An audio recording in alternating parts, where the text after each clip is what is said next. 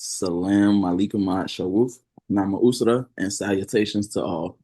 I am Mojag Ray, your host for this celebration of the 22nd year anniversary of the false arrest and the incarceration of His Imperial Majesty by the state of Georgia, ETAL, the Office of Inspector General for all caps, USPS, ETAL, United States Postal Service, all caps, in parentheses, USPS, ETAL, / United States Post Office, in parentheses, all caps, USPO, ETAL. And we honor the celebration of all caps, H.E.M. Samhu Samson Ray / Samhu Amini Ray, quote, Adelo Yi, end quote. Late That's solo just me. surrender, 58, number 4. Retroactive to 31 August 2025. And now I will begin the reading with the recital of our pledge. Begin all acts, breathing and thinking, by saying Kalum, all, by way of the infinity flame of the dwellers enthroned in a flower of fire, by way of a universal traveler, space, dweller emperor, space, Samhu, a mini ray, quote, Adelo Yi, end quote. Zen Uru, space, smiley face. The pledge of the His-Imperial and Imperial royal flags for the His-Imperial CMYE-IRK Republic for the country of United States, small s, : as I stand beneath our sacred His-Imperial and Imperial royal flags, I vow loyalty and obedience as I watch them fly to the imperial laws of our His-Imperial and Imperial Constitution that governs our His-Imperial and Imperial Royal Empire. To this cause, I hold my head up high. With honor, I pledge to protect and defend all within the His-Imperial and Imperial Royal Kingdom, both family and friend, to ensure that all have their equal rights. To this cause, I will lay down my very life. As I stand beneath our sacred His-Imperial and Imperial Royal and national flags, I vow loyalty, sincerity, and integrity with zeal. As I will so mote it be, chant the enchantment, and it is done.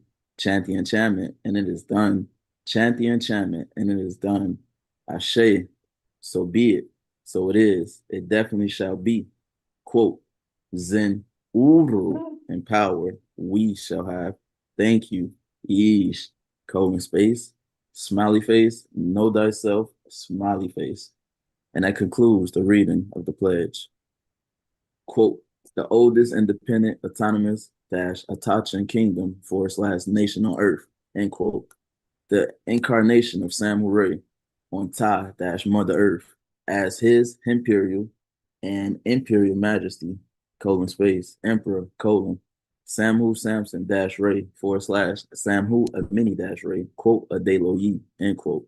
Decrees and grant limited delegated authority to all nominationals, non-executive directors, in parentheses, NEDs, and non-directors, in parentheses, NDs, who are skilled and qualified to assist in operating this sovereign state jurisdiction. The purpose is to implement and advance the modalities of commerce and culture variegations for the properly formed and operational Republican state. Pursuant to the Imperial CMYE-IRK, all cap, Republic for the country of United States, small s, Droid. Today, we showcase some of the miracles of H.E.M. all cap. Sit back and enjoy the ride. Yeesh. All right, hold right there. Hold right there. You said so when you saying any of these, okay, let's get this out of the way. We might not be able to touch it again. And non-directors, okay. So what are you stressing here for jobs that's gonna be open on the empire as we emerge? That we're looking Yeah, for these type of executive directives and yeah, non-executive directors to come in and fill certain governmental positions to help move the state on. So that's like, in other words, we don't really care where you come from, or what you believe in. As long as you come and do the job, that's the contract. And you say NEDs and non-directives. So you can leave all the other stuff at home, and then you come do the job and you contract with us for. And that's what we hire you for, to come in and perform. So um That's more so like you going over to a foreign country. You're going over to a foreign country for employment. So you have to come back in and you have to fill out what they call a W-8 what you made in a foreign state, and then you have to pay taxes in your state and whatever federal tax system. So that's basically what NEDs and NDs are, right? That's correct. Okay, so let's get that straight. So I don't think we're gonna hit that again, right? Might touch on it just a tad bit to remind everybody at the end, but that's about it. Okay. No, they got it straight this time. All right, who got the next slide? Come on, let's go. All right, next slide, please. I ain't seen y'all in a while. I kind of miss y'all. How y'all doing? Hey, Been we gone. be all right. Been traveling for a little second there, buddy. Indeed. It's Hmm. good to hear your voice, Emperor. Good to hear you. All right, cool. All right, All right, come on. and we proceed. The flame has returned. The veil that sought to hide His-Imperial-Majesty-Connect Samhu Samson Ray / Samhu Amini Ray, quote, Adeloi, end quote. Known among the nations as Khufu Ranud Zorak, space : Samson L, quote, red eagle, : thunder fire, end quote, did not extinguish him. Nay, the darkness became the canvas from which the infinity flame was reborn. On that day, connect 22 cycles passed, connect His-Imperial-Majesty, falsely arrested by the agents of the all cap USPS / OIG and Georgia, was bound not by lawful order, but by unlawful presumption, and yet, as written in the annuals of the Imperial Grand Assembly and declared in the Imperial decrees, he emerged as the living flame connect, illuminated by just Soli, just Sanguinius, just Jew Imperi, Jew Majestis, the lawful and living crown prince of the original lands of Amexem. Today, we stand in the full return of the Imperial flame, having seen it reunite global diplomatic, financial, and ceremonial fires. First bullet. Hold on. You got to read what's on paper. I see about 3 of them you're gonna ran across too fast. So slow down, okay? Right. Ain't no fires, it's fire, okay? Come on now. All right, today we stand in the full return of the Imperial flame, having seen it reunite global diplomatic, financial, and ceremonial fire. First bullet. From the notices of a session of the all cap ECMYE-IRKR in January 2024. Next bullet. To the formal activation of the Imperial Royal Office and the sovereign gold credit banners flying above all nations. Next bullet. To the reestablishment of the NAMA International Central Bank, in parentheses, NICB, and NAMA Global Bank, in parentheses, NGB, placing indigenous sovereign finances back in righteous stewardship. Next bullet. To the issuance of the 999 sextillion NAMA Gold bond and surety as lawful global collateral. Next bullet. To the Imperial and Imperial Royal Missions for the IROHEM, all cap, and ECMYE-IRKR, all cap, establishing permanent sovereign standing under divine and treaty law. Next bullet. And to the living embodiment of ancient treaty rights, customary law, and divine sovereignty through His-Imperial-Majesty, seal-bearing walk among nations.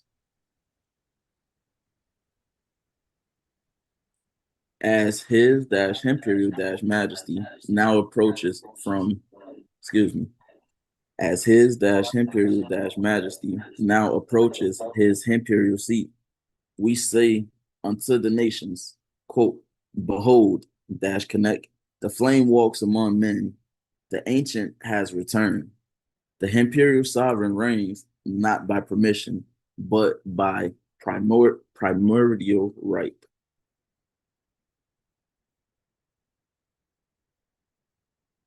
Let all who bear witness remember this date, dash connect, not for what was done to suppress him, but for what the flame has accomplished since, colon, first bullet, the reawakening of imperial jurisdiction, next bullet, the reaffirmation of lawful indigenous dominion, next bullet, and the full restoration of imperial honor amongst global nations, retroactive to time immortal. And so, with all protocols observed, banners raised, treaties affirmed, and decrees enacted, we now rise and proclaim, colon, quote, in peace, by decree, by treaty, droit, end quote, His-Imperial-Majesty, colon, Samson-Ray, /Samhu, a mini-Ray, quote, a Deloyi, end quote, the flame, reborn, end quote. Yeesh. Any questions so far with the beginning intro?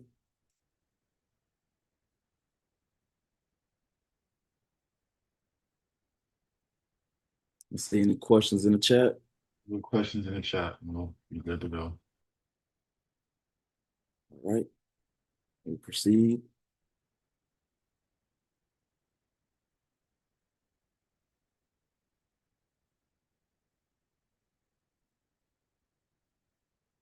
Okay, next slide. Okay, so the Imperial Royal Band, or excuse me, this will be the bio for anybody who wants to read it. We will redirect you to the website, and you can find this at CMYE-Imperial-Gov.US. And this is just the Emperor's Royal Bio for anybody who wants to go and learn a little bit more about everything that we're talking about. You can visit the website. Next slide.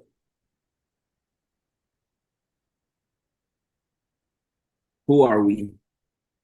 The first sovereign state emerged in over 430 plus years, including, but not limited to, imperial and imperial land rights, imperial and imperial treaty / treaty, capital T, rights, imperial and imperial constitutional rights, rights to autonomy and jurisdictional immunity, imperial equity and heritage rights, imperial white privilege under sovereign declaration, amity, commerce, and navigation protections, full faith and sovereign gold-credit mandate, dominion, venue, Westphalian sovereignty, and territorial sovereignty across all realms, in parentheses, land, air, water, and fire, diplomatic and foreign sovereign immunities, constructive agreements on behalf of the kingdom / empire,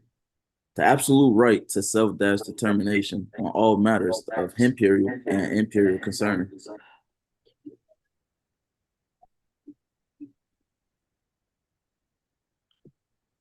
Section 1, colon, foundational context, false arrest, 2003. And this will be our question and answers. What do we have here? Yo, man, check this out. Come on. We messed them cats up so bad, man. They said they had to arrest us to slow that shit down. They said they hit us so hard. They said they hit us so hard because they didn't want nobody else going down that damn road. We went down. Seriously, man, that was some crazy stuff, man. Check this out. So, you know, the post office, they all clicked out, you know what I mean? So, right. so me and the boys, the little clicked out niggas, we going at it, man. Yeah. So they got all these buddies in the post office, so they keep fighting. EEO, EEOC, EEOC. Oh, see. So they all piled up against it, right? I said, fuck it. Right. We want to create our own damn state. That's the only way you can beat them. You can beat them another way. That's what they came to me. They told me. They said, Saps, you can't beat the post office. And I said, my mama told me if I'm right, if you true on your word, stay on it. And you see where I'm at, don't you? So they came. Yes. So we had this big post office case. We had this manager. He had slipped some documents in. I had like 8, 9 postmasters recommending me to become in management. I was just that. I'm just wicked. I'm just saying it like it is, wicked. So they ain't never seen nothing like me. So I'm getting out that road off driving truck. I'm tired of driving trucks. So I was coming in through management. But you had the town boys, you know, who been, you know, on town boys. You know, that's so they are on town boys. So they are, you know, so they trying to slide stuff in my file to make me look bad.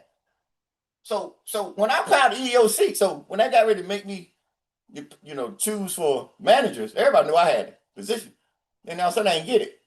So I went and check my file. So this guy, what's that guy name? Randy Williams, that's his name. That's his nigga name. Randy Williams. Dark skinned little bald head, big diddy out nigga. Gonna slash the stuff in my file, right? That I'm a troublemaker, never work on time. Man, he get through crazy work. That's why he helped me back. So I want to file the EEOC on the ass. Went straight up to the post credit union up front and got it notarized that on this day, this document was in my file.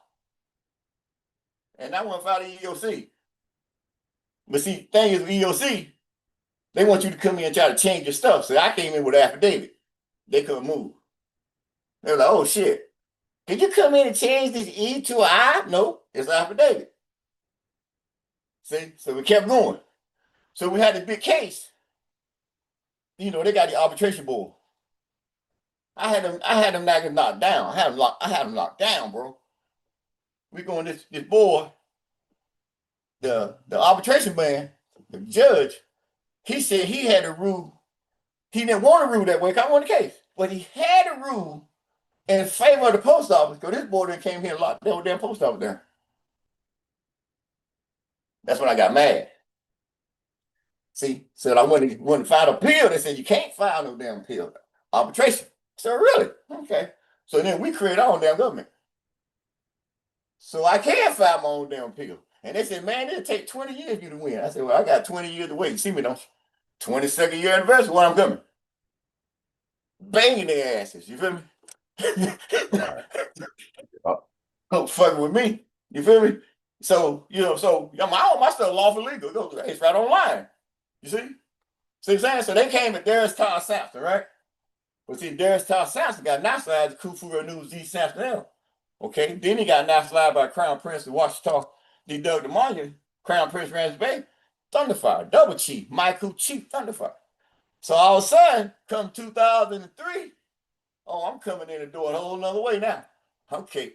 Now it's time to fight. See? So now you done jumped on Khufu News Z. Sampson L. So now it became a sovereign state against the post office. See, Florida done stepped into, because Khufu News Z. Sampson L owned Darius Todd Sampson all cap. Now let him, all that stuff seen. It's all filed. And then we got the state in, when we got state authenticated on 20 June 2003, they were the first one that got the first apostille for our state. So now Khufu News Z. Sampson L comes in, and now he owned Darius Todd Sampson. See, we don't flip the switch now. See? So now they got a whole full contract. Man, they sent 200 managers down to Atlanta just to find out who let 2 secure parties in. Feel me? I hear that stuff quiet for years until I brought it out on the proclamation. Me and the Moon got a seat over there since we won the case. 2 board of governors seats. But they stepped on a sovereign. So now it comes up to sovereign versus sovereign. Who won?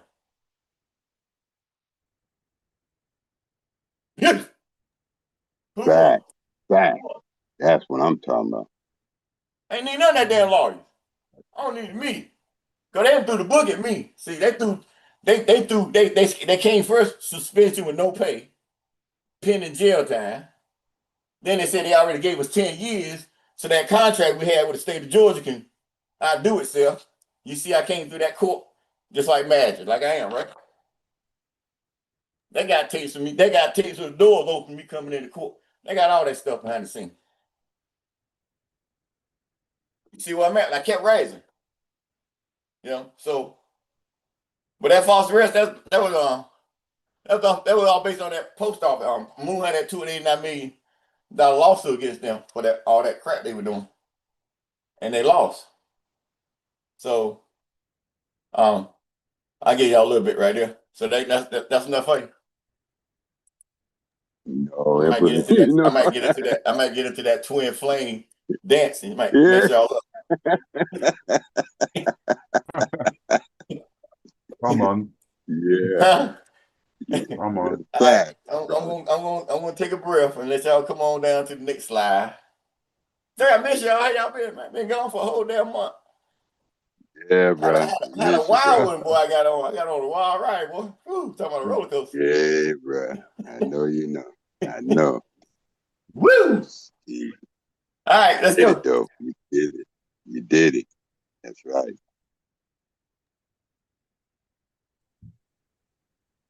All right.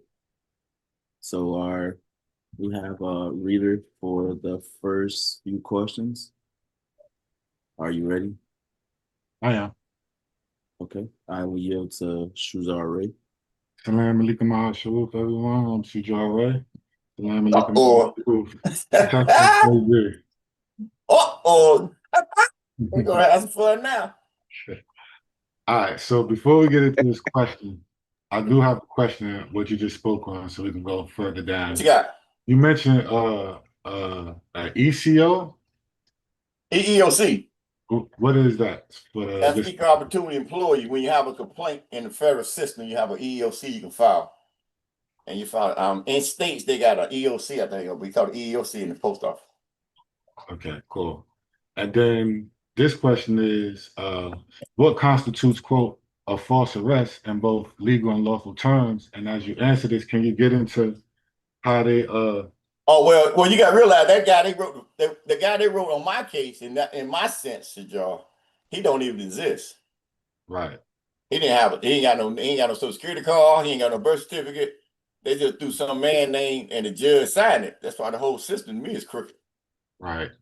So you sign a false arrest warrant on a sovereign of a foreign state, come on, post the property with 100 damn cops. And they locked the whole damn when they counted down, man. I had my picture on TV for 2, 3, 4 weeks. Beside Dr. York and the Moon, talking about we were trying to reestablish the Nubian nation. I had nothing to do with them clowns. Right. Come on.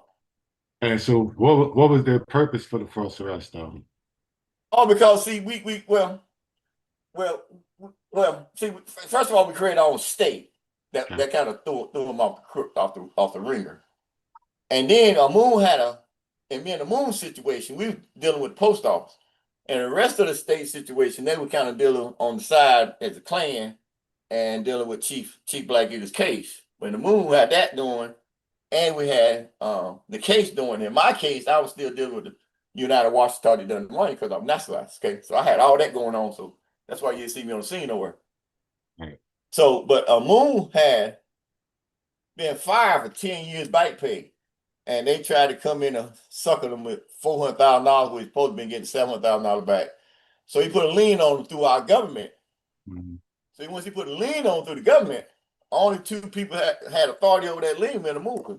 The rest of the government is part of it, but the superiority was me and the Moon because we work for the government. It was against us. So everybody bet for us to lose that case. You see, because once they stepped into the case, the Georgia, OIG, and USPS, they attached themselves to that $280 million lien that they didn't know about until after the false arrest. Post office hid that part. That's why you heard DeKalb County come out and say they didn't want to get a part of this process here.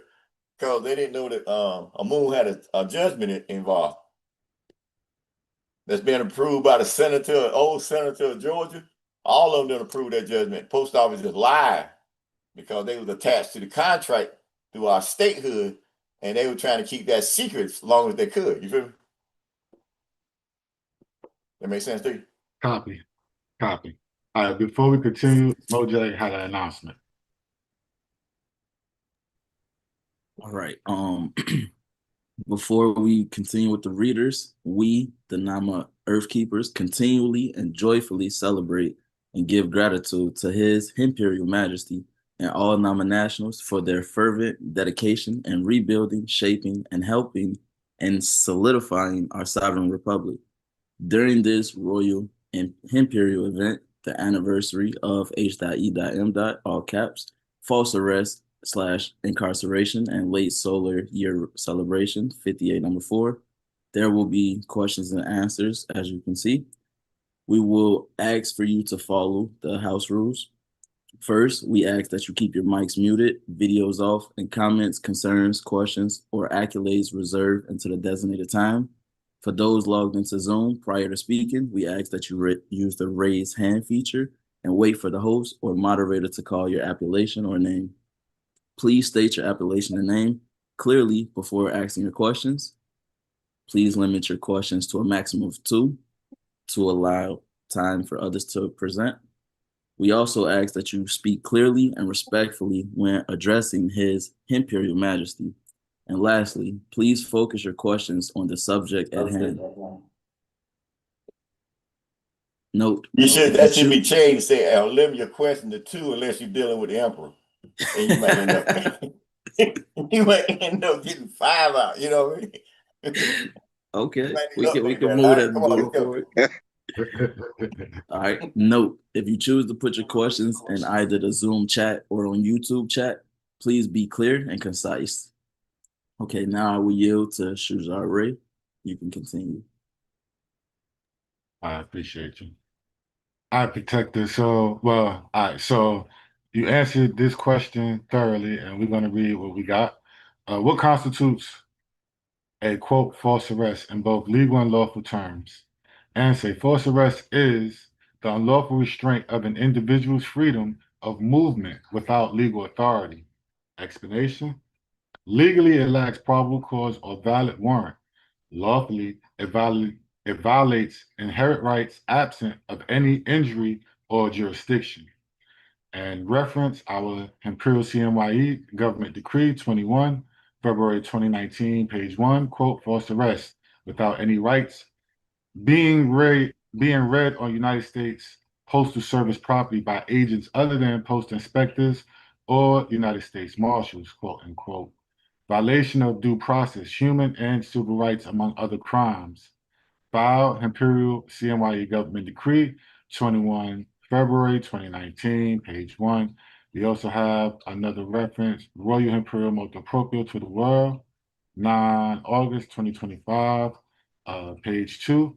By decree, quote, by decree, under full international jurisdiction immunity and universal sovereign standing, and quote, establishes legal and lawful standing of H.E.M. as head of state and sovereign under international protections. And well, you know, they go all the way back. They go all the way back to 2020, 203. Right. Because we got the full faith of credit from Georgia. You go all the way back to 20 June 2020, 203. That's why I say they came up sovereign state against state now. So right. It's different now. It ain't Darius Samson no more. It's Nanya Khufu Ranu Zudok Samsonel, quote, Thunderfire, end quote, versus the United States Post Service. See what I'm saying? Came over, took over my corporation. All that stuff with the sovereign citizen out of slanging. See, we did it our own way. You got to go to the state, the property. You got to have somewhere to dock. You ain't got no anchor. You got venue. Right. You ain't got no venue. So you got to have somewhere to dock it. You can't just say you're going to take it away. It's a bond attached to that worth millions of dollars. You know what I'm saying? That's why I understand the whole situation going on with this government that y'all dealing with out there on the market, because they tripping about the homeless people, but homeless people got birth rate contracts. So why don't the state use the money that they living off the birth rate contract, living luxury on? One is take some of that damn money and get them off the damn street. It's their money. It's their birth rate contract. They don't know they signed it over to them by UCC 3-419. But they can't get a job now. But hell, the state is living off their birth rate contract. That's about the biggest thievery in the world. Straight up theft. And then walk in front of you with a smile face, act like, you know, they better than you, and they living off your contract, your birth rate contract. So that's why the Pope said in the civil order, you know what I'm saying? Cut that bullshit out. Give it back their stuff, right? You know what I'm saying? He said, cut it out. And they still playing that game. You know what I'm saying? The people just got to learn their contract. They out there fighting for all these crazy rights and all this bullshit. They ain't got no constitutional authority to do that. You know, they shut the contract down. Mm-hmm. Where all that money going? Look at all the money that boy is spending lavishly. Who he charged everything every freaking civil order that nigga signed, it's coming off your birth rate contract. Every order coming out off of the president. I don't care who it is. Obama, Bush, Clinton, whoever. Feel me? Every order they sign comes off this. It's written off this birth certificate contract held by the Social Security Administration. Department of Labor, Secretary of Labor, Commerce. See?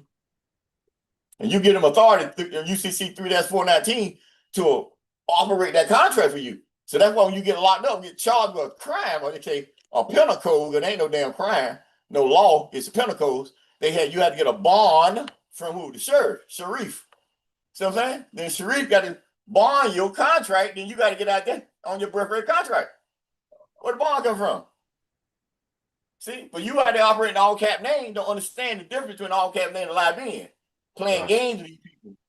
You know what I'm saying? You need to wake up. Mm-hmm. All right, you think they help you out a little bit? Yeah. And to that last part, that, and even if you attempt to research what we're speaking on, they turn around and tell you it's not true, or that. Well, it's not true for them. You got to realize something. You signed a contract as a corporation. Okay. So that made no speak. They ain't got to tell you shit. Okay? That's what the board is doing now. What he doing? You get away with it. Why? Because you're a corporation. You got live bands out there picking in and marching, but your contract said you're a corporation. You feel me? There's a law, no excuse. Right. So they ain't got to tell you nothing. They don't want to. That's why they got all the Freedom of Information Act and all that stuff. The attorneys go out there and keep claiming they're lawyers, what cracks me up. But anyway, the attorneys who turn you over to the court, all of them in the same bed. See, they come out, they walk out the same tree called a Bar of America. American Bar Association, I believe it is. That's attached to the British Bar Association. Okay? That comes out of England. So they bonded. See? So they're not even working for the Constitution no more. They work for the bar. They work for the bar. So they the Pope put it in order. Ain't what I said, go read the civil order. Feel me? So Homo got a lot of legit, but he just crooked all the rest of it. You know, how can the pot coat the kettle black? You feel me? Right. He where you come from? I'm leaving like that. You feel me? So how can you go tell somebody else they wrong when you got a whole what you call that Erica Badu bag dragging behind you? On and on. Right. You feel me? So how can two rights be right? You feel me? So where y'all going with this? You feel me? You can't say they believe in God. Shit, he been out the damn picture. You know what I'm saying? That nigga don't ever show up till about to die. Oh, Jesus saved me. You feel me? That's when that nigga show up. You saying you got people that talking on TV, you don't know which side of the mouth they talking out of, or which part of the mouth they talking out of. So you don't know who to trust now. So the main thing is what's your survival at? Where your sovereignty at? Waiting on Jesus? Come on, man. Wake up. Waiting on God to do what? He ain't never showed it, and can't show it, don't exist. So you got this government, this boy come in and take the government all down the road, carry everybody off their Mooster King. You feel me? Right. And they can't do nothing about it. Because they don't realize that contract they under don't mean nothing. But they're not really, they're a corporation. Corporation got corporate laws. They lock you down and say they got constitution do what? How can you have a constitution? You ain't got no equity. How can you have a constitution on the citizens of a state? That's not reality. That's false knowledge. You say you represent the Constitution. You bound by a damn Constitution. Where the venue at then? What's the need to have one? if the citizens can't benefit from that damn Constitution because they lock themselves down in a fraudulent scheme based on the birth contract, why you have one for them? Put you in slavery?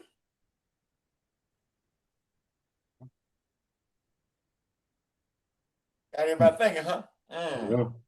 You got a hand raised. Come on. Lamar, you got the floor. Lamar Lemons, Emperor Salam Alaikum Al Shawuf. Boy, you say that one more time. Salam Salam alaikum. Alaikum Al Shawuf. You can't come playing with me. All right, come on. So by them being a member of the Bar Association, could that be considered treasonous?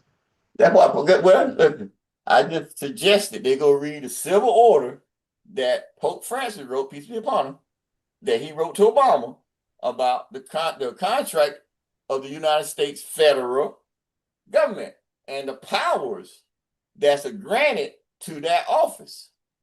Okay? And he tell you inside of that office that the president of the United States office don't have no more power than Burger King. Why? Because there's a corporation. They got corporation powers. They don't have sovereign power. The military only is bound by the Constitution, but the Pope's letters say that the main purpose of the military is to protect the American states and the American state citizen, which is who are American state citizens, who? Non-national. National. Okay? So all that other stuff they doing is just all corporation. So he put fear in you with all the tactics he's using, trying to lock it down in some crap he trying to pull to stay afloat. But the Pope said it's floating on dead waters. It has no foundation. He can't escape death. I don't give a fuck who it is. Generals, presidents, whoever, they take an oath of fucking office. That oath of office don't give you no damn immortality. So all that shit they saying, you like, okay, well, you still don't get no immortality, but look at all the people you killing, all the shit you doing. That's gonna what? You already know 26,000 years already laying on the table. I said that back in 2022. Everything I said in 2022 is coming, has already manifested and manifesting as we speak. Yes.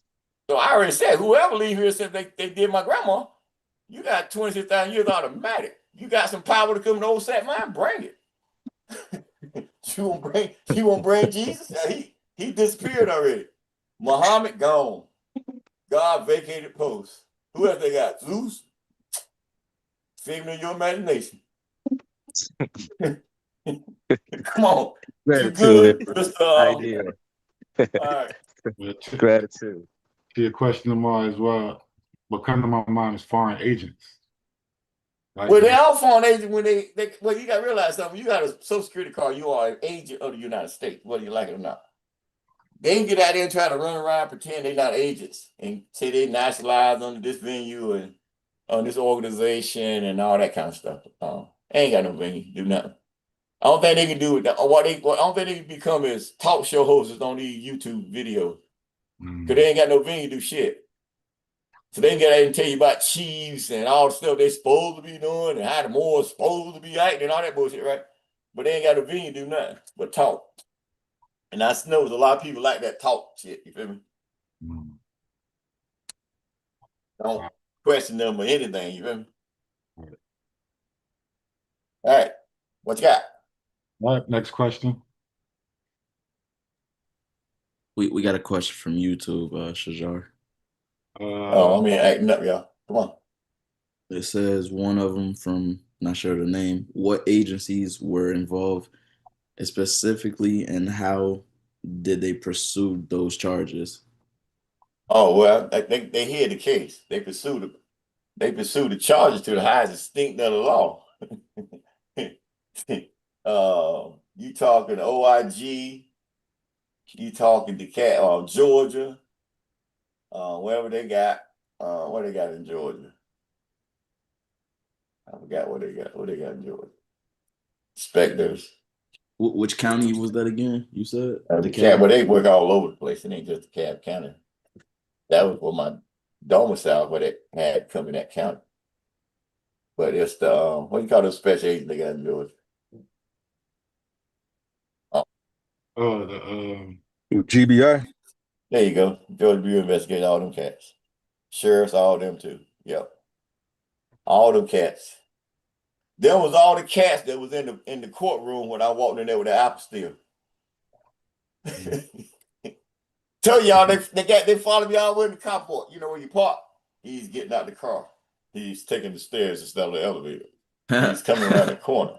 He's coming through the doors. I heard it. I was cracking up. And them cats is watching me like a hawk, boy. I didn't care though. Because I'm a foreign national country. I walked in the courtrooms, Kufura News, East Sanfordale, you feel me? I drove to the courtrooms, Kufura News, East Sanfordale, you feel me? I stood in the courtroom as Kufura News, East Sanfordale, you feel me?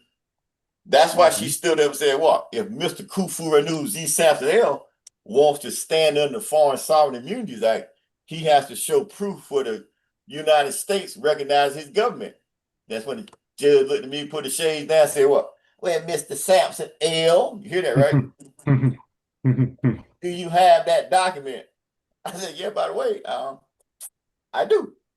You got a document that shows your state is recognized by the United States? I said, yeah. Right here. She said, can I see it? I said, yeah, you're going to file it in court, open court. She said, yes. By the time I crossed the bound and got to hand her a copy, because I already had a couple copies, I carried one over to the prosecutor. When I looked up and carried one over to a Moon and Dukes, because they didn't have a clue what I was doing. And I looked at the whole courtroom was clear. You can see the door. You can see the door still swinging. Yeah, that's funny. Huh? I said that's funny and a sight to see. It's still swinging when you turn around. Gone. Yeah, because see, you had to do that in open court. A lot of people don't know that. See, but we learned that when we went down to court for Chief Black Eagle down in Macon. We went in on June 30th. The judge said he could accept it in his office. He could accept the open court. So when I got to the cab, to the clerk's office, I was late getting to the court, to the trial, because they were trying to find out what to do. So they got to the chief judge, and the chief judge sent a note to them telling them to tell me that it has to be presented in open court. Soon as she said it, my brain said, ding, ding, ding, ding, ding. You feel me? It's your time to perform, because you was already told that from another federal court judge down in Macon. You feel me? Right. And they sent her about 5 notes attempting to tell her not to accept that document. She kept waving them off like me and her were vibing. Me and Judge, what's her name? Judge Workman. She threw more black men in jail in DeKalb County history.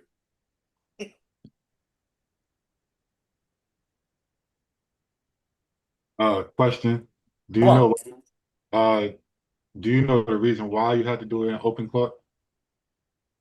Oh yeah, it got to be filed on record, open record. See, so if you got an apostille like we had from state, okay, well, you got it we got apostille from the State Department. They recognize the Yamasee government, right? So then, so then you got that done. So then it has to be filed in open court, like to recognize the authentication of the State Department system. That makes sense to you? Yes, that makes sense. And it's like contract law, right? Because you there you go. open and send it to them. There's your offer, and you reject it. Here's my counter. It also I know that UCC stuff, but I know that type of document has to be filed open court. Because I remember down in Judge Lawson and Macon, he told that boy Manny, it was on Chief Black Eagle case. He told that boy, he said, if you allow that document into this court today, he said you would never practice bar in the state of Georgia. Then he pulled his glasses off his head. He said, hell, you won't practice law nowhere in the United States if you let that document in here. Yeah, it also serves as a receipt, because if it's not on record, then it didn't happen. There you go. And the only one The only one can put that record in the court then with who? Chief Black Eagle. And what they do, they stopped us from telling them what to do. See? The attorney can't represent you on that level. You gotta have officials from your state to represent you there on that level. Because he's gonna do just like the judge told him not to do, right? Yeah. And he worked for the who? He worked for the bar. Yeah. So we try to tell the dummies, his family and all them that represent them, we try to tell them dummies, but they was all agents anyway, so that's how that went. You feel me? Copy that. You cool? Any more questions out there? Watch out now. Nothing. That was only one. You good? I I just come to play. All right. What's up? So, under what jurisdiction did your arrest take place? De jure or de facto? Well, you got to realize that it created de facto, but we brought over to de jure. So if she wanted to give you de facto, that's corporate jurisdiction. That's right. Then I transferred it over to de jure because of my status. So now it became the post office, Georgia, OIG, sovereign, best of who. But if you're a sovereign, you feel me? You hear me? I got you. Y'all got to excuse me. I'm over here jamming, man. All right. All right. So the answer to this question, de facto, is the protector said corporate jurisdiction. The arrest was executed under colorable authority, not under a sovereign or imperial court of law. Reference Imperial CMYE Government Decree, 21 February 2019, page 115 to 116. This decree details how agents of the United States Postal Service, USPS, the state of Georgia, and the Office of the Inspector General operated beyond lawful bounds and without jurisdiction when arresting, all caps H.E.M. Thus identifying the de facto, in parentheses, colorable authority under which the arrest occurred. Right. And then you got to realize when I won the case, the post office lost all their authority. Because, you know, homegirl I was messing with back that day, and leave her name out of this journey, she informed me that, you know, all of the managers and postmasters have withdrew their, you know, their recommendations for me to be a manager. And I said, why? She said, because they say if you win your case, you own the post office. He, you didn't hear me, dude. You don't need us, buddy. You win this case, you own it. I won it. Non-prosecuted, remember? Nolly prosecuted what they had to give me on that case. And what that mean? We was not a prosecutor. Why? We ain't got no evidence. So you came on postal property, arrested a foreign national in his own country, put his picture on TV for over a month and a half, accused him of stealing $289 million from your vault, and attempting to start up some de facto Nubian nation. And now you say you ain't got no evidence to prosecute? Wake up, y'all. What's really going on, right? It was all a dream, yeah. And I got that expunged, so you can't even find that on my record. That point. Say what? It's expunged, brother. You gotta talk to me now. It's New York, the floor.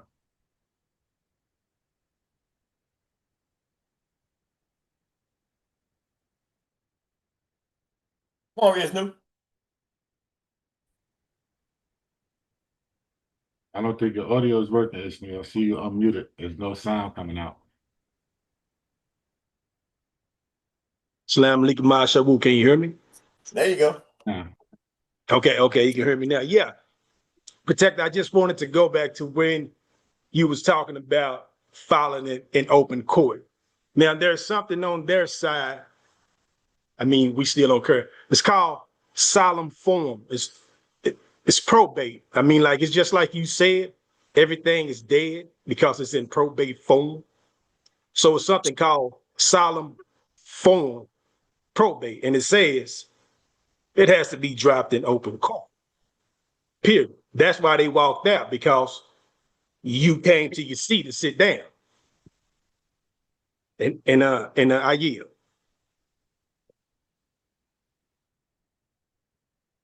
Yeah, it's new. I was thinking in my mind when you said that court day, and I'm seeing what you like. You know, well, he got it in open court. He's done. It's over. And they say the United States gave her former slaves diplomatic immunity. It just got verified in the United States courtroom by Sam Who Saps and everywhere back then. Khufu Renu Z Saps and them. Quote, Thunderfire. End quote. Yeesh. Come on. Question number 3. Got another hand. Come on. Zahoub, you have the floor. Question. Salam alaikum, Ma'asha Ruth. All right, so when you file your document in open court, what if they never arrested you? Would you have still needed to find a way to file it in open court? The only thing I know, though, is that's how the elders brought to me, and I walked that path. So whenever they needed something, I had it for them. You feel me? Okay. There was nothing written, no program. It was just how I've been rolling. Claim of life, the notification to the post office, January 2003, they come with a false arrest, 30 September 2003, you feel me? To slow it down. Because they had to get, they had to find out what was happening because, Amun offered me a $9 million tender payment on his judgment. He gave out about 20 of them. But I got the highest one because we run board. We on the government. So he gave me a $9 million. So I credited to collections at the Postal Credit Union right up front where I worked at. That's how legit we know our shit was. Okay. So I walked into the credit union, told them, paid collection for them to go collect my $9 million. So they had 15 days to collect. They arrested on the 14th day. You hear me? Okay. Did the judge know what she was doing? What he was doing? I mean, I could care less. So like you did you a favor. It's so long, no excuse. It's like she asked me in the courtroom, she was like, "You want me to explain the blue back, right?" I'm like, "Well, you got my 10 right there in front of you. I mean, for real, you got 10 of them sitting right there. When you want me to explain it to you, why don't you turn around and explain it to me?" That's when she asked me could I come down from where I was down to talk to her on her level. I said, "No, you need to raise yourself up here, and then we can get along. Because if I go back down there, I ain't got no opinion down there. You feel me?" Okay. Oh, we were dancing in that courtroom, son. That's why they hear them tapes.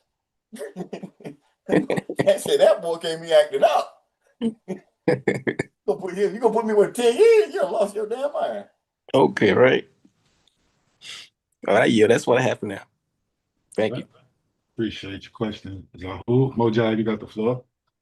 All right, a follow-up question from YouTube said, so you represented yourself? If so, how did you do it? Woo, that was a good one. You can never have this status, so I go and show it to you. I still in my 48-star badge on. So we had the jurisdiction issue right off the rip. And so because I have my own ID. See, I'm foreign national country. So when I walked in there, I'm cool for News East South there. Like I said, when I walked through the door, I didn't go through y'all go through all that stuff they checked. No, I went around. So I showed my ID. Diplomat. Y'all think I was bullshit. This ain't no joke. So when I walked in, that's how I rolled, handcuffs attached to my briefcase. No bullshit. So, that's how I roll. So you can never, unless you have what we had back then. So when I walked in there, I walked in as Khufu, right News East South there. So she did the 3 call to put the 1 out, all that. Okay. Well, we went there and I said, okay. And I stood up, told who I was. And I'm here to represent that. I'm hearing that matter. That's what I said. I'm hearing that matter. You feel me? So I was standing on 48-star flag. So then she got to the 3rd one and said, well, I got to sign a warrant put out for, Darius Todd Saxon. I said, good. I said, I wish you the best. Hope you find him. She said, what you mean? I said, he died in Clinton at Sand Hill Cemetery. Got a tombstone down there for him. You gonna look for him. I'm gonna give you where you at. I'm standing here right here in front of you, Khufu Red News East South there from my own damn state. I didn't come in to play. Man, say you got a tombstone down there. They ain't family cemetery. That way he dead. That's too funny. Before I get back to Zahul, in the chat, Hold on. He put a last follow-up. He said, how did that process affect you emotionally and spiritually? Did it bring clarity, anger, or understanding? Oh, it brought anger because I got there. I caught 2 kidney stones. I got so hot, but they lit that fire. If you go back and check the dates, go look at the biggest solar flare in the history. Look when it happened. Same time they were fucking with me, and that's when they lit that fire. And everybody who touched me got out here. I still ain't finished lighting no damn fire. You gonna put me, man? Please, that's why I calm. I got to keep that fire calm. See, I can't. When I come up in Psalms. See, so in Psalms you already got to be in order. See, I'm Psalm 5, Psalm 91, Psalm 35, Psalm every one of them. That's how I was raised by the folk around me. So I'm always stepping straight. So ain't nobody gonna ever get a hand on me. See, so that's how I roll. So when they open the door, you never open the door for someone you don't know how they're gonna come. So you want to go swear an oath to some bar and some god that don't exist, and you got somebody that know how to bear your damn name. You don't want to mess with them type people, especially when you ain't did nothing to you.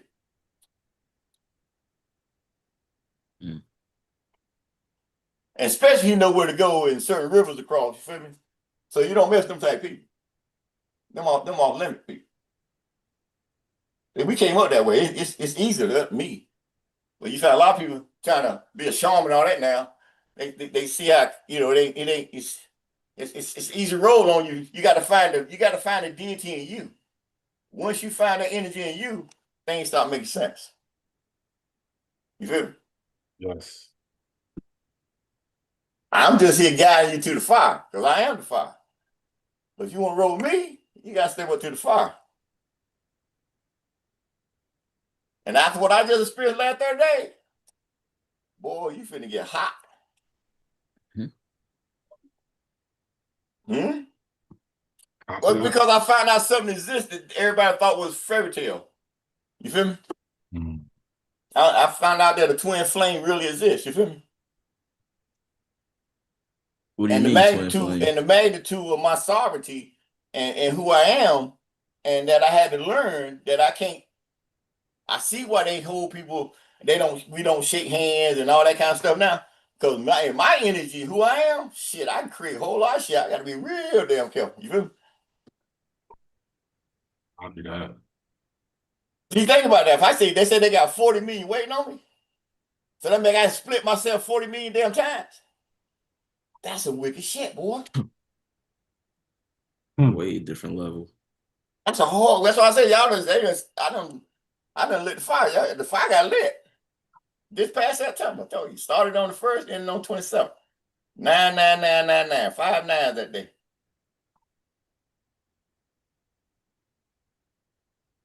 What?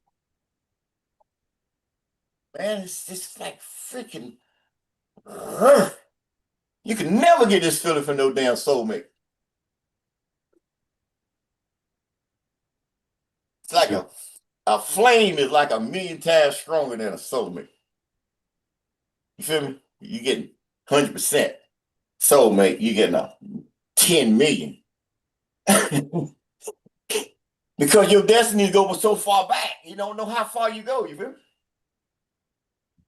The cross, and I'm coming to my seat to let me know it's real. Oh shit! I tell y'all about that dance, right? What I call that dance, boy? Twin flame dance. That's right, Emperor. Twin flame dance. All right, come on. What we got? All right, so from the chat, Salam Alaikum Sharuf. Can you make plain the significance of your nationalities and how each contributed to your standing / status? Thank you, Kyrie. I realized when we did national back in 2003, see, we seen everything out there on the market that Great Seal, more, all that stuff, more, all the people slinging out there then. See, we had to learn then that a nationality without a venue is useless because you don't have nowhere to dock yourself. That's why the judge told us down in Cobb County that, you know, if he allow you in, he gonna be disbarred. So that make you can't become a lawful, legal, administrative, secure party. So if you can't become a secure party, that means you can't have a lawful, legal, administrative security interest in your birth certificate contract. So you can file all the UCC paperwork, it look good, but you ain't got no venue to do nothing with it. But slang paperwork and threaten judges and cops out there, you know, creating all this chaos. Ignorance of the law, no excuse. You feel me? So in our government, we had our own venue. So our nationality became real. So we started dealing with post office and all them. They had respect and come to us like we were because we had done the unthinkable, the 1, 2, 3, and all the codes. Unless you are nationalized in a foreign state, you are still a citizen of this state and of the United States. So we had successfully came in and became foreign national in our own country because we were not able to nationalize ourselves on our own venue, and we separated ourselves from the birth rate contract. Now the only thing we had to do now learn how to operate it, which you see it took me all 20 years to do. But it's a rewarding process because the learning that you got to go through and the energy that you learn to where we are now ready to step out on the scene, just move our state. You feel me? That makes sense to you. Help you out. Yep. Appreciate that. We on to question 3. All right. Who authorized or initiated your detention at the USPS facility in Georgia? Answer: United States Postal Service and Office of the Inspector General. Cobb County there too. Okay, we'll add that. Because and the Cobb County, but then when nobody's supposed to arrest you on post property except for U.S. Marshals or Post Inspectors on the contract I had with them. So that violated their whole contract. You feel me? It's false arrest. Even my boy back then, James McLeod, he was sitting in the conveyor belt, and there were 2 postal inspectors over there on the corner, and they said they said they better get away with it. And the other said, why? He said, that man, they got a contract. We done checked them out thoroughly. So whoever's doing this, they better get away with it. He said, nah, he gonna own every damn thing. Wow. Postal inspector check you out thoroughly? Come on, man, please. All right. They got the postal inspector service. They the thoroughest on the market, you remember? Right. So Dave Will Miller told us in 205, he said, what's this I hear about y'all got a state? Y'all create a state down in Georgia. You and Moon, you and Khufu. And I said, yeah, it's real. He said, yeah, I know, because you can hear a pin drop at the board of governors. So Moon, you know, he all hyped up. What is it when my name comes? He said, well, you got a judgment. He said, but Khufu is the only one can operate that state contract y'all got, but he got a CDL driver license. He able to operate that birth contract properly. So all the more that told me you ain't got to have no CDL. See where I come from? So that was back in 05. You see the road we went down? See the road they went down? They kept telling people they can, see, we was already told. You can't do nothing with that birth contract unless you got a commercial driver license. Now, how many people out there on the market that slung paper out there work? All that paper they're slinging out and got dropped this regular driver license. See? You see where I'm at, don't you? See, so sometimes you got to take your own road, right? Yep. Yeah. Lonely at first, right? I'm sure. But you get used to loneliness. That's why they call it a long road on a short path, right? Long journey on a short path, really. Right. So explanation on this: executed without Imperial International Lawful Warrant.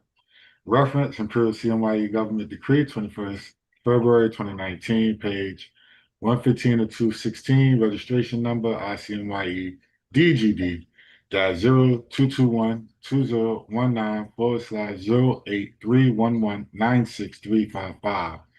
Details: quote, United States Post Office et al.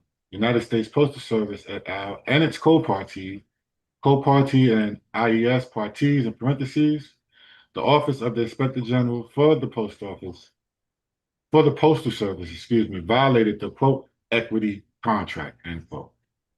So that's what the protector just expressed, that violation of contract he had. All right, let go. All right. What role did the USPS-OIG and Georgia State play in the event? Answer: coordinated detention and legal mischaracterization. Explanation: Georgia state authorities acted in breach of treaty rights by enabling the unlawful detention of a known sovereign on USPS property under false legal pretense. The Office of the Inspector General, in parentheses USPS-OIG, was complicit in executing the arrest without imperial or international jurisdictional authority. Reference: Imperial CMYE Government Decree, 1st February 2019, Book 3, page 392 through 393. False arrest without any rights being read on United States Postal Service property by agents other than postal inspectors or United States Marshals. Treaty rights violation, fraudulent criminal complaint, and arrest warrant, end quote. All right, we on to number 5. Question: was there a valid warrant or affidavit of probable cause at the time? Answer: no. Explanation: there was no jurisdictionally signed warrant issued by any legitimate court or record or accompanied by a verified claim from an injured party, making the arrest both legally and lawfully void. Reference: Imperial CMYE Government Decree, 21st February 2019, Book 3, page 392. Quote: false arrest, fraudulent criminal complaint, and arrest warrant, identity theft, in parentheses, /fraud, end quote, confirms there was no lawful warrant or cause. Additionally, Imperial Royal Post Proclamation, 13 May 2025 states, quote, retroactive to 30 July 2024, truths beyond the shadow of a doubt, end quote, confirm ongoing lawful contestation and retroactive proclamations that nullify false charges under imperial jurisdiction. All right. Moving into the next question, we got anything in YouTube? I don't see nothing in the chat. All right. 6. Under what jurisdiction did your arrest take place? This is a repeat question that should have been taken out, so that is our mistake. We'll move past this one. All right. 7. Were you identified as a corporate employee or a foreign official at the time of the arrest? And he was a foreign national in his own country. So answer: foreign official. Explanation: held diplomatic status substantiated by apostille documentation under international treaties. And you can reference Imperial CMYE Government Decree, again, 21st February 2019, Book 3, 306 of 500, confirming diplomatic and consular status under Washington and your embassy authority. And being that this question was asked, Protector, can you speak to the fact that, you can hear me? Or you jamming?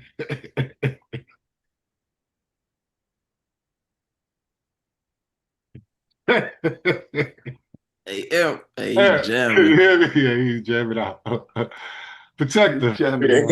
Y'all folks supposed to see that. Oh, shit. Can you speak to this question dealing with the default contract, being that you had sent in to them and told them, you was part of your own. There was opportunity to cure. We created our own. We was just geniuses, man. We created a contract by default to get them on the post office because of the way they contract. So we created our own contract and gave them opportunity to respond and cure, and they couldn't. So that went into default because based on our security agreement, we got damage clause. So in our damage clause, well, you got to respond because so they were dependent on winning the case. You see what I'm saying? They had all their cards in that one basket. Process had to keep rolling, but they knew if they won the case, all they were going to disappear. You feel me? So they had no clue they were going to lose the case. So by the time they lost the case, all that stuff was in default. So now they got to pay the penalty from the contract we agreed to on 3rd January 2003. You feel me? Right. But when I was saying default, the contract where the post office, the lady wrote back and said that. That's the same thing I told you about. Oh, okay. That was from 2003. Yeah, that's when I told you. I was sitting there. We sitting there on nationality, nationality, tax exempt status, security agreement. All that. That's what they responded to. I remember that boy down in Georgia, the fact down there. When he got a call from me, said they answered. He said who? And I said post office. He said post office answer you. And I said yeah. He said shit, you on the post office. I said huh? He said they ain't supposed to answer you. Not for the paperwork we sent in. No. So he came. I had to drive over there and said. What was the damn? Because the post office is a sovereign entity. They can't answer a sovereign entity without you ain't supposed to do that. Okay. But we found out with you, so John, 1951, they had signed over their sovereignty to the President of the United States. Officer of POTUS. So when I came through, I just snatched up all the rest of the sovereignty they had.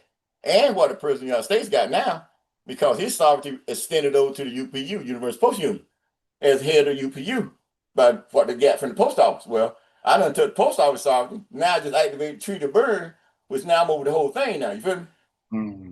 So I'm over the whole shit.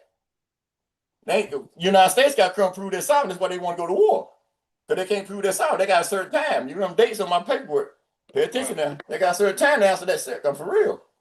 Ain't no joke. Right. I got sovereign authority. I got multi appropriate authority. When I sign and put it on my website, it's starting to effect. I'm informing them by mailing them to get an opportunity. Right. But we moving. You feel me? Happy. And half of them already gone. The other half going out tomorrow. You feel me? Right. We in process now. That's why I'm jamming. I'm having fun. Happy birthday to me. You feel me? 30 days later. Hey! Related. Right. Come on. All right. We can go to 8. All right. What documentation confirmed your diplomatic or sovereign status at the time? Answer: apostille number 0401010-1 in parentheses U.S. State Department and receipt GA 5604B Georgia. Explanation: these authenticated documents confirm all caps H.E.M. sovereign nationality, diplomatic immunity, and indigenous jurisdiction under both Yamasee and Washita. Reference: Imperial CMYE Government Decree, Book 3, page 306 and 321 of 500, and Imperial Constitution 2013, pages 101 through 104. And that's why you got real understanding, you got to overstand, you got to understanding. Sound right reasoning, right? Yes. Because you got to catch up. See, because I'm running. I'm 20 years now. I was 10 when y'all just no shit. I didn't jump 15, 20 now. So I'm running. So y'all got to catch up. You see them comments coming in. I told y'all about 2022. Then you got one coming in there at the Atlas, look just like my coat of arms. See what I'm saying? So that's me coming to my dweller form. You feel me? Right. So I don't see nothing right now. But y'all coming to getting on your seat, going out and running your state. That's where you're at now, right? That's where we at. But you got to know this stuff, right? Right. Because you got thousands of people out there on the market that has read your documents. They have to. So you can't go out there lollygagging, bullshit. You feel me? I hear about it. You feel me? Yes. That makes sense to you. You can't be like them boys when they came on land, speaking to Whoppit. Nobody on land know how to speak it. And that brother said they seen the sheriff say, yo, cut his neck, said they speaking English. So they pretended that they knew the Whoppit. When they got raided, they didn't know nothing. You feel me? So you a state that you got to know your stuff. Right. That makes sense to you.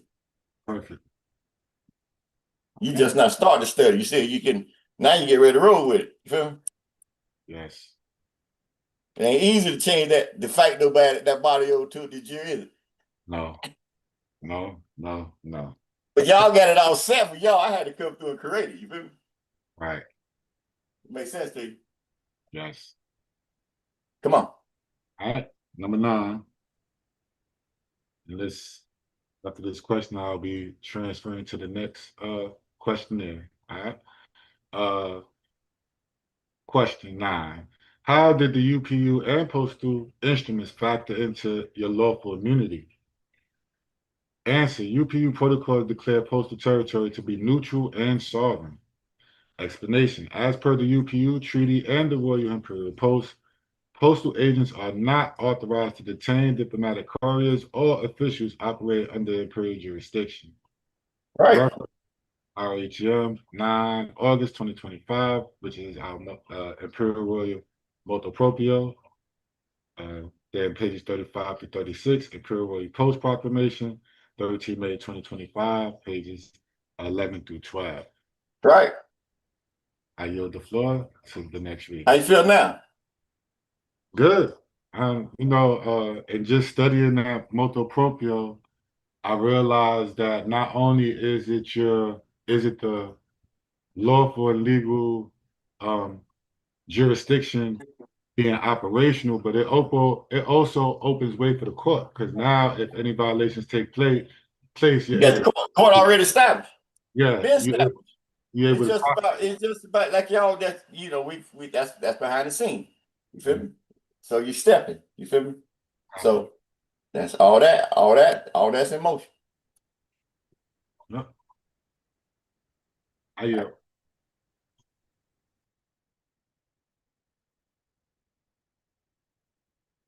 All right, next slide. Come on.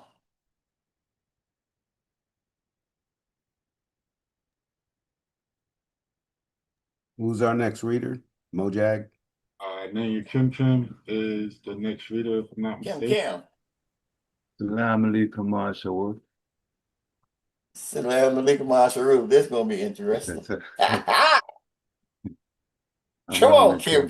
Let's get there. I'm not in Kim and Senray. I'm going to continue with the next set of questions. Question 10. What violations of treaty law or international norms occurred in the arrest? Answer: breach of the Vienna Convention and Treaty of Peace and Friendship. Now you see. Explanation. You see right there, Kim. Yeah. Now you have all them folk that flying the piece of treaty piece of friendship flag, right? They have no venue to operate. See, by me having a venue, I come directly under the treaty piece of friendship. See, because of the venue we got. So they can't claim they're part of the Moroccan flag. They flying out there, but they ain't got no venue. That makes sense to you. And they go all the way back to 203. Come on. Explanation. Arresting a recognized sovereign and diplomatic official without jurisdiction or due process violates customary international law, in parentheses, jus cogens, and multiple treaty protection. Reference, : IRRHEM, 9th of August, 2025, pages 20 and 25 through 36. Treaty citations include Vienna Convention and 1961 and Treaty of Peace and Friendship, 1786. Hey, so why they got 1786 up there? The Treaty of Peace and Friendship. Why they got 1786 up there? Not 1787. Well, we got 1786, huh? That's the effective date. Why?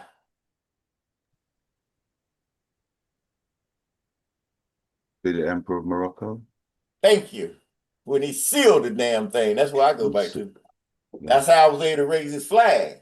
Because I go back to when he sealed it, 1786. Everybody else playing around 1787. No. I go back to 1786. He put his seal on that damn treaty. I ain't like them out. Yeah. See? And see, for those who don't know, I filed that that lottery ticket under Just Cogens against the state of Georgia. So that was way back in 2011. You feel me? So I'm already, that's the international case as we speak to now. I just haven't brought that out. That's another whole card. But anyway, you feel me? Okay, next slide. There are no questions on there? Let me just check the chat. Are there any YouTube questions? No questions in the chat, and there's no YouTube questions, so we can move on to the next slide, question 11.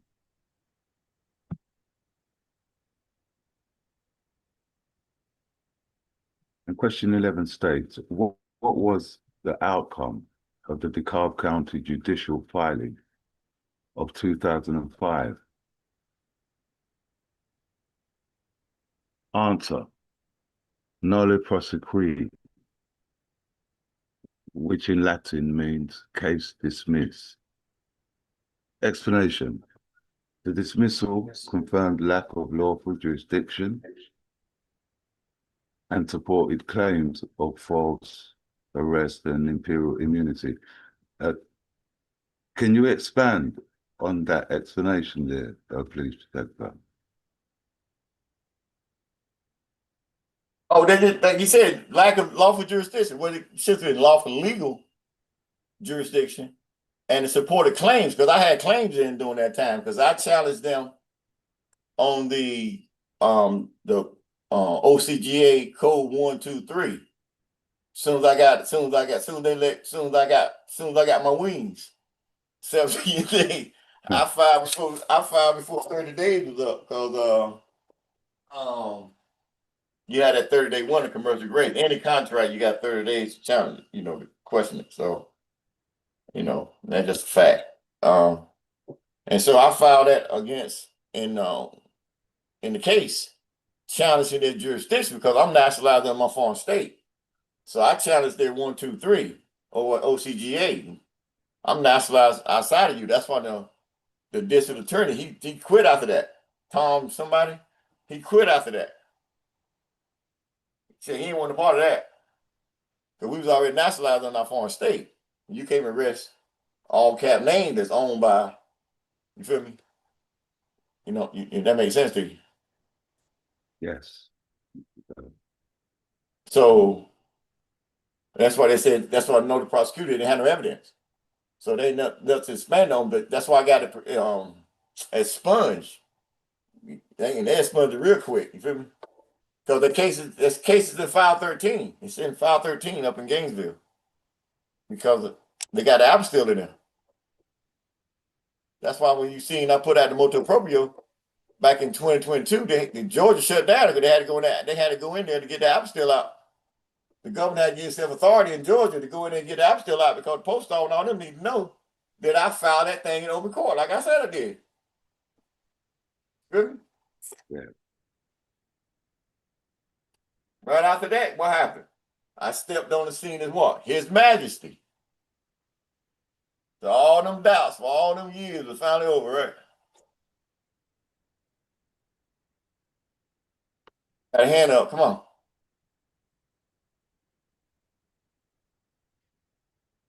So I hope your hands up. You have the floor. Okay, going back to they violated the Treaty of Peace and Friendship. Did that have something to do with you moving your ship and the treaty speaking on that? When we nationalized, we nationalized as part of the Treaty of Peace and Friendship, like we're supposed to in our Yamasee government. That's part of our paperwork. So that was we was already attached to that all the way back to 03, 02, really. Okay. So we was already established under the treaty, but we had our own venue. So see, because you got to realize in treaty law, it says in Article 6, I think, that if you want to be under the treaty or the jurisdiction of the flag, you got to be able, you supposed to be under king's jurisdiction. Mhm. So for the Moors, I call them de facto Moors over here, claiming they got some jurisdiction. That's not in treaty law.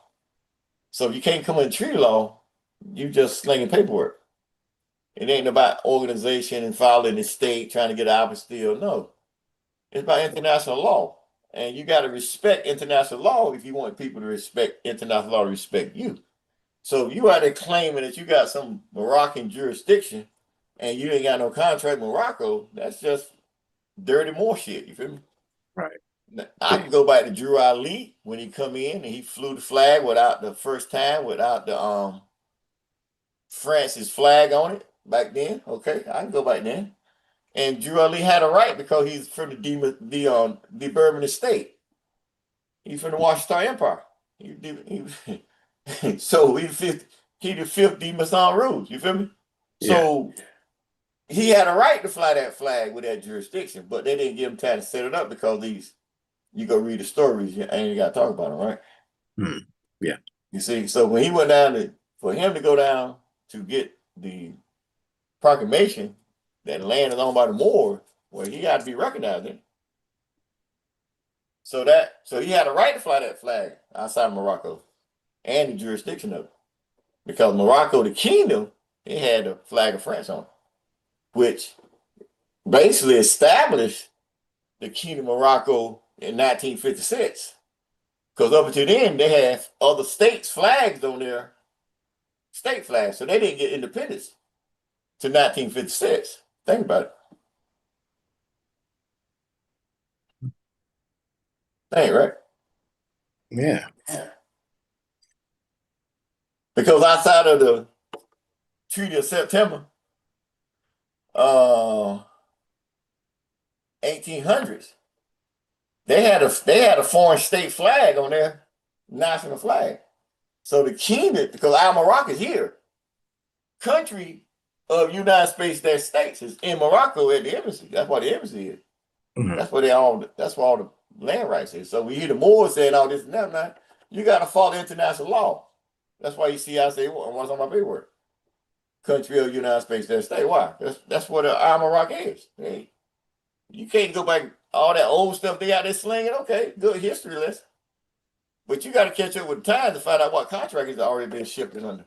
And if you ain't got no jurisdiction or family lineage back to these nobles, well, you can just sling paperwork. Feel me? Yeah. So when they did violate you, Did they what?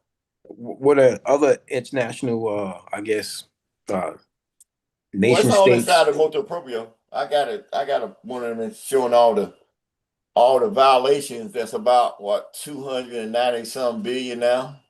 So you gotta understand the jurisdiction. What really go on here? See, they could never pay me what I'm worth. You feel me? Right. Because they don't have no damn money nowhere. So the gold, 100 million in gold, that's under my jurisdiction. Okay, they held the court down, over it since they created the UN. Okay, after the World War II.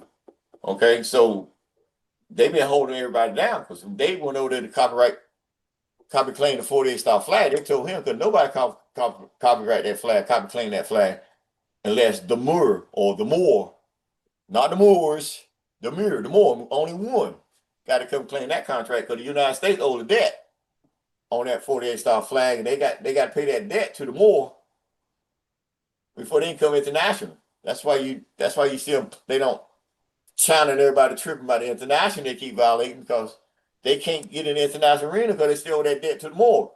So you had to come claim it back, like I just did that motu proprio. Officially, I've been saying it for a while. But Okay. now I put it under my jurisdiction under a sovereign claim status. See, so a sovereign claim status meaning once that process is over, I turn that into a credit for my state. You didn't hear that, did you? I'll let you go. I'll let you go. Went by too fast. see, ain't no argument. You feel me? Right. You just you know how to close out now. See, they don't never have that much pay. You know what? They give me a blank card. For real, I get that anyway. So they'll never be a part of the international arena because they can never pay that back. It can never, but I could turn it into a sovereign. It's a sovereign claim. So once you become a sovereign claim, you put that sovereign claim in default. Then that default turns into a credit for the state. You don't have to deal with them no more. It's just a credit to our state. We write off of it, bill off of it, eat off of it. You feel me? Okay. But you got your own venue. And they about throwing everybody in jail, all that bullshit. It's about contract law. When you got your own sovereign venue. You feel me? I feel you. They help you out. Yes, I got some hands coming up now, though. Ready to party now, goddamn. Gratitude. I yield. All right, cool. You have another hand up, Protector Mojag Array. No, you guys should. No, Sajar first. Yeah, Sajar first. Sajar? Oh, Sajar Array. The floor is yours, brother. Salam alaikum, Shamuf, once again. Salam alaikum, Protector. Going back to your case, so you have Georgia recognizing you originally with their signature. Then you have Georgia recognizing you again when you put out the first motu proprio because they had to go get that file to see what you were saying, the ones that's in office now, was true, huh? That's right. Correct? Yeah. So now, as we come on this one, this will be your third recognition and final one, right? You always say that's why I say this final. It's it. There ain't nothing else. Y'all, I did everything. It's time to move. Y'all got y'all paperwork, some of y'all, and y'all get ready. Y'all train to go step, right? Correct. Ain't nothing else but to do it now. Yes. You got everything you need. Yeah. If you need, as your court, you can use the Moroccan Chancery Court in D.C. You can use the appeal court in D.C. that they use up there. They have to arrange everything for you as you going out talking to them in your official capacity. Instanter. So is this like because when I read through the motu proprio in the section that you talk about, it's almost like it's reactivation of diplomatic activities. Well, no, you officially on. Like they couldn't touch it nowhere. We was best kept secret. You know everything with us. So you just officially on record as open up, turnkey. You're officially on record with your motu proprio. You've been on official record since the 9th of August. That's why the mailing had to go out. Okay, now the mailing out, they got their days, they got what they're doing as you preparing. You feel me? But it still ain't stopping you from going ahead, bringing bread. But you got to get trained. That's why y'all have your mock session and all that kind of stuff, right? So you can go out and represent yourself because it's your state. And they can't move until you come because of your authority you got. And they can't cross the jurisdiction. So they just waiting on you to show up and we can go from there. If that makes sense to you. That makes sense. Yeah, that makes sense. I'll leave it there. Thank you.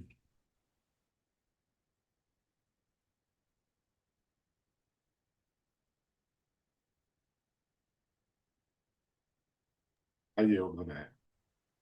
Come on, Lamar.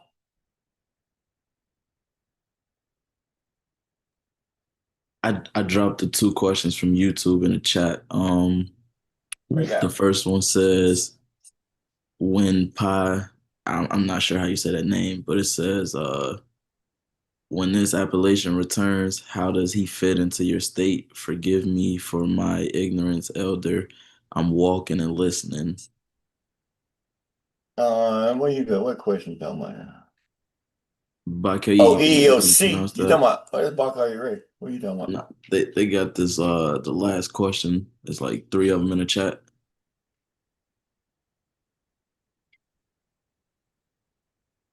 Return.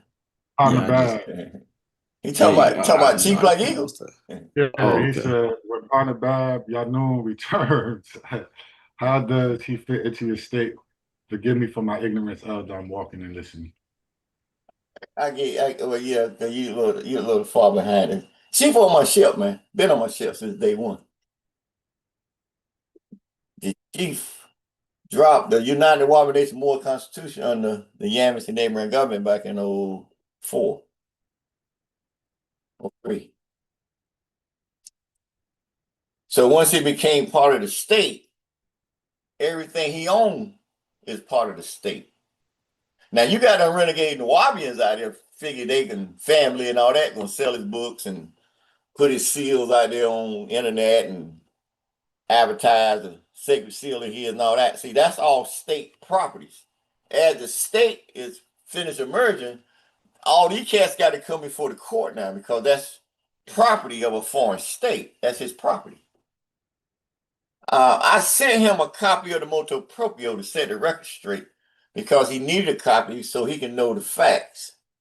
After that fact, his followers got to see him on certain levels that they never thought possible, simply because the court system know that he's a part of a foreign state now.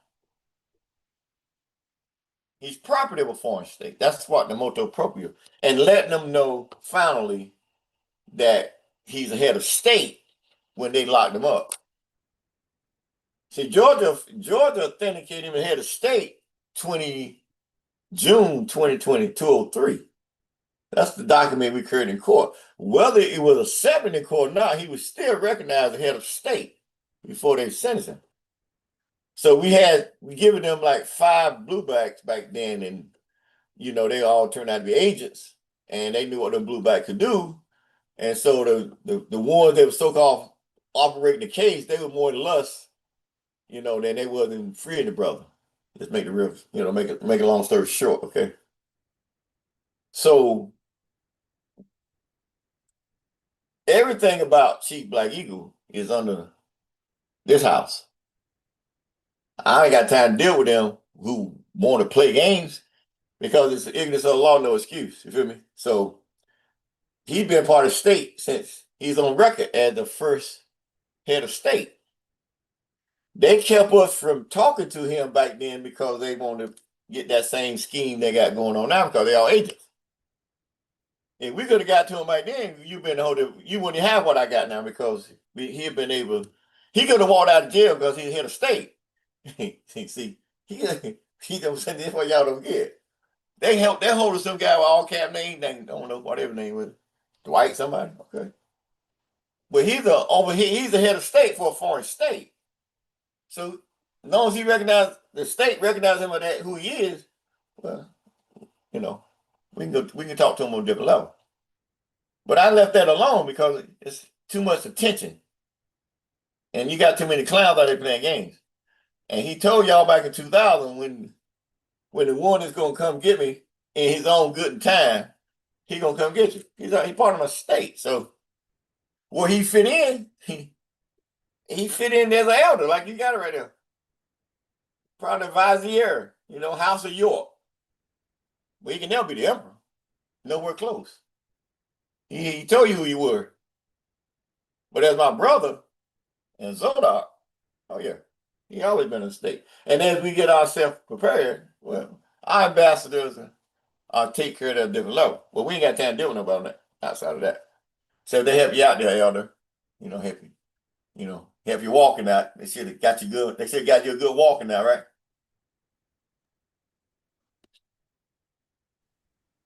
Put a little house music on, you can get jumping.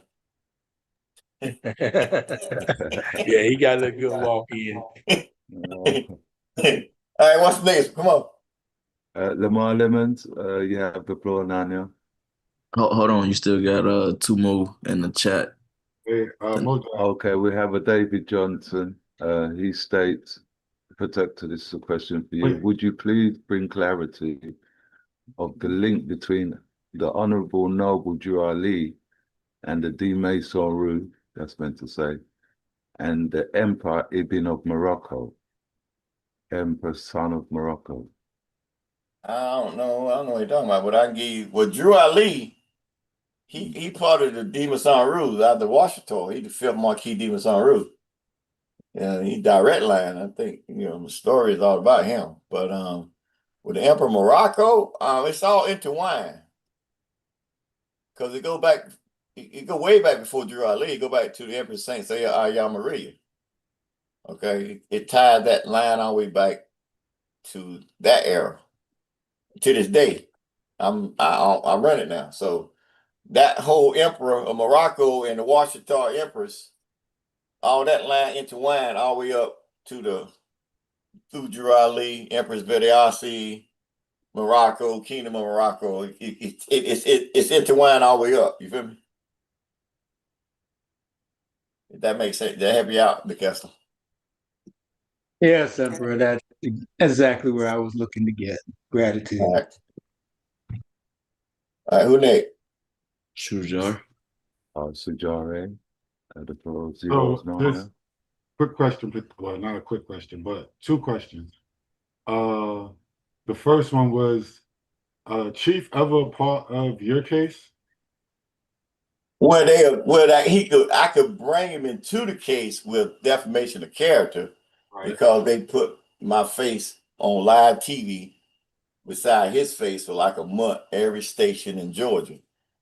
So I can come back after them for defamation of character, attaching me to him. But you know, I hit him another way, you feel me? But he always a part of everything I roll with. That's my brother. So but you want everybody, all the agents out here want to know every detail and you know, all the lies. You got sis. For over 20 years, man, you had 90% of these people out here that claiming to be Nawabi and Sabi and all that bullshit. They've been receiving letters from Chief Black Eagle that's not open. All the way back till he got arrested. They ain't from a jail. Dog, you get a letter from the sheriff department jail, you gonna have it open. All right. So what common sense do these people have? See, and all that letters they had guided that whole Sabian bullshit, and they going out there talking to him, and then he say one thing, they come back and do what they want to do because they know over time they run the show, control the mic. You control the mic, you control the money. So that's why they play the game. You see what I'm saying? Yes, I do.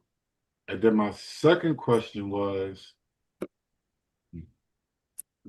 would his case also be considered a false arrest? Oh, he's straight up. That's a whole international just Jen case. That's why I don't pay them people no mind. Like I tell you before, he was recognized as head of state before they sentenced him. So they violated treaty. Okay. Yes. The same thing they see they violated me, they violated him. Because he was already recognized as head of state of a foreign state. Georgia already. Who got the full faith of credit? Who got the major? Georgia. Who the minor? United States. So the district court is under the minor. That's minor. They're under the federal. That's minor. So the state already authenticated him as head of state for the Amnesty government via Manafort Amnesty. That motu proprio verified what I just told you. And you see how things been moving ever since, right? Right. So they had that boy down in Georgia pretending he's head of state so they can play that role. If I say he aged too, you feel me? Right. Boy, they sent that last agent out to slow me down. He came out that bullshit treason charge, right? You see that motu proprio, you ain't heard from him since, hey. Should have been hungry yourself by now.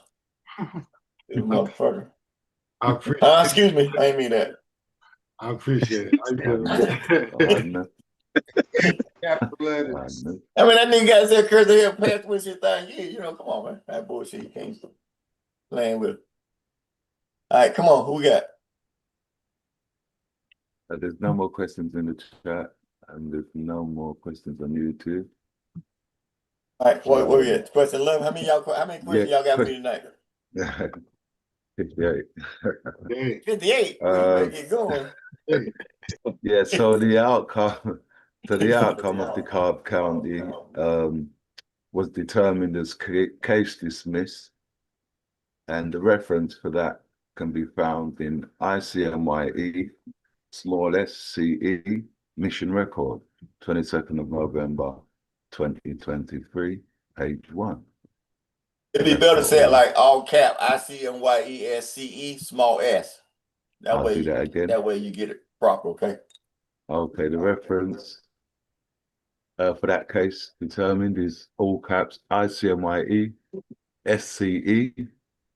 small s mission record, 22nd of November 2023, page 1.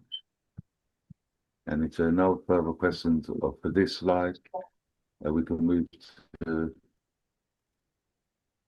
the next slide.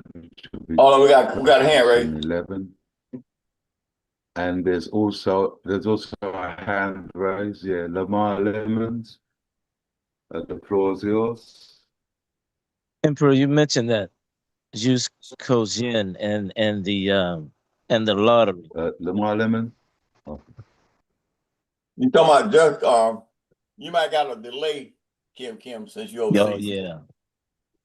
So Yeah, I'm just sorting yeah, it you out mentioned now. that. Is that something that's activated, or you're just gonna wait and activate it later? It's already, Because it never you don't. closed, it never stopped because the Georgia tried to close the case, they couldn't because they messed around and fired the chief judge because he responded to my filing like he's supposed to. So they Right. had him forced down. So when I came after them the way I did, well, they had to go get the clerk to close out the case. But the clerk can't close out a Just Go Gen case because it's an international case. The chief judge got to close that case out. So by them already firing the damn chief judge, they bought themselves in the corner. That instituted the operational functions of the Imperial Moorish Yamasee Consular Court officially. That's why you see the date go back to that date because they can't answer. Right. It has to be answered by the chief judge, and whoever the judge is, not some clerk court they could buy out. But since they fired the chief judge, so they so that case is still live and in motion. So whenever I open up I was gonna carry the international court. Our court is above international court, so it's not even worth the time to carry it over there because of the policies that they got under UN charter and the states who's signed on to the court. So but my jurisdiction goes all over everything now, based on the somebody got that Michael, based on the proclamation that post office proclamation I put on Royal Post proclamations with the treaty, activate the treaty law. So once I activate treaty law, that's activate everything. And the only way you can do that is a sovereign, a true sovereign. So that's why I didn't mind posting it because all them clowns out there, they can't step up on my ram now. You feel me? That makes sense to you? Yeah. So they can do nothing with it, and you're just putting it on hold until you decide. No, it's just until the IAC, the Imperial Autonomous Authority Council, until our law council picks it up and do what they want to do with it. I ain't got no problem with it. Why you all into that question like that for, Nosey? You brought it up. I'm curious how it worked that use You code. so curious, right? You been curious. You had these paperwork straight. Come on. Yes. Come on, Shajar. About the wrong shit. Come on. All right, hold on, let me get myself together. So my question is just concerning what you said. So they fired the chief judge. They're not able to hire another chief judge or. Oh no, they had when you step one down, you got to put that out for everybody got to get a chance to put in for that position. I think they filled that position about 9 months to a year later. Okay, and then that person He can't stepped come down. in. They just pushed him down to the senior judge, not the chief. He just moved him down to the senior, so the chief judge seat sat vacant for over a year, I think. So they got them some Puerto Rican looking guy came in instead of that seat, but he couldn't do that in my case, So okay, that's what I'm getting at. A judge can't come in and I ain't done. Okay. We ain't listen. Ain't no judge. It's caveat. Ain't no judge gonna sit in no seat, no other judge, whatever. So Georgia freed the chief judge because he allowed it, my delegation of authority in court, open court, in the court. So my delegation of authority has been approved by the federal district court. You feel me? So that opened up our court. So ain't another judge gonna come and put his bar license on anything dealing with a foreign state that has their own court. Copy. Thank you for that. I yield. Make sense to you? Yes. So let me commercial protector. As you said, the court. Are you referring to the 12th District Court? The jurisdiction of our court system. It's the judicial system in our state. Ain't no judge gonna do anything.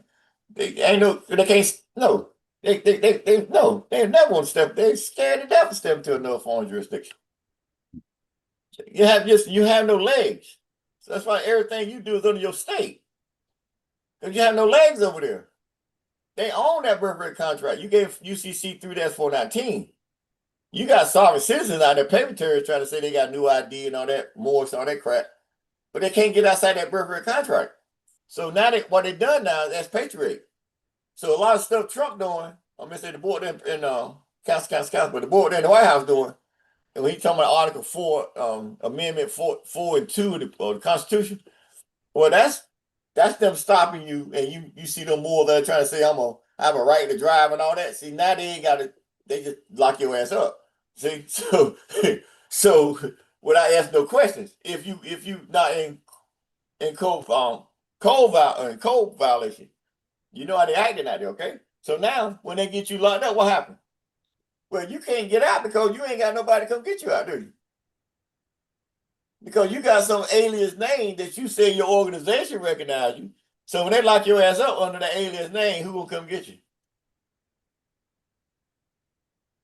Even you don't expatriate from that all cap name. So I see dangers y'all see out there now? And that organization doesn't have any authority to have a venue. I had no authority to come over in court do nothing.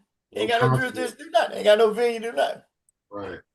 That would be a diplomatic issue at that point. That's why listen, if you in court, I'm gonna say it again, okay? If you are in court, that makes you ain't got no venue. Because if you had a venue, you wouldn't got past the Solicitor General's office. So Solicitor General would contact your consular office, you would have that matter right there, you feel me? So if you get into court, that makes you ain't got no jurisdiction, right? So you see the more that they're talking about, they stand over the feds all in the court, they show you ain't no damn jurisdiction, looking like fools, right? They clean as hell, though, ain't Clean. Yeah. clean as a was, ain't dumb as hell.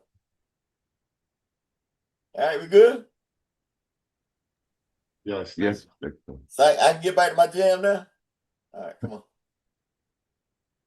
Right, so we come to the next part of this presentation, the section 2, Imperial Response and Litigation History. Next slide, please. Question 12. How was your sovereign immunity first asserted in the imperial record?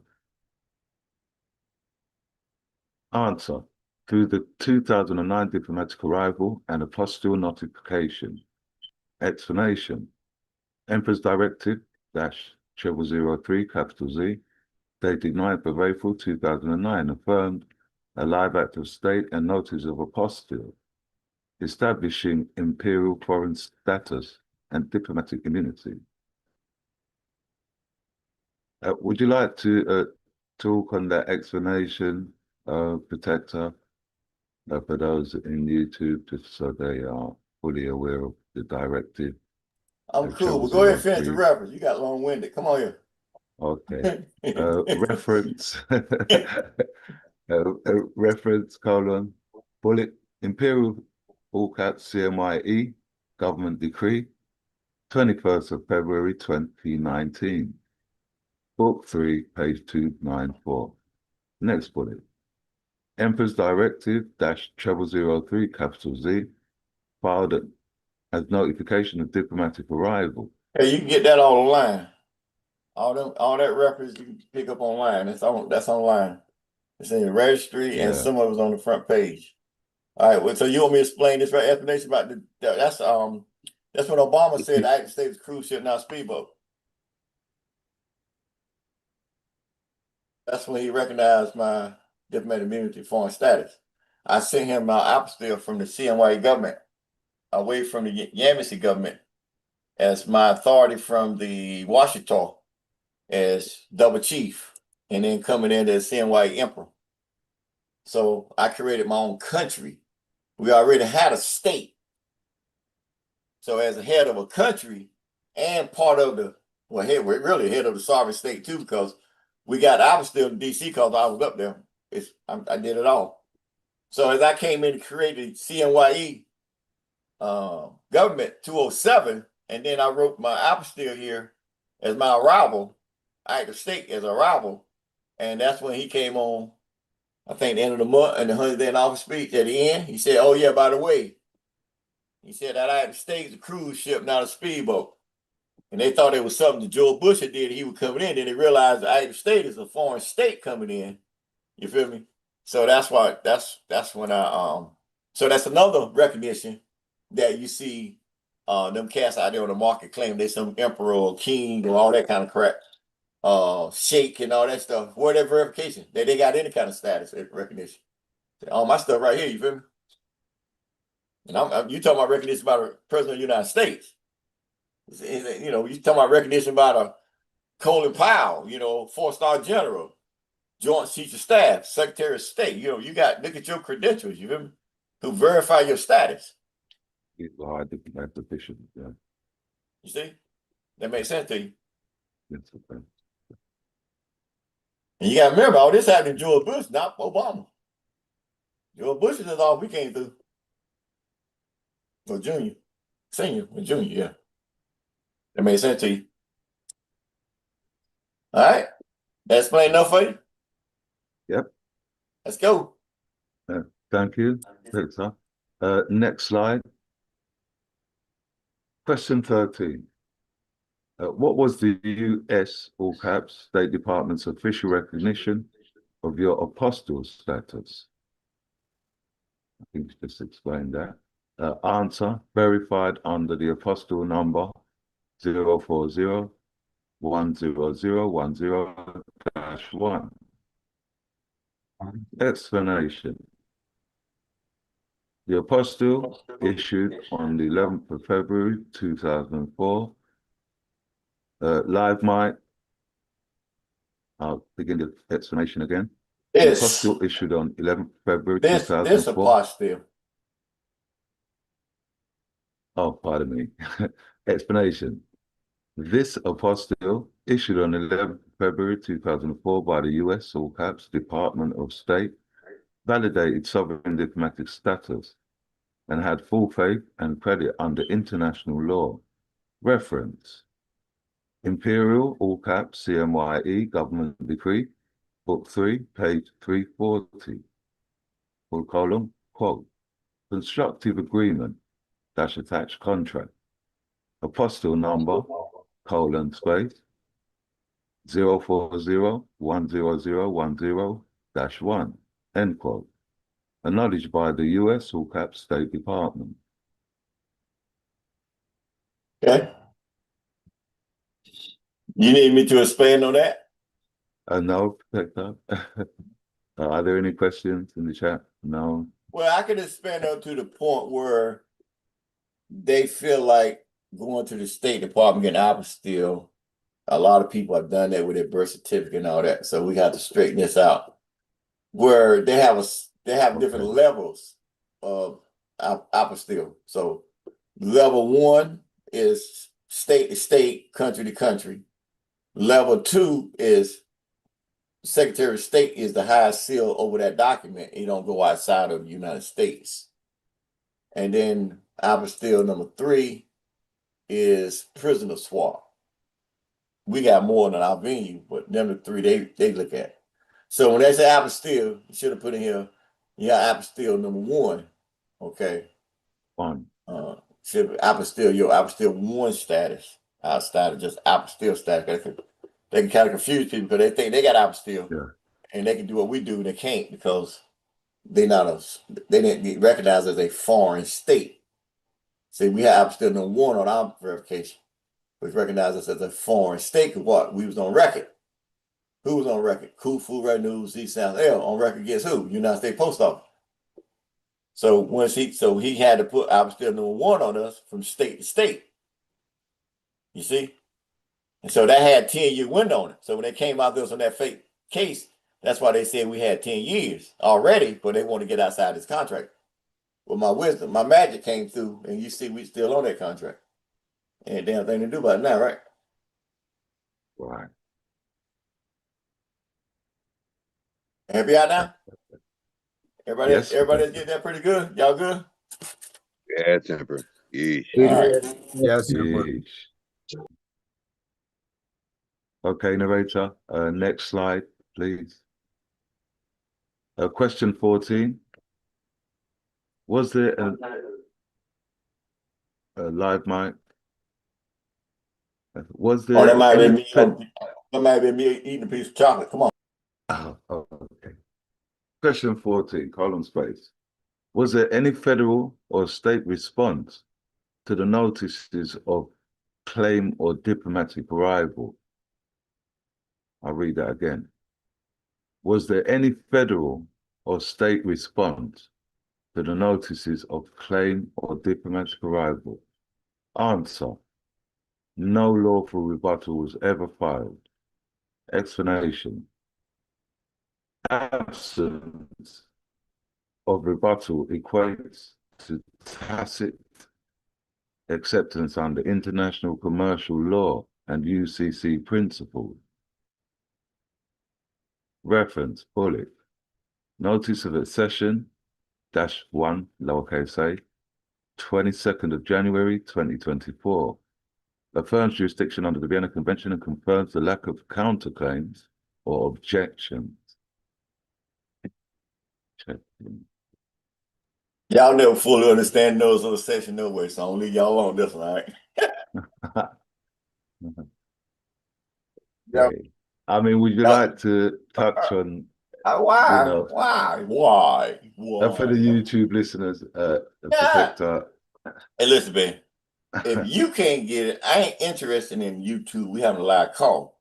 If they're on my Okay. ship, they under my protection. So if you don't know what the hell going on, you know what I'm saying? You supposed to know what the hell knows the session. Not for no YouTube audience.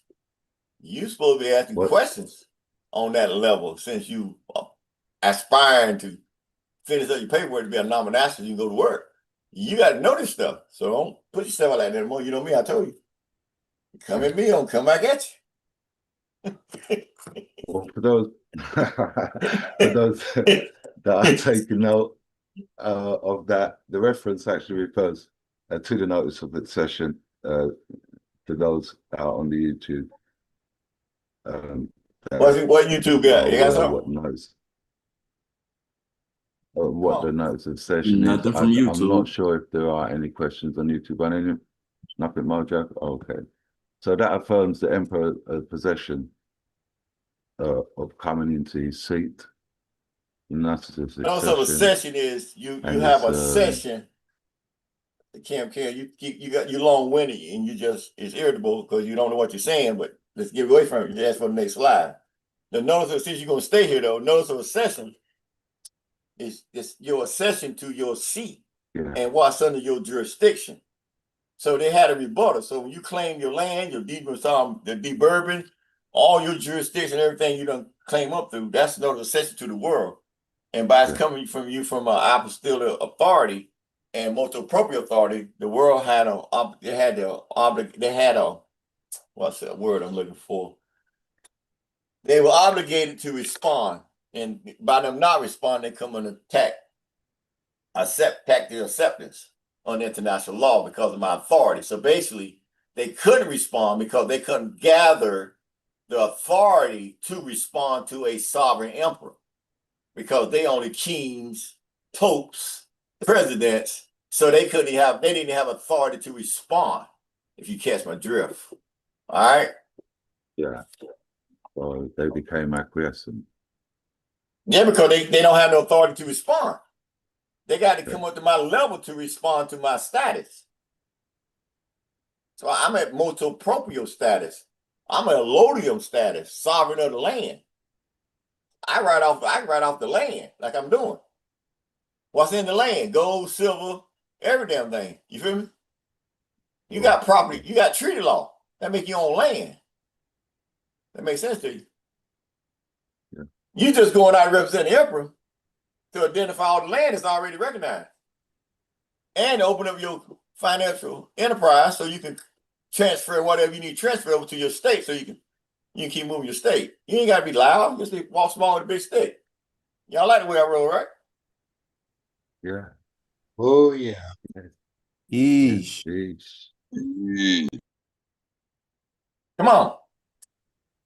Narrator, next slide, please. Question 15. How was the 61+ billion commercial lien lawfully structured and filed? Answer. Filed under UCC, Universal Commercial Code, Imperial Law, and International Treaty Provision. Explanation. The lien addresses imperial injury, breach of trust, and violation of international obligation. It was structured based on proper international commercial claim procedures. You can reference it. That's right. Yes. You can reference it, in the brief in support in the all caps ICMYE-IRK, small s, 22nd of November, 2023, specifies the Imperial Court's lawful jurisdiction and filing processes through ICCMYE, small s, judicial systems, and all caps IMYRS filing. It should be all cap ICMYE-SC small s. You keep getting it backwards. So when you're looking at it on the screen, you say ICMYE-SC. I'm like, see, you know, I done gave it to you. You didn't hear me that well, though, did you? All caps ICMYE-SC, small s. There you go. Any question on this? Because y'all talking about 61 plus billion. What's 61 plus billion y'all talking about? That's a new one on me. Billion commercial lien. That's actually a new one. I don't know that lien. I don't know that commercial lien. Where y'all get that from? 61 billion.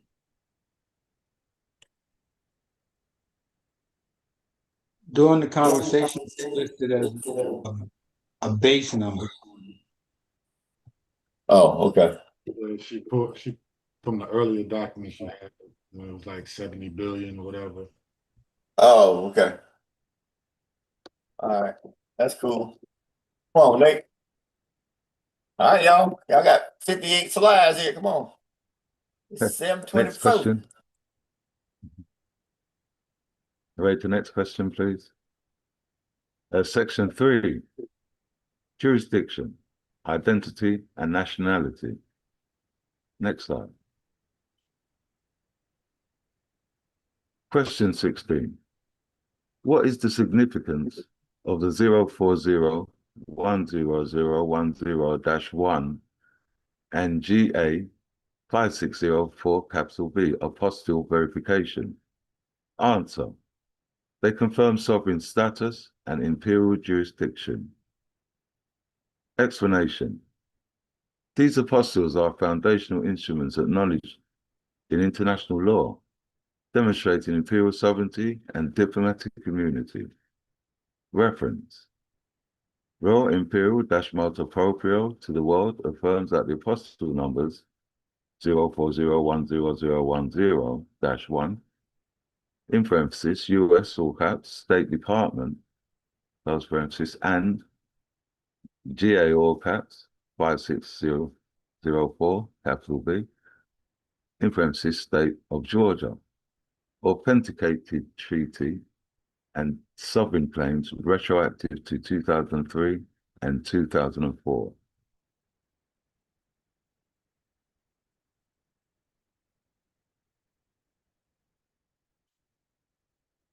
Questions? Got self-explanatory, right? Yeah, leave something in the chat. So who got the hand wave? Come on.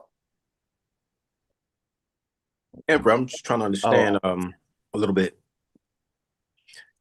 When you say that they didn't have any rebuttal, or they had no, but there was no way they could respond and to your claim, is there a difference, for example, like if another so-called place or nation decides they want to claim their independence and another state has to recognize them to get international recognition, or is there a similarity there, or no? Where are you going at though? I'm not sure. I'm not sure if I'm saying it right. Right, Yeah, where you going at? You state your claim, and you have your apostilles, and they have a due diligence to respond in a certain timeline under international law. And you said they have no response. They don't have the authority to respond. So your claim is valid. Yeah, I mean that's just in contract law and jurisdiction and knowing how they got the whole system set up. So when Miller came around and he challenged, well, that's why they took him off the market, because he came in with truth language. So if they was any true sovereigns on the land, even up to the Vatican, they had to do a copy claim. And the only thing they could do was a copyright.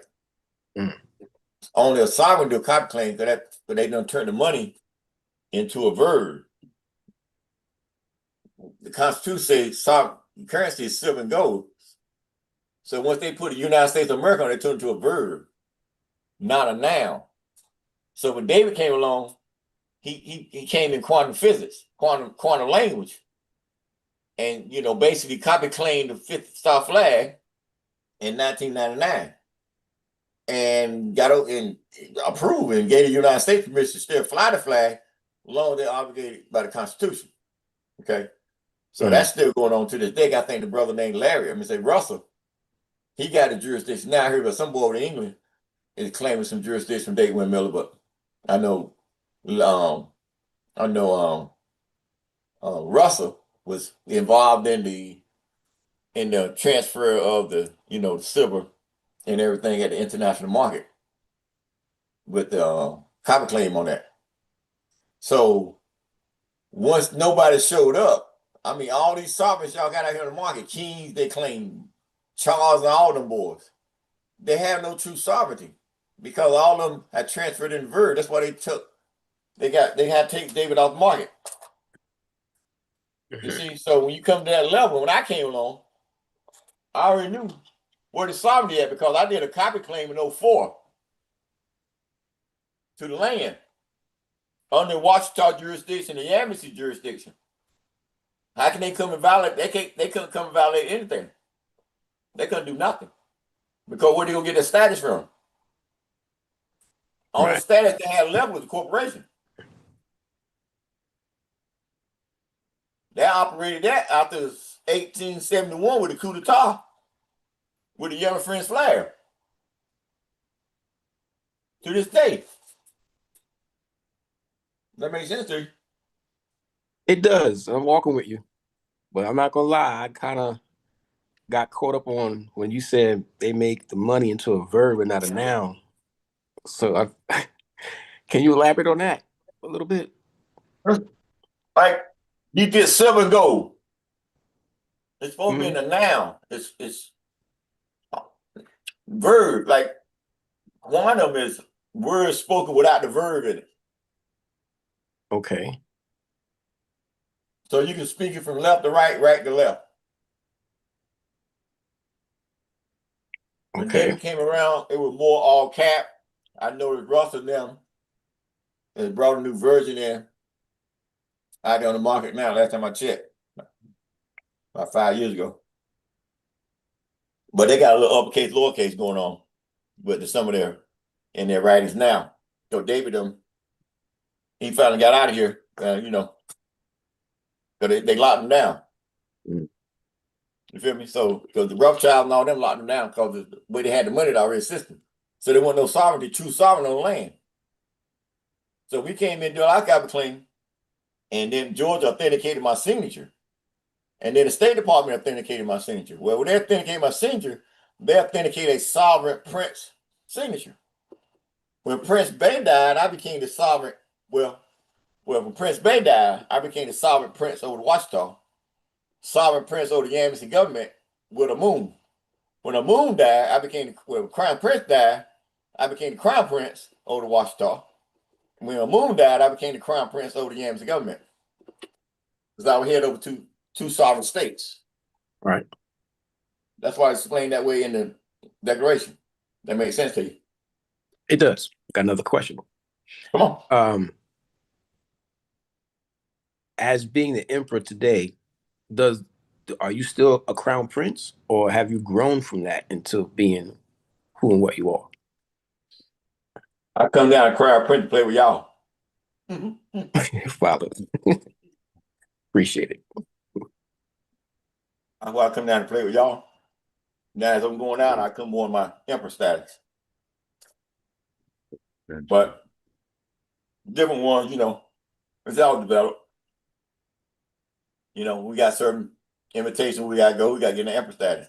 Mm-hmm. When I'm out there housing y'all ass on basketball court, or beating y'all ass in poker, or kicking your ass on tennis court, or ping pong, or backgammon, or poker, you know what I'm saying? Well, I'm kicking your ass. Don't look at me as the emperor. Look at me as your crown prince. You know what I'm saying? I got you. Bring it. You feel me? Because to me, emperor's a boring position. I got to make it live. Right. I do all that. You feel me? And more. I want to learn how to scuba dive, fly my own damn plane, every damn thing. You feel me? I know that's right. I'm rolling. Come on. All right, that's all I have for now. Gratitude, I yield. That's about the only thing I need. Only thing I ain't done, I think I ain't drove a train yet. I ain't drove my own plane, helicopter yet. Submarine and a yacht. So, I ain't really into skiing, but because that cold weather, but on the water, I'm being interested in that. But, I'm a kid, man. I don't get no older. I'm 58, number 4. You feel me? True indeed. I'm just getting better, better, better. I'm going to be dunking again at 58, number 4. I'm going to be dunking again. Can you imagine that?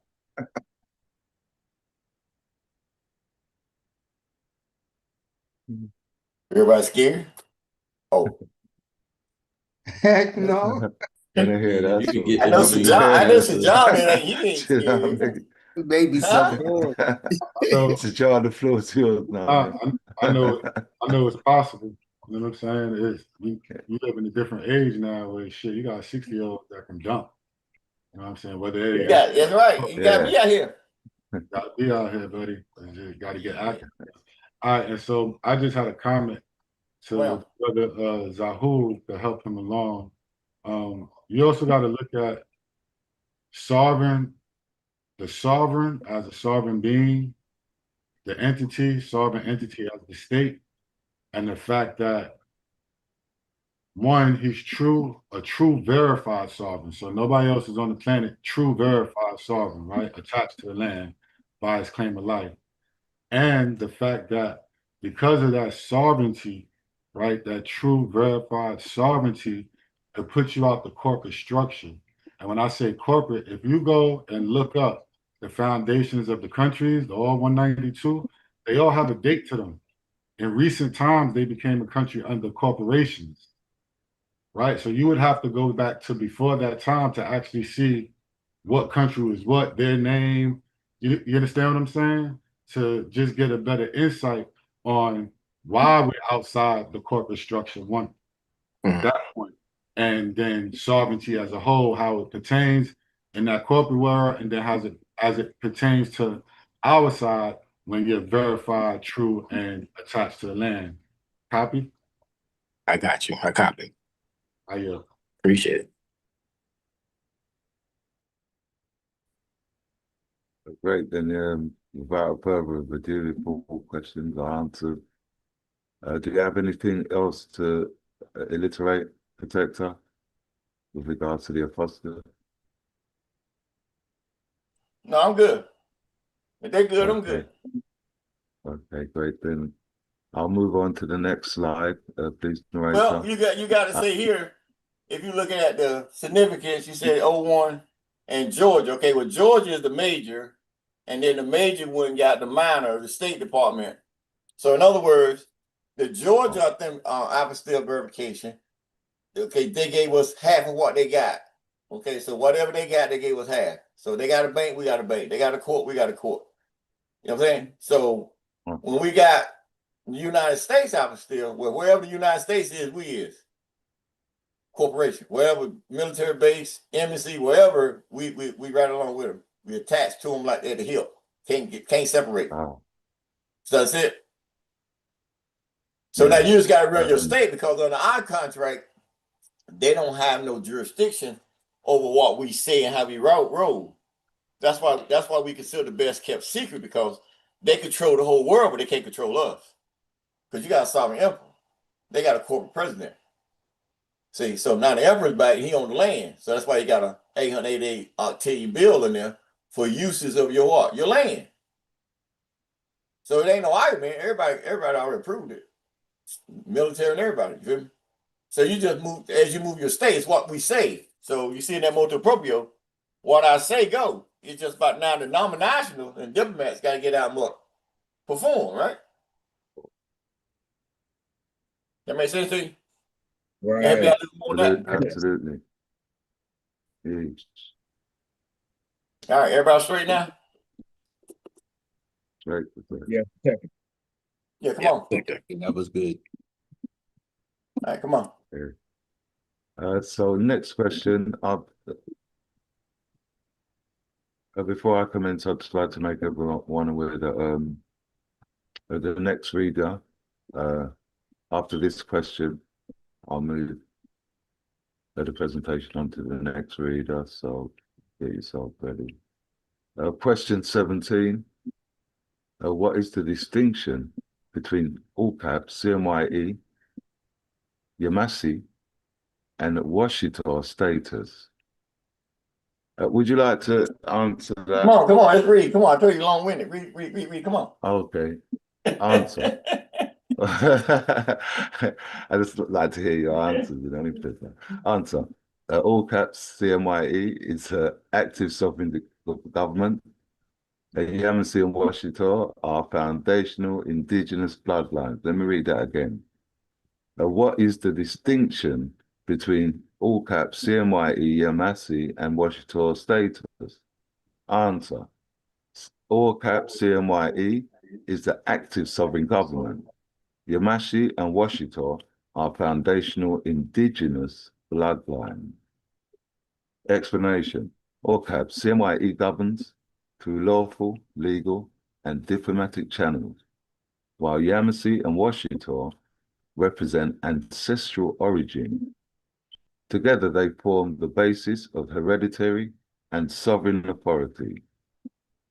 Reference, the Imperial Constitution, in parenthesis 2013, and Notice of Accession, in parenthesis 2024, outline the all caps CMYE S, more or less, international authority and linkages to Yamashi and Washita sovereignty. Would you like to elaborate the distinction, Protector? Or was the explanation given enough, defined enough? Explain yourself.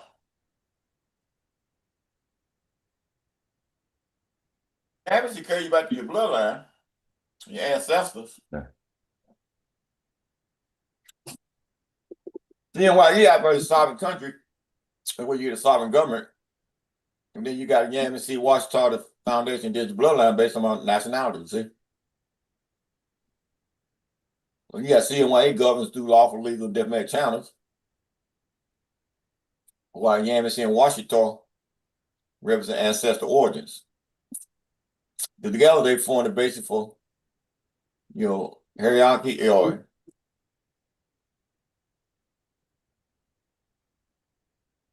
Hereditary. What is the Al-Marak though? Oh, you didn't answer the question.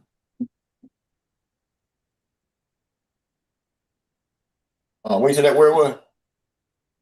Hereditary. Hereditary and sovereign authority.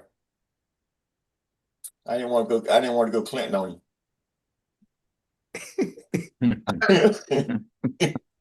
So see, I know how to pause, right? Yes, Yeah.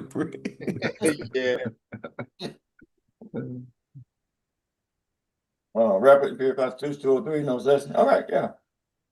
But you also got Amarat, but that's dealing with just your bloodline. So that's good. I don't see where you need me to anything else you need. What if you need? No, nothing much. Just the Yamasi and Yamoshi and Washitar now. That's all. I noticed that the Shito isn't down Yeah, here. that's going back to CMYE 207. Oh, Yamasi is copywritten by the state of South Carolina. They got a city called Yamasi out in 95. Washington, under her son Joe, Emperor's son Joe, he got that listed under 501c3 status. So we have to separate everything because we're not Native Americans, we're American natives. So when you take the she back, you're going back to ancient Asian and the black man. Okay? So that train you back over to Cambodia, all around through our ancient territories. So when you're already on the market, you can't really change the whole title, but you see you updated. So you went from Yamasi to Yamoshi, Washita from Washita here to Washita. You went back to she, they carried you back to Asian black man. Okay? when you mentioned Joseph, were you referring to Joseph Turner, protector? What he say? I said you mentioned Joseph. Was you referring to Joseph Turner? I ain't say nothing about Joseph. Oh, didn't you? Okay. I've misheard that then. I just was thinking Joseph Turner. He wasn't no need to say nothing about Joseph. Talking about Washita. Oh, And you see and why it's cut off. And why updated on your as we keep moving. See, that was the benefit from us not being recognized by the United States during them years. That gave me time to update certain things. Because as we moving now, you can't change it. So everything, little mistakes we made along the way, but there wasn't no blue script. There wasn't no, we had to create it as we go. So you was able to update it. And now you got it set in stone as we keep moving out. Does that make sense to you?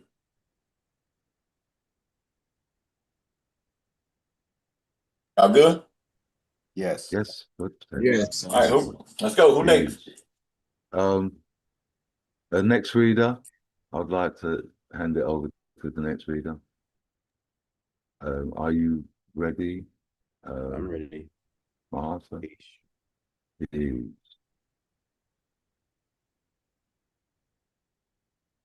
Okay. You got to speak up. We can hear you. Can you hear me? All right, now we can. Okay. I'll start with the reading. Mahasa Shienri, question 18, colon space. Was your arrest in violation of Imperial Decrees -000 or either motu proprios? Answer, colon space. Yes. Explanation, colon space. The arrest directly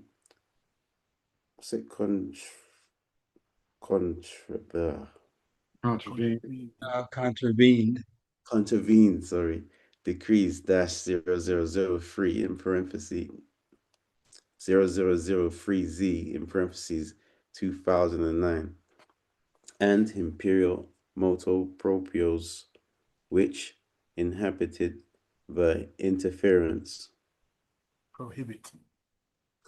prohibited the interference, intentions, or mischaracterization of imperial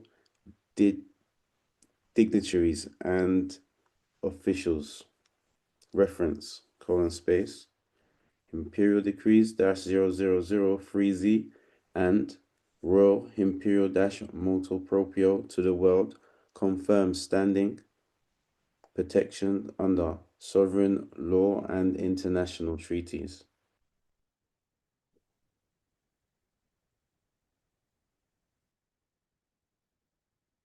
Question 19, : What lawful standing did you have under international law as of 2003? Answer, : Sovereign, Crown, all caps, Prince, under imperial and treaty law. Explanation, : This standing was recognized under the Treaty of Peace and Friendship (1786) and Imperial Proclamation and Vienna Convention principles. It affirms imperial status through lineage and formal acts of state. Reference, : Declared in 2003 through imperial decrees and reinforced by treaty declarations and apostilles. Documentation. So you see the status we had back then, Maharsha, that nobody around us fully understood. But the ones on behind the scene, like the Pentagon, the Pope, and all them, they understood all this. So they were kind of wondering why we weren't moving fast. We were moving, but we didn't fully understand all this. So I'm letting everybody know, don't get ahead of yourself like we knew all this stuff back then. Nah. Okay? It makes sense. There it is. Shows growth.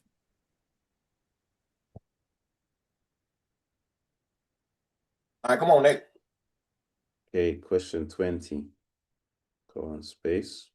How do you define the status of, quote, sovereign crown, all caps, prince, and quote, under imperial law? Answer, : A supreme, hereditary, and divine office confirmed by decrees. Explanation, : The title encompasses jurisdictional sovereignty, imperial heritage, divine mission, and diplomatic authority as recognized through imperial constitutions and decrees. Reference, : Imperial Constitution (2013) and Motu Proprio Declaration articulates this status And documents.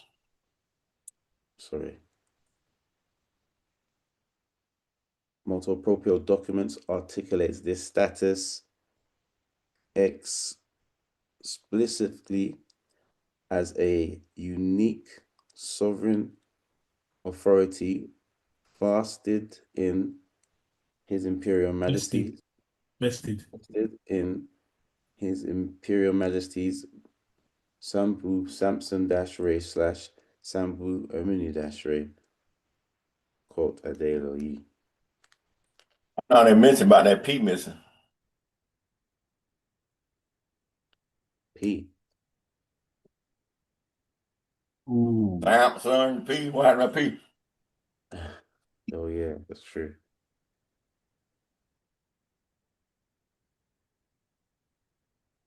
Missed out on that one.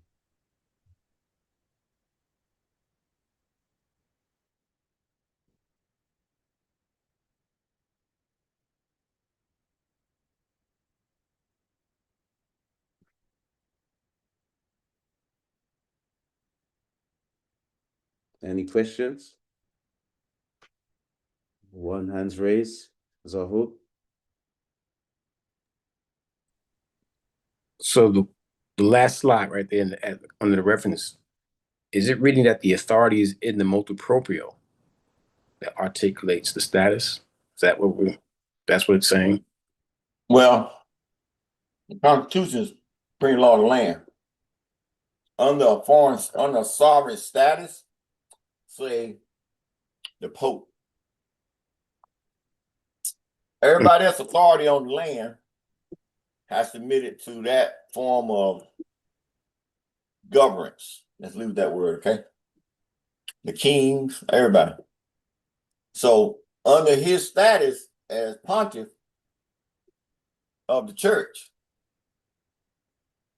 he can write what they call a motu proprio. Okay, that's the highest form of document, legal lawful document on the planet. Right. So you come into what they call a motu proprio status, meaning it goes into effect once it's signed by the sovereign and placed on their registry on their website. You feel me? Mm-hmm. So in my status, I have His-Imperial or Royal His-Imperial - motu proprio status. So when you see me sign the motu proprio, it's on the motu proprio status, meaning as soon as I signed it, and the gold signature in that status of kingship, and then post it on the website, it's in effect. Okay. So post it in the website or file it into the registry. No, you gotta sign it. Right. Once you sign it, you post it on your website and your registry. Okay. So you'll see it on the front page, but it's also back in the registry. Once you do that, it becomes active right then. Because you have motu proprio status. That's the only status got that kind of status. Okay. Outside of that, you got to notify, wait for response. No, what the sovereigns say is, if they enter rebuttal, they have to bring themselves up to that level to answer rebuttal, because they have no jurisdiction over me. Right. And I'm went all the way up past motu with the postal treaty law, Universal Postal Union. That's where I'm at now. I'm recognizing allodium. Everything I got under my property, care where it is on the planet, they have, what's today? 30th. The 30th? Yeah, because I signed the other document in. Well, they got to the 10th of October for that motu proprio having 60 days international law. Then you got to look at when they received it, whatever, when I'm mailing out. You give them a little time on that level, but international law come October 10th. They late.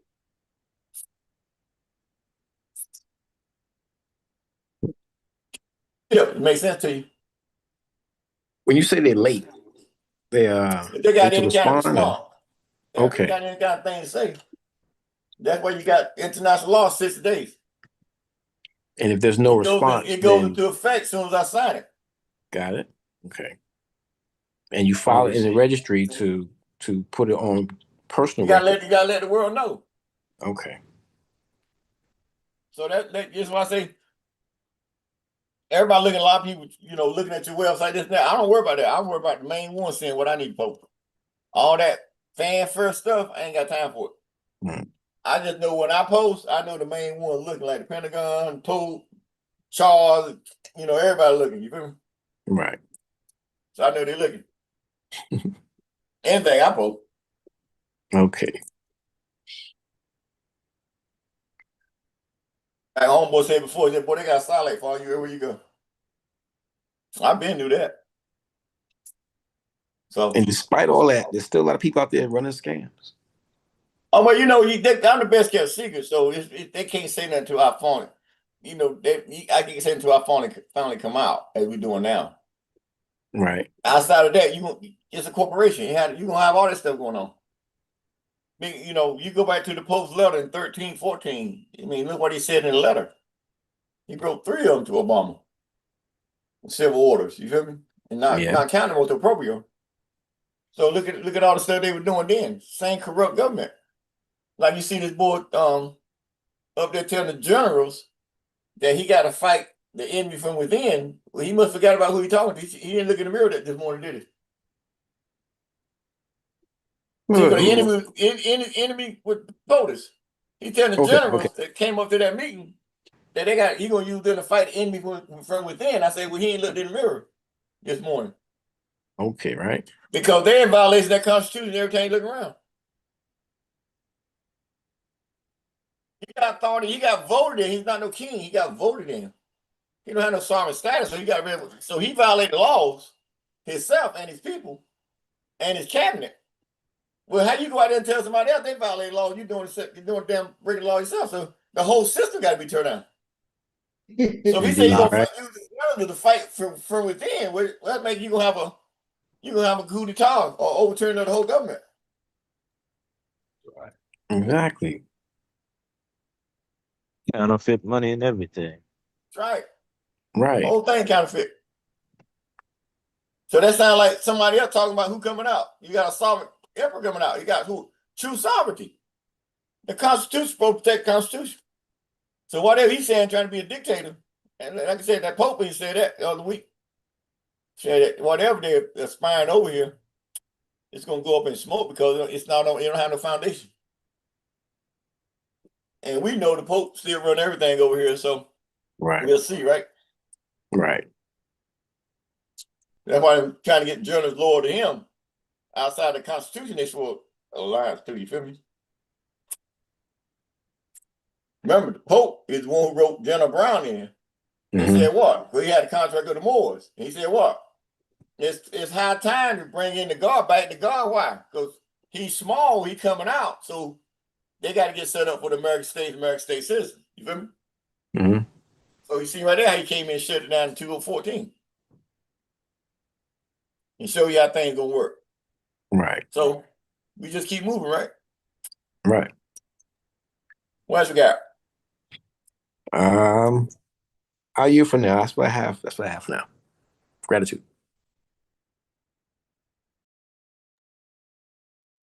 Okay, next question.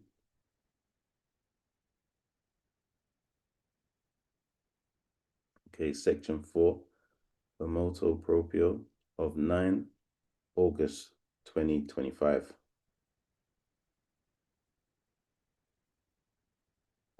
Question 21. Oh, I might need to cut the fan on now.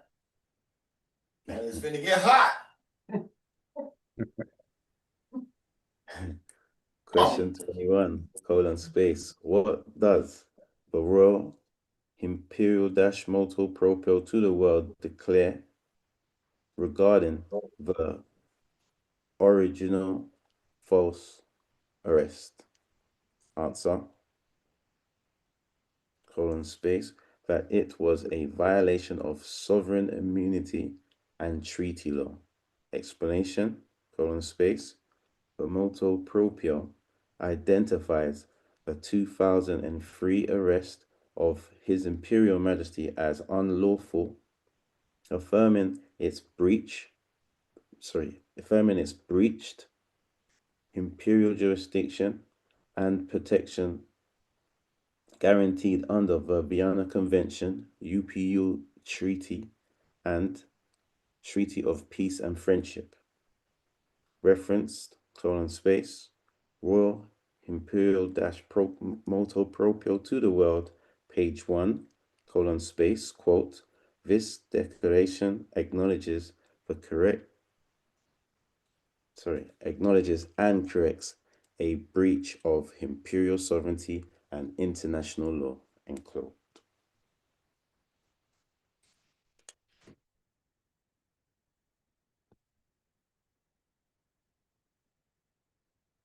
Any questions?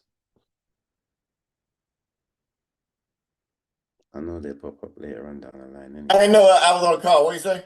Say it again. You need me? You took no, not you. Oh. Okay. Question 22. :space. How does the 2025 Royal Imperial-Motu Proprio to the world retroactively validate your 2003 claim? Answer, colon space, by invoking retroactive lawful status and imperial decrees. Explanation, colon space, the motu proprio confirms imperial authority non-proton to 2003, recognizing all prior acts, apostilles, and decrees as having binding effects from that time forward. Reference, colon space, Royal Imperial Motu Proprio to the World, page 2, colon space.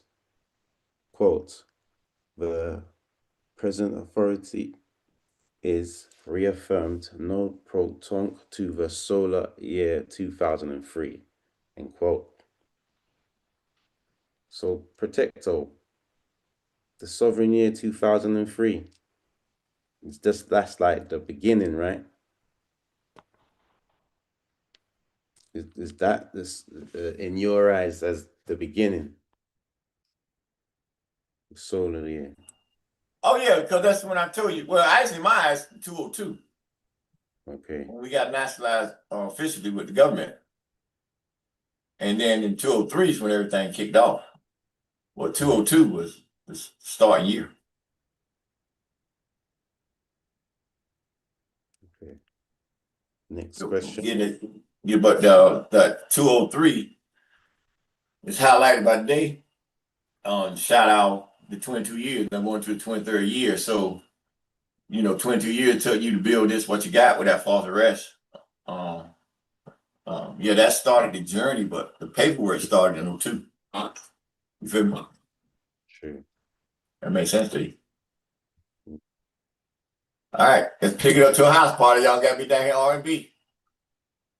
There's a hand raised. Kem's got his hand raised. Come on, Kim. Salam alaikum, Masha with Protector. In reference to the Imperial Motu Proprio, it talks about activating previous treaties. It goes back to 203. Is it basically saying it go all the way back to the time I started signing anything with my signature on it, which it got full faith and credit. So everything, all the way back to my claim of life, nationality, everything since that, whatever my signature's on, that motu proprio goes all the way back to get, recognize everything that was written, whether you had a red ribbon on it or not. You feel me? Okay. Including land grants and such. Well, all that's just part of paperwork. It ain't no real land grants I put out there. It's just not on this level because you had to get to where you at now. Yes. You talking about the land grant that's under the Empress? Oh, I had that since 204. Yeah. 203. So that just when you want to move on it. It's already recognized under jurisdiction. You just came in and showed them who had lawful, legal, and administrative jurisdiction over everything.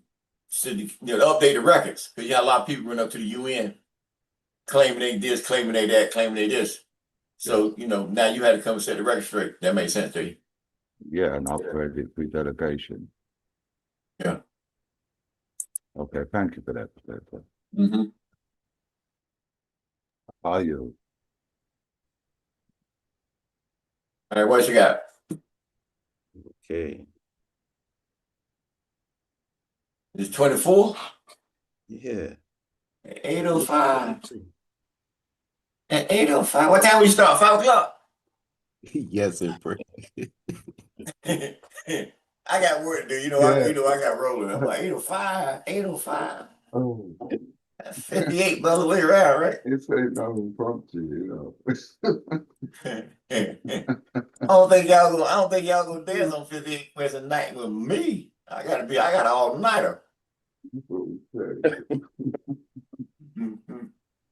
All right, so let's get on down here to see what this is here. Okay. Question 24. Colon space. How does the Royal Imperial Motu Proprio to the World reinforce the UPU, Vienna Convention, and treaty law? Answer. It explicitly cites and confirms protection under those agreements. Explanation. The Royal Imperial Motu Proprio to the World aligns imperial law with the Vienna Convention on Diplomatic Relations, Universal Postal Union Treaty, and other international norms codifying imperial immunity and neutral postal jurisdiction. Reference, Royal Imperial Motu Proprio to the World, page 3, quote, Universal Postal Union Convention, Vienna Convention, in parentheses, 1961, Treaty of Peace and Friendship are all hereby reaffirmed under imperial jurisdiction, end quote. True.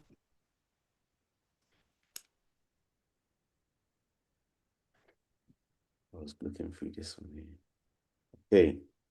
Question 25, is the Royal Imperial Motu Proprio to the World binding under Just Go Gin or other international legal norms? Answer, yes. Explanation, the Royal Imperial Motu Proprio to the World is explicitly framed as a sovereign public act of state. Within the document itself, it declares its standing under Just Go Gin a category of preemptory, is that right? Preemptory international law that prohibits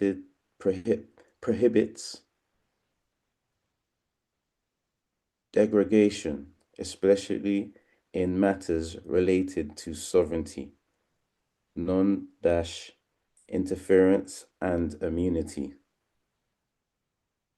Reference, the document states, quote, this Royal Imperial Motu Proprio and Royal Directive is binding in perpetuity, non-protonc, and forward operatives. All claims are irrevocable,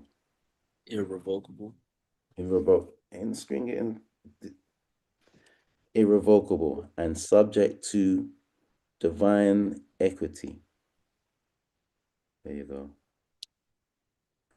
Violation of E&I jurisdiction, E&I represents imperial and imperial, will be addressed via E&I courts, celestial enforcement, or international forums where E&I standing is recognized, end quote. Additionally, the motu proprio emphasizes its legitimacy and recognition through treaties such as the Treaty of Peace and Friendship, the Vienna Convention, in parentheses, 1961, and the Treaty of Bern, reinforcing its claims under international law frameworks.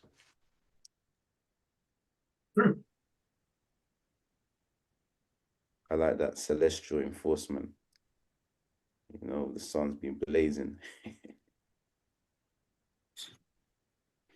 Okay, we got section 5, imperial government and global alignments.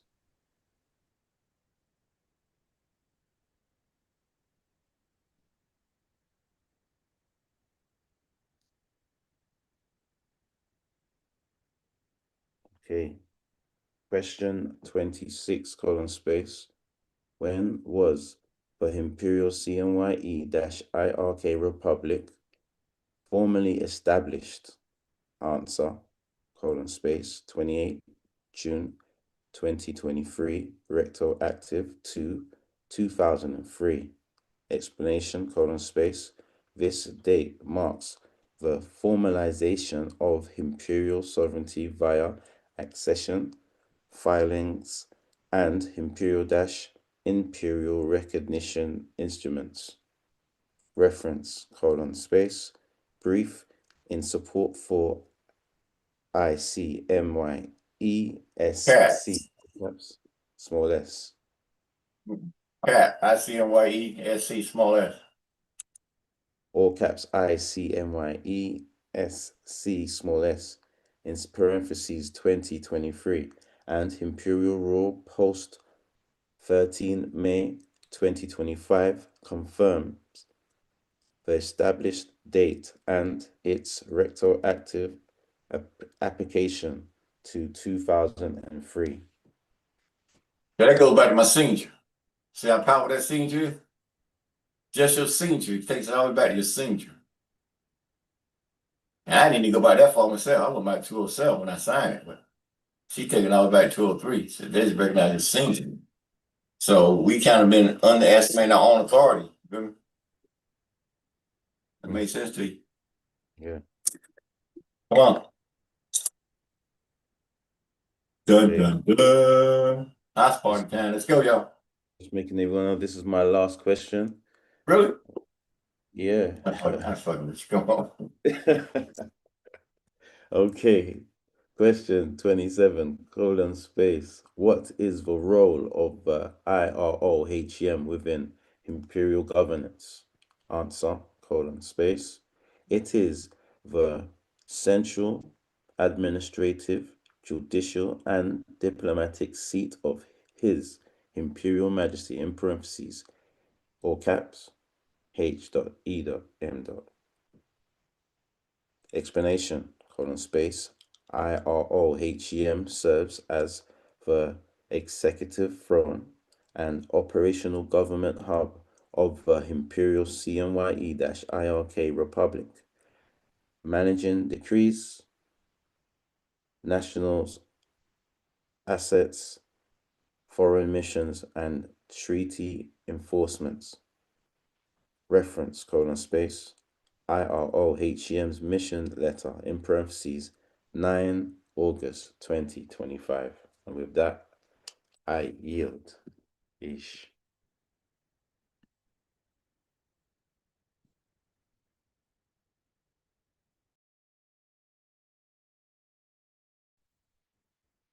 Salam alaikum, Shawu.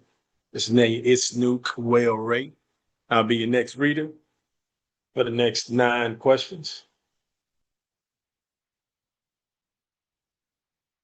How is the Imperial CMYE, all caps, Treasury legally and lawfully constituted? Answer. Through imperial decrees, sovereign bonds, and official treasury notices. Explanation. It manages economic sovereignty and enforces NAMA, all caps, policy with authority over national and international finance under the imperial system. Reference. Imperial CMYE, all caps, Treasury-Executive Mission, parentheses 5 February 2024, in parentheses. Do we have any questions?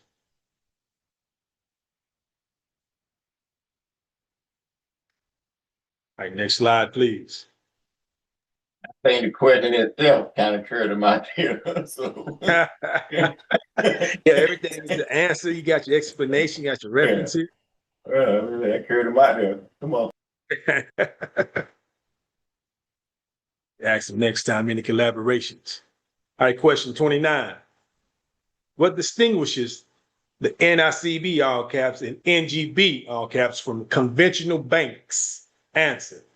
They are sovereign financial institutions operated under indigenous and imperial law. Explanation. All caps NICB serves as the monetary authority of the IRK, and all caps ICMYE-GR, issuing currency and bonds. NGB functions as its global operational extension. Reference. NICB mission, parentheses 5 October 2022, in parentheses, confirms their legal status gold backing, and governance structure. Any elaborations on this question? 29 before we continue. All right, none. It's good to oversee. It's just a good overseeing how to showing the financial function of the government, so people looking can take notes, courts, how you court and everything functioning. Yeah. And it's all organic, so as you're developing, it's getting better. That makes sense. Now, Protector, let me ask now, with the 4 great flags up there, this right here would fall under the equity, the more dash. No, everything will fall under your flag over here on the end. These flags right here, 48-star flag don't need to be flagged. Probably fly on certain jurisdictions. My office flag where my office is, and when I'm there, my Empress flag fly. But majority of the flags, the first flag here, Imperial-Majesty, Republic. Okay. That's your national flag. You feel me? Now, if you need to fly that flag with a 48-star flag on United States territory, I can understand because of the ignorance of the people in America. And how dumbed down they are. So that's why I would fly on the land just to move certain jurisdictions, because states have to adopt their whole legislation for us if they ain't got what we need. You feel me? So that flag would probably be flying, but I don't know. I think it's one flag. I think the first flag should be flying, and that's all they need to know. Bringing this flag in at this level, I don't think we need to. Okay. Not to cross, because they already know what flag that flag is on there, the white flag. They already know that flag's on there. So flying the white flag, you already know 48-star flags on there. You already know my flag's on there. You already know the Empress flag is on there. You feel me? So that jurisdiction be flying over your embassies, your consulate offices, and all that kind of stuff. That makes sense to you. Now, for his question 29, as far as that's been the equity or that's falling under. In the banking, they have their own flags. NICB got its own flag. The NGB got its own flag. And CMYE Treasury got its own flag or seal. And they can turn into a flag. And then you got the new global financial institution. That's your trading post. Missing that's your excuse me, council. That's your clearinghouse. Appreciate you. Yeah. That's your clearinghouse to clear all your debt. You feel me? So all that's operation as every breath you take, it go hand in hand. It makes sense to you. Yeah, gotcha. All right. Next question.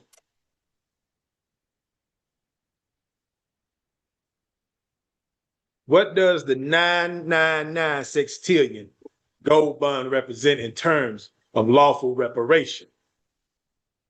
Read that again. What does the 999 sextillion gold bond represent in terms of lawful reparation? Answer. A sovereign instrument of indemnity and economic restoration. Explanation.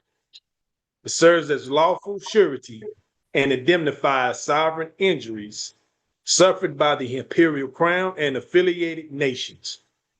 Reference. The 999 sextillion nominal gold sovereign bond 2020 confirms its registration, legal standing, and financial role.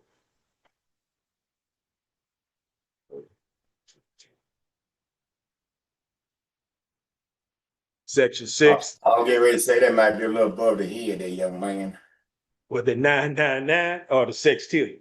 Yeah, sextillion, because they can't even focus on that type of wealth. Yeah. They see that guy say he's $1 billion. You look at what he said, 400 billion. That's not even scratch turf of your bond that you got written off. You can write off of that's on your land. That's based on all your properties. Yeah. So your bond cover everything you write. All your treasuries, we don't call them treasury, we call them all normal securities, all your bonds, all your international bills of exchange, deed of assignment, everything. You feel me? Gotcha. equity on 100 million in gold, all that comes in there. They have you out. Oh yeah. All right, cool. Oh yeah. Section 6, sovereign status, diplomacy and records. I like y'all little setup here. Yeah, I mean, it is nice. Yeah, it's nice and set up. Let them know Like I you had nothing said- to do with it. Let them know I ain't had nothing to do. I've been gone, right? And come back check on y'all. Question 31. How does the Vienna Convention of 1961 apply to your status? Answer. It guarantees diplomatic immunity and recognition of sovereign officials. Right. And she got your ears in. She got your ears ringing now, right? Oh, really? Yeah. Shit. It guarantees diplomatic immunity and recognition of sovereign officials. So when you got our identification around your neck, right? What it recognize? Diplomatic immunity That's right. and recognition of sovereign officials. I don't hear my phone ringing. Yeah, explanation. Yeah, this laid out that crazy paper where you're like, huh? What I forgot? You got what? Diplomatic immunity. Right. Recognition of sovereign officials. That's right. It's established. There's no right. need to second guess it no more. It's Right. Everybody calls go knock on doors now, right? Time to move, right? It's done. It's done. Explanation.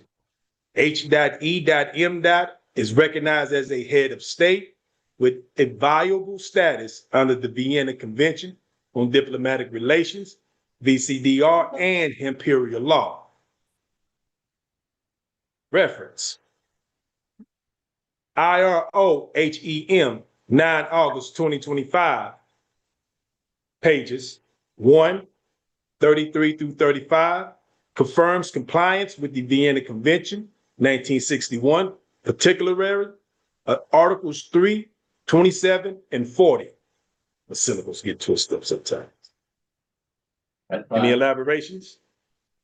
Let you know when you go find out what's happening with your diplomatic immunity and your recognition as a sovereign official of the emperor, right? Say that again. I said it gives you all the references that you need to verify your diplomatic immunity and your recognition as a sovereign official of the emperor. That's all you need. That's all you need. And your credentials, you have them right in there, right? Yep. All right, come on. On the same level as theirs, if not higher. You are higher because you got imperial status. Exactly. So even though they got a diplomatic norm, international norm, you take it up to another level. And then when you get to the galactical level, dealing with my mortified beings, we take it to a whole nother damn level. But you gotta raise yourself up to that level. You feel me? Yeah. All you talking about, we with you. All right, goddamn it. We gonna see.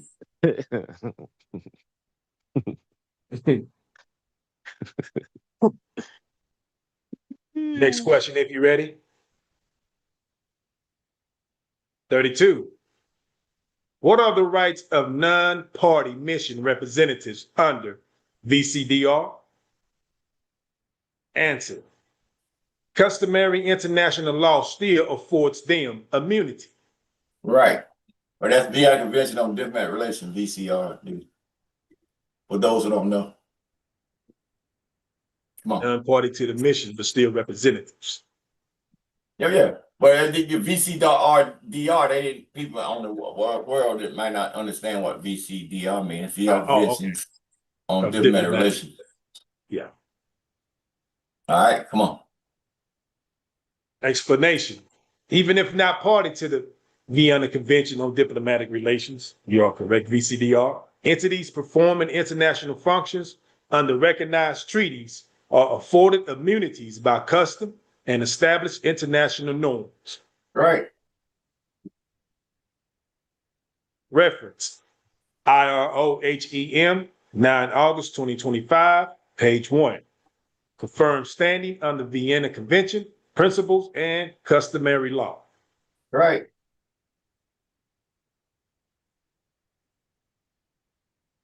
Still afforded those immunities. Right. You ready to roll now, right? Come on. Ready to roll. We rolling now. We're down 33. I'm looking at the time. We're getting good. Yeah. Next question. 33. Did the USPS violate international postal sovereignty rules? Hold on, man. You got a hand raised. Lamar Lemons, you have. Emperor, they keep speaking on the comets. Are they all comets or some of them ships? We gonna leave that alone. Okay.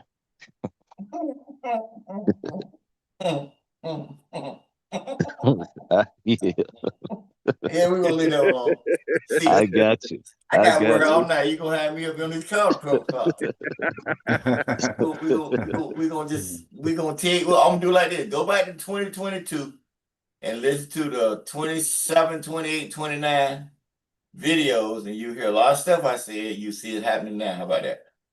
Gotcha. Gratitude, Emperor. 2022. Prophecy. Gotcha. Everything they said is supposed to come for that boy named G or J. What's his name? J. Jesus. Jesus. Jesus. Jesus. Everything they said about that guy, happened around me. See, because they G never showed up. And they keep saying, oh, it's a little late. Maybe it's this. It's the Pentecostal. It's this. It's that. It's this. And you know, the Christians over in America, them niggas got their own salvation and their own rapture. Different than what the Jews say, you know. So you got all these different characters out here claiming they got some kind of salvation, and ain't nobody can prove nothing. Not even them. Yeah. So it's all hearsay, no proof. So they say this day and time a true sovereign would appear. You talking to them, you listen to them, see. So that's what you see now, because all their fake deities have been proven to be false. They got to keep the system going because they don't want to shut down overnight. So it's on the people now.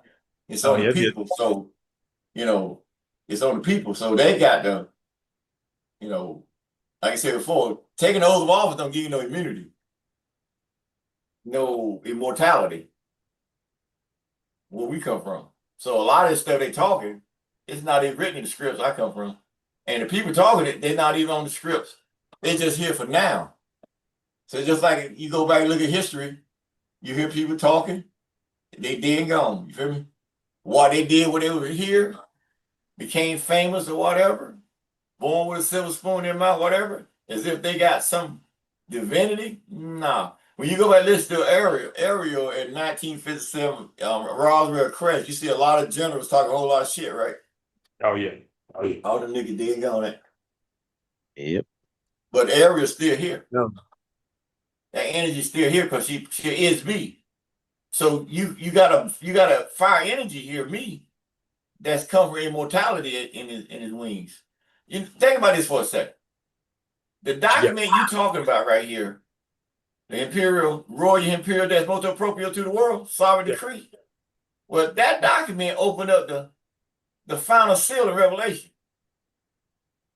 It's already been verified. The Pope and everything then said it. And he said what? The one who wrote that document has attained what? Immortality. Didn't I say the same thing in 2022? It's just on a different format. That my old head told me and I told y'all. And then y'all hear the Pope come out once the comet came out behind them. Because remember, they signed everything got hit on the 8th of September. Remember, they was in DHL mailing out the documents Friday night. They held the whole DHL up, the plane up, because they were closed. They didn't get the documents registered till like 10 something. The plane's supposed to leave at 10. They left on the plane after 10, plane late. So now you explain to me how the Vatican, the Pope got it, Charles in England got it, Morocco and King Mohammed VI in Morocco, the UPU, all right, International Court of Claims, the Maritime Law over England, and the Human Rights Division in Switzerland. How do all them organizations get it on Monday morning, Monday on the 8th of September, what they call Blood Moon? Now, that's Friday night. And they got it Monday? Unbelievable. So everything that's inside the motu proprio is set in stone because the sovereign emperor has written it. So the only thing they were missing was what? The comments. And then what happened 5 days later? Friday night. Boom. Comments. They call it Swan now, right? One stop behind the sun, and they didn't see nothing coming. Once they said that, what did the Pope Leo come out saying and say? This document had did what? Open up the final seal of Revelation.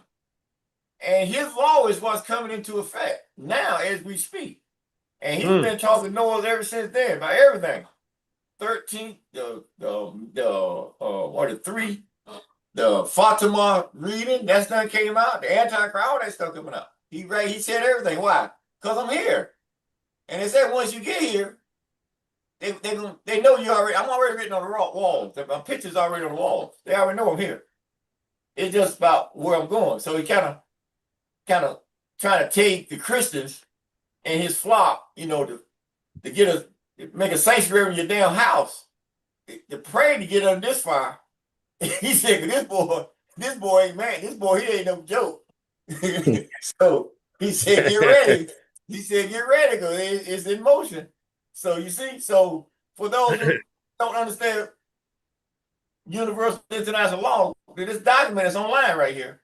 First time I posted anything when I read apostille on it, red ribbon on it, and I wrote apostille. See, they got to be able to write a royal apostille.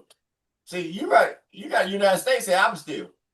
You got a imperial royal apostille. So that you know your authority and where your authority originates from, and your jurisdiction, everything you're saying.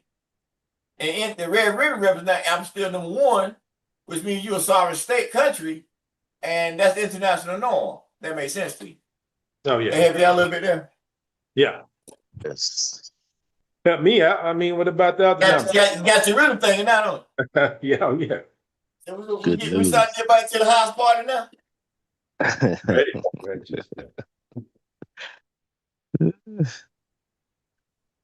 Right now. Some royal apostilles, huh? And you ain't see nobody on the market that can produce that type of energy.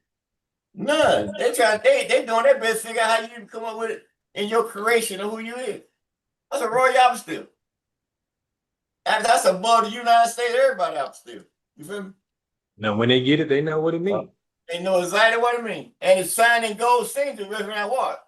Monarchy, kingship. You feel me? Then you got the Demazon Rules Coat of Arms, and you got the Royal Post Sovereign Seal. Now you know the jurisdiction. Shit, wicked as hell, ain't it? You want to use that word, right? For those who go, you got to elevate up to where we at, because everybody keeps wanting to bring us back down to some organization. No, they got raised up to us. We ain't got time to go look back. Oh no. Can't turn back. Ain't no look. They ain't nothing there. Remember what I said? They told me, said, don't look back. You want to look back, y'all? Your ass ain't keeping up. We gone. All right, so we good on that? Good. Good. All right, where the slides go? There you go. All right, come on. So the answer was yes. Come on. The explanation. USPS violated UPU obligations by interfering with imperial postal jurisdiction, including actions at the North Metro Processing Center and denial of ERP immunity under Vienna and UPU protocols. Reference: Imperial Royal Post Proclamation, 13 May 2025, Articles 1 through 3, confirm ERP's diplomatic immunity under UPU and Vienna Convention Articles 3, 27, and 40. Man, make them notes right there now. That should be on some of y'all paperwork. Okay. And she's showing you here where an activation of the ERP, Imperial Post Royal Post, it goes all the way back to the false arrest. No Metro, September 30th, right there. Mm-hmm. That's some wicked shit there. That's wicked and wicked. So that's how they see y'all paperwork. That's how they see y'all paperwork on the market. So y'all gotta see that way, you feel me? That's why they say they're waiting on y'all, because you got so much juice. Sell the juice you got just need 33 slides. Remember now, remember y'all had over what, 200 of them? I told y'all you better bring 58. You better be bringing me that damn many quick. Oh yeah, we had a lot of. And y'all went through and got the best 58 y'all set out. Come over here. I said, all right, I can hang with you then. And y'all went at it and put together a good slideshow. Come on. Yeah. Next slide, please. Question 34. What role does the Treaty of Peace and Friendship 1786 play in this case? Answer. It affirms non-interference and sovereign equality with Nama/Moroccan-American nationals. It affirmed non-interference and sovereign equality with Nama-Moroccan-American nationals. Still in play today. Explanation. The treaty recognizes Moroccan Moroccan-American nationals as equal parties, affirming imperial status. Go ahead. No, I said that's right. No, I'll help you out. I said that's right. Oh, yeah. You said no, you said treaty recognizes Moroccan-American nationals, small n, as equal parties. I said that's right. Oh, got you. Affirming imperial status and indemnity, especially through Yamasee and Washita heritage. Reference, IROHEM, 9 August 2025, page 13 through 14, confirms direct invocation of the 1786 treaty as foundational to sovereign immunity and reparative claims. There you go, Clinton, wasn't Yeah, I was ready to say something else right there. I'm not sure why. Reparative claims. Like I was looking for reparations. I'm like, well, I'm looking for that. Even though it's in the same. I think you better go to Clinton one.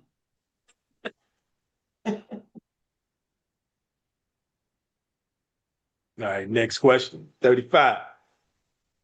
What is the function of the Imperial Royal Post as per recent declarations?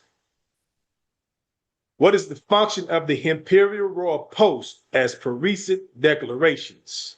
Answer. It is a sovereign postal institution and communications jurisdiction. It is a sovereign post institution and communications jurisdiction.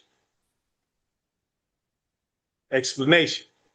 ERP operates independently under Imperial and UPU treaty law, with its officers and dispatchers protected by diplomatic immunity. That's right. Oh yeah, that's the VCDO. Mm-hmm. Reference, Imperial Royal Post Constitution, 13 May 2025, Articles 1 through 3, explicitly state its diplomatic and sovereign functions under international law.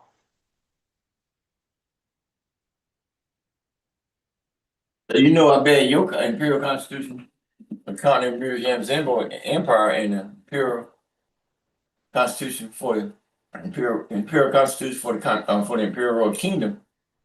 So now you tack on the Imperial Royal Post Constitution, and that you see them three, you see them two and that one. You see that? You see that systematized jurisdiction you had established? We have established. Mm-hmm. Second to none.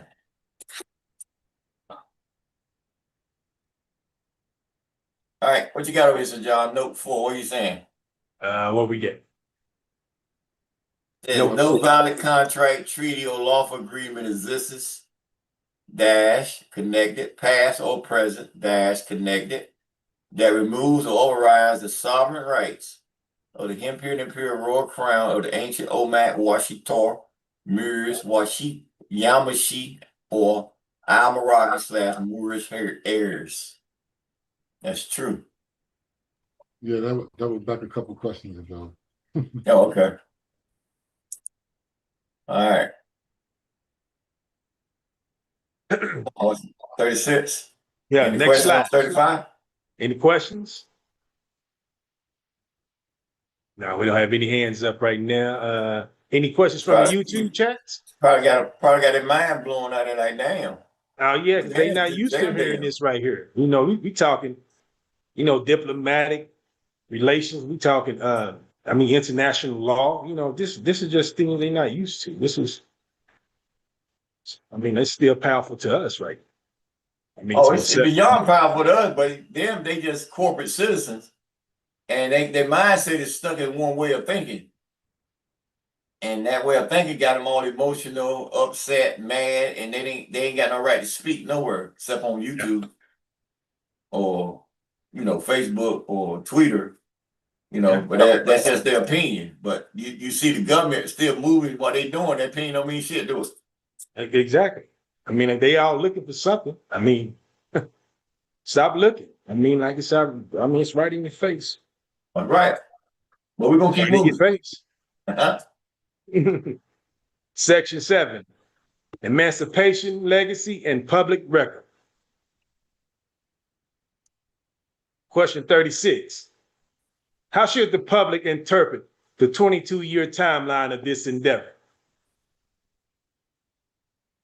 Answer: as proof of divine endurance and imperial legitimacy. Right. How does it feel to you, Protector, after this? I don't know. That's fair enough. I really don't know, because I done did a lot of things in my life. I done moved the whole damn Atlantic Ocean. I done moved the Pacific Ocean. I done drove a truck off a mountain, bleed my eyes at the bottom of the hill. I done jackknife and landed on the other side of the road going, I had all kind of miracles. And I had a lot of relationships, different sisters and energy. Soulmates, you claim all that. But I just went through the last 30 days, 27 days. And the energy surrounding connecting, put it that way, to a twin flame you didn't even know exists. You feel me? And you understand that twin flame to be like a double side of you, Yeah. And then the energy that comes from that type of into meeting, or the setting, and everything had to be perfect. They're unknown to you, unknown to you and your sovereignty. So I thought I got to be careful. You feel me? Because I'm not fully understanding my whole sovereignty, my royalty.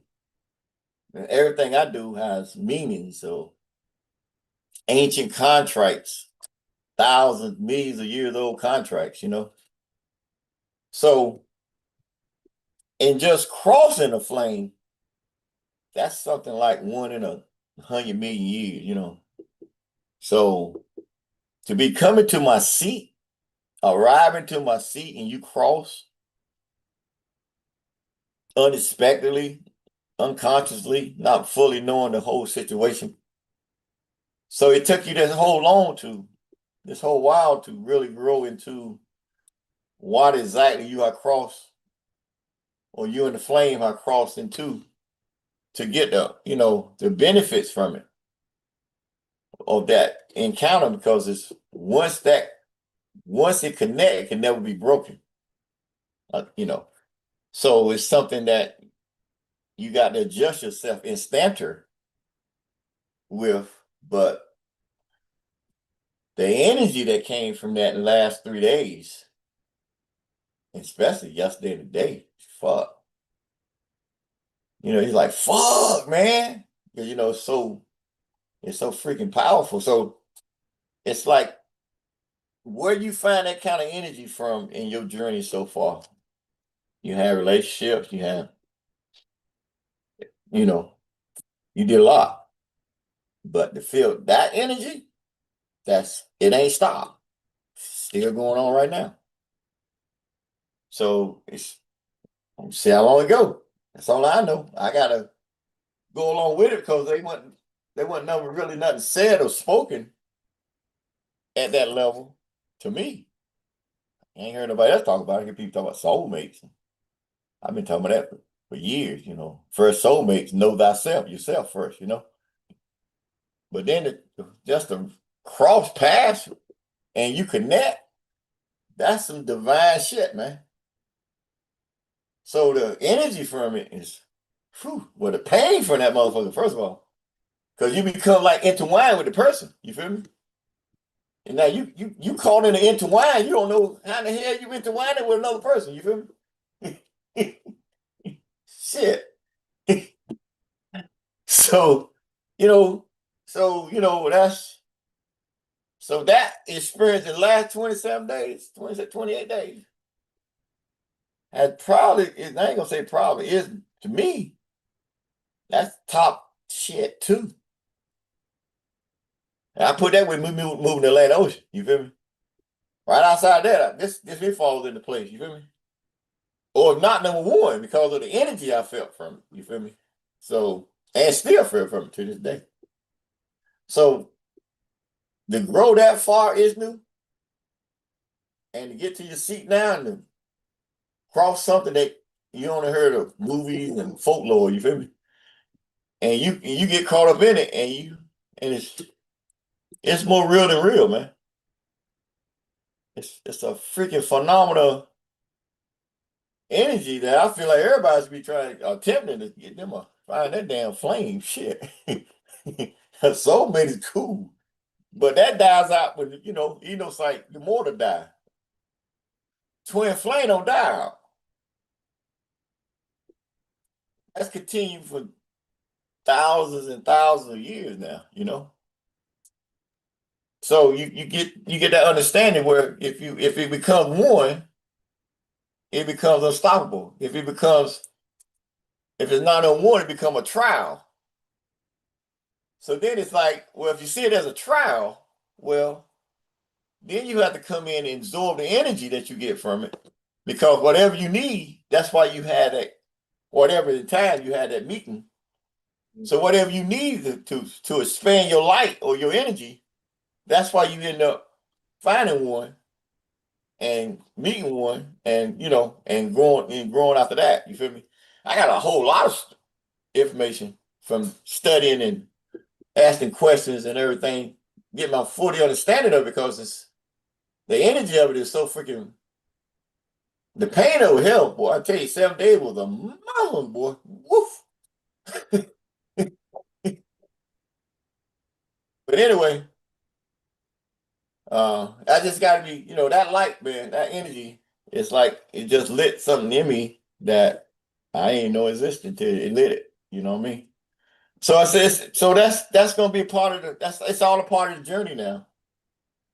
And knowing certain things, in your development, but to have that come at this day and time, that's something, if you want to get in that religious world, some say that's a blessing or a blessing, you know what I'm saying? Yeah. But Yeah. it's phenomenal, man. And so I can't do nothing but grow with it now and develop, you feel me? Gotcha. Because I can feel it. It's all in my whole RNA DNA. So It's like you say, I think me and Sanika said it the best. She says a soul split in half. Yeah. So you can kind of imagine the connection you get when you find yourself after, I don't know, a million, trillion years. You run into yourself, image of you. I'm like, shit.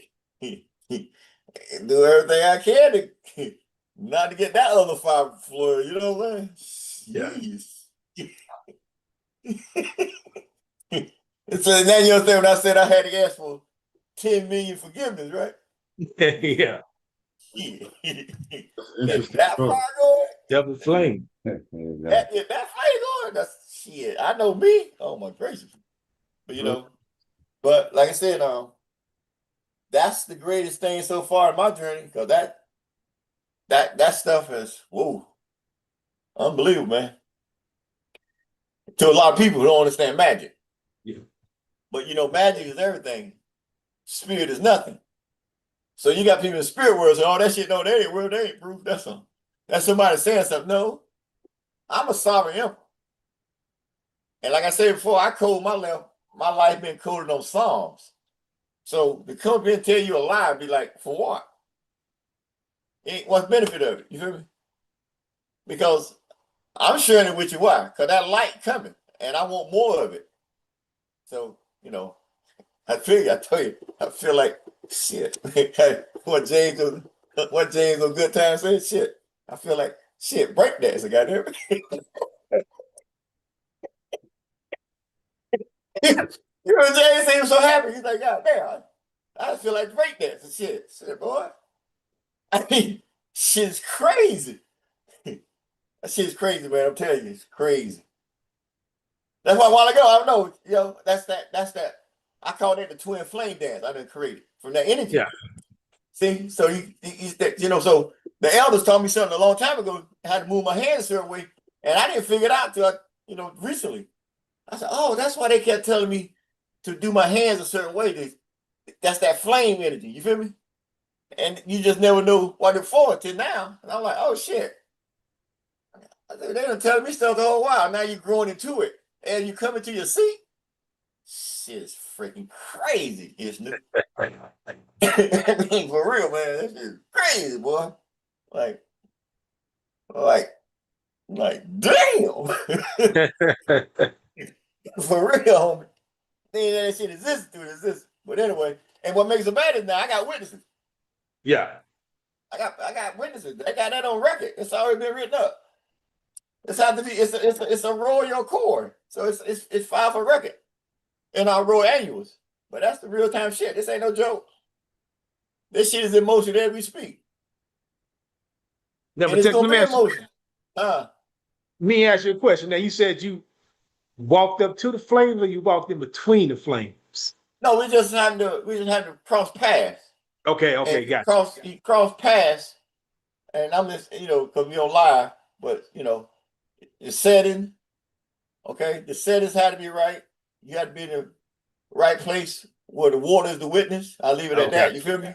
Gotcha. And so once the energies touch, it was identified by the water.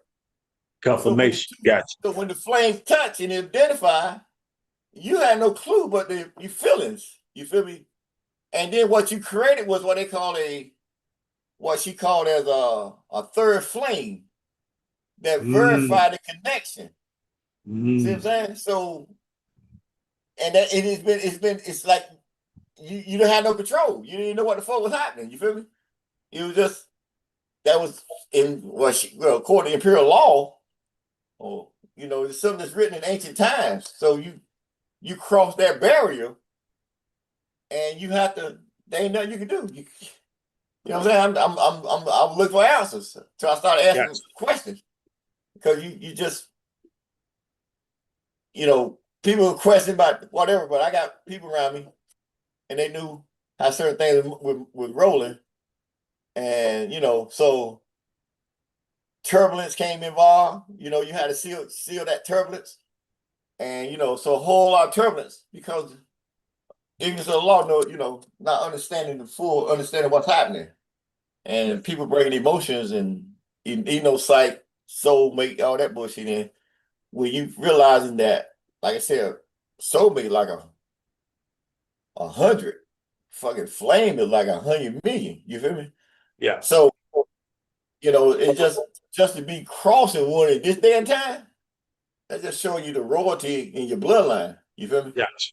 So they say that's the first and the last one, but you got to be careful because you never know when you run across another one. So then they said I got 40 million waiting on when I come out, right? Finish arriving, right?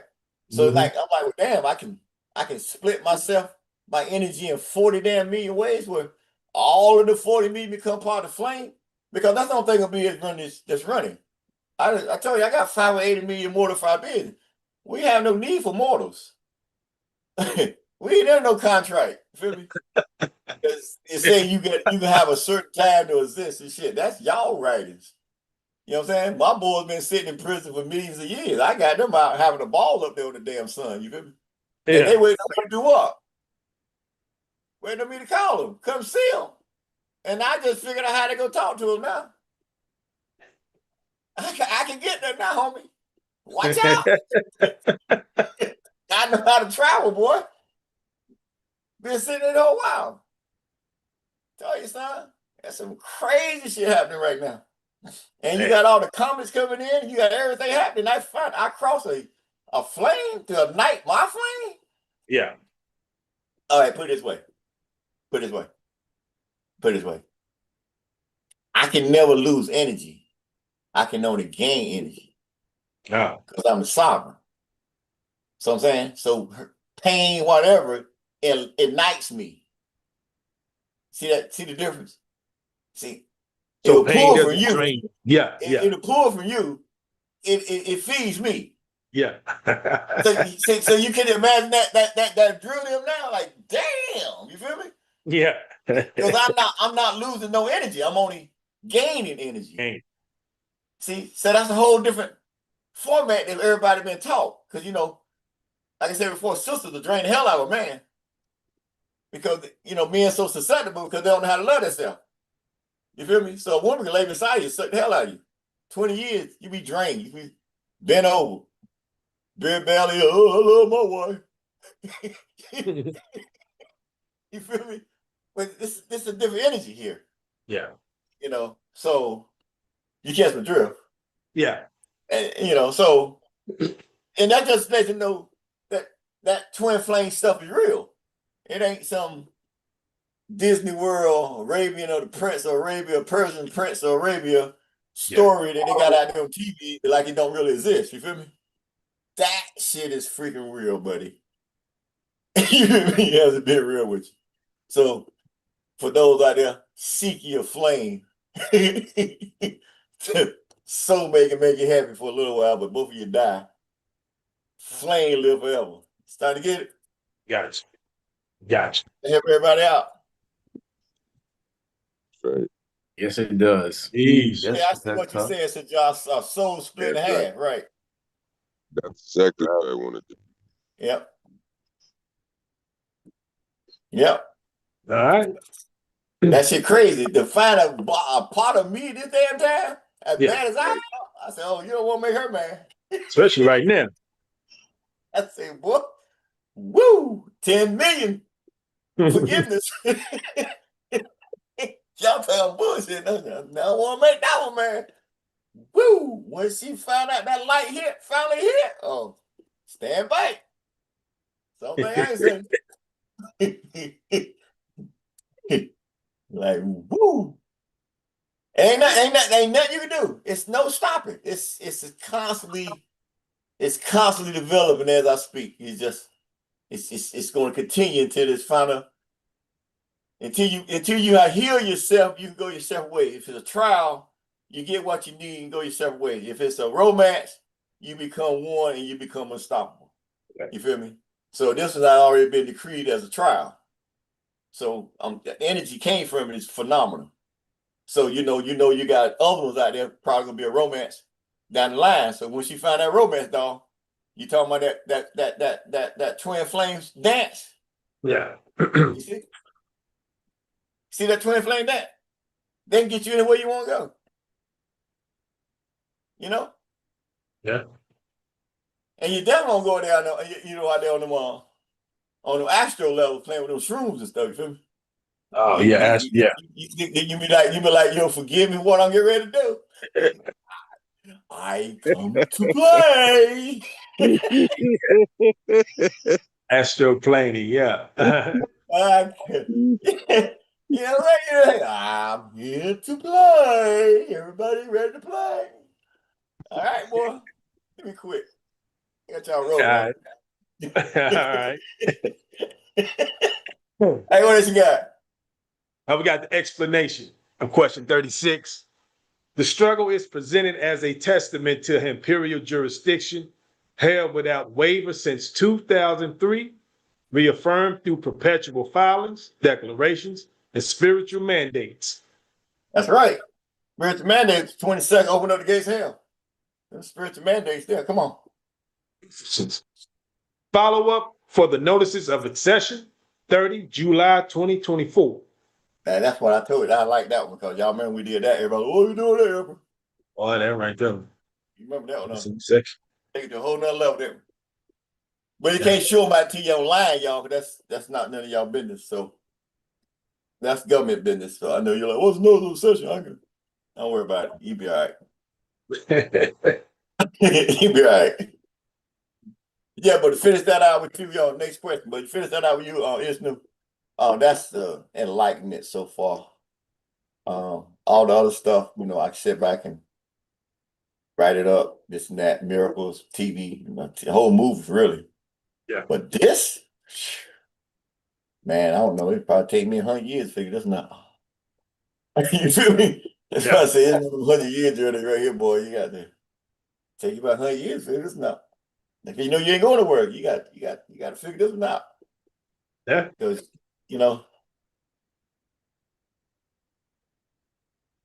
boy, you can get so into a person, boy, you can see out their eyes and they can see out your eyes, and you can be across the world. Yeah. That's some crazy shit. That's some crazy shit, ain't it? Oh, yeah. Yeah, I see your eyes up. Like, think about it. Like they call it something. What they call it? I was thinking about what they call it. What? Where you can, I guess encapsulate into someone's spiritual realm and kind of. I did all that thinking. I've been there, but it's a they, different energy. It's new. It's not nothing on that type of realm. It's not in dealing with nothing spiritual. It's just you connected to you. Yeah. And it ain't got nothing to do with metaphysics, all that. It's just you can just the electricity, you can feel it. I was just saying, it sounds like something that you feel it long before you see it. Say what, Nikelson? It hits me as that experience is something that you'll feel it way before you can see it. No, that's not true. I didn't feel it until we got connected and created the connection. I'm just being a humble servant, attempting to assist someone in their journey and get caught in a situation where my royalty, sovereignty, and the person's sovereignty, unbeknown, come together at a certain point. And then the sacred water is the witness that create a sacred fire. That's when you feel it. You can't.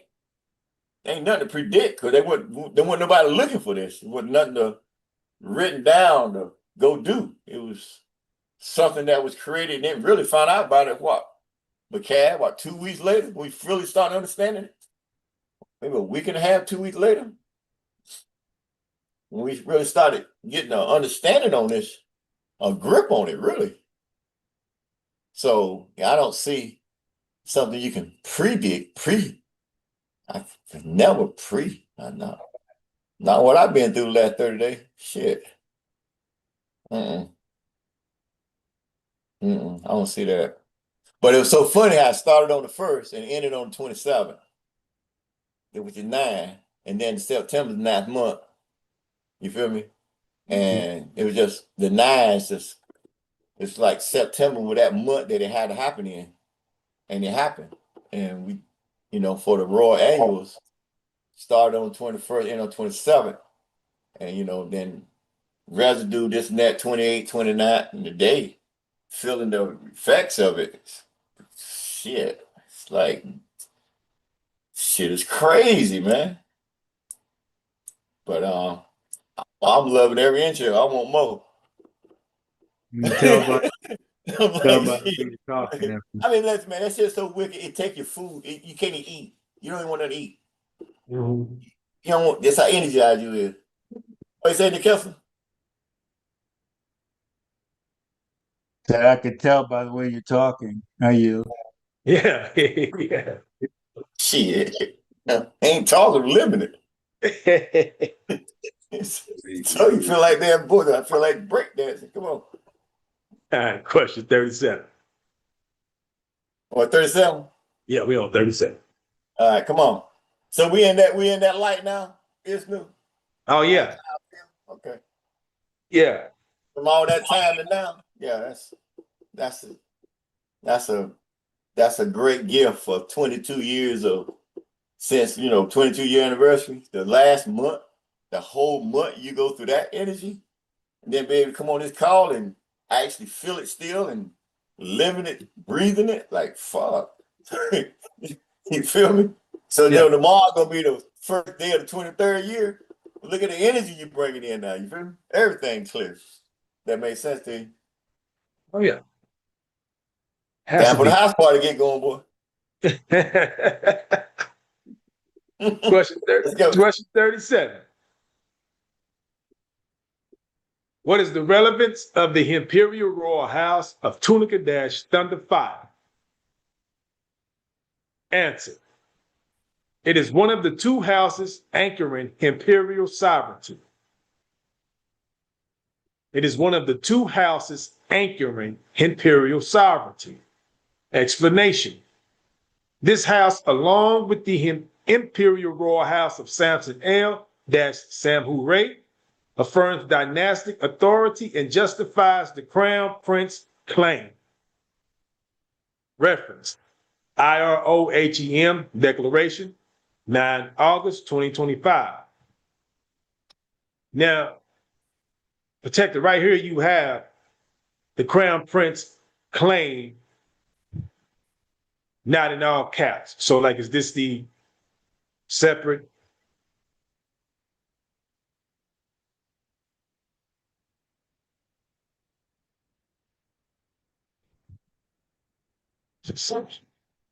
You got to realize, Okay. you got a crown prince under the Yamasee because of the state we created. We created a dynasty. And then you got to look at the Washita, which is Imperial, which you got that creates the all camp crown prince. Okay. That's what. Okay. That's where that come from, all right? And then you got to look at my birthright crown prince by me being born in royalty. You feel me? So I come in as a crown prince. So as I moved up to my positions, I had to stay at the crown prince level to play with y'all, grow up with y'all, have some fun with y'all, It's empty. Gotcha. Yeah, it makes a lot more sense now. Okay, and I think that ends my read of the questions. You finished with me, man? Yeah, like I think that's me right there. Let somebody else. Yeah, I was going we finna get into that twin flame there. Which one we in? I mean, number 38, was that it? I don't know who next. You got was having fun. I don't know. He was having fun with in the chat. Yeah, we got a hand in the chat. Zahoo, you have the floor. Okay, I'm a little delayed, but I want to go back to that twin flame thing. Because I've been, listening, thinking on it, and we've all had our experiences, and it feels like sometimes the energy that you have inside you, when you internalize it and let it grow, you tend to in a sense, you expel those other energies that don't really resonate with you. And then you That's on meet. that. So you still on the soulmate level. Yeah, yeah. And then you come across another being that actually gravitates towards you, and That's you may not soulmate know it. level. You connect. You know, Yeah, that's when you make soulmate that level. contact, it's like Yeah. an internal explosion happens, and it's like that's that lust. That's that soulmate. And a flame. I done been where you been. Hot jump, you first meet, all that. Yeah, I got that. Well, I'm Long not time. there right now. I'm where I'm at okay. right now. My plane is like I'm at the point where I'm just focused on my own internal energy. I'm Well, yeah, at that's the it. point where That's your soulmate. right. So you can't what you're looking for, you got to find itself first. That's what I'm at. I'm looking for. I'm on the then, journey. Then that way, when you cross that soul, you can feel it, and she can feel you.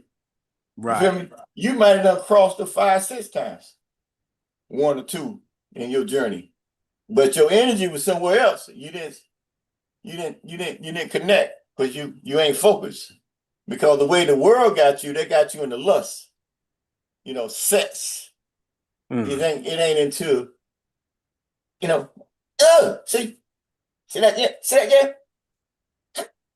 I've been avoiding that, man. I've been avoiding that though. See, that's that connection. See, you got that connection. See, yeah.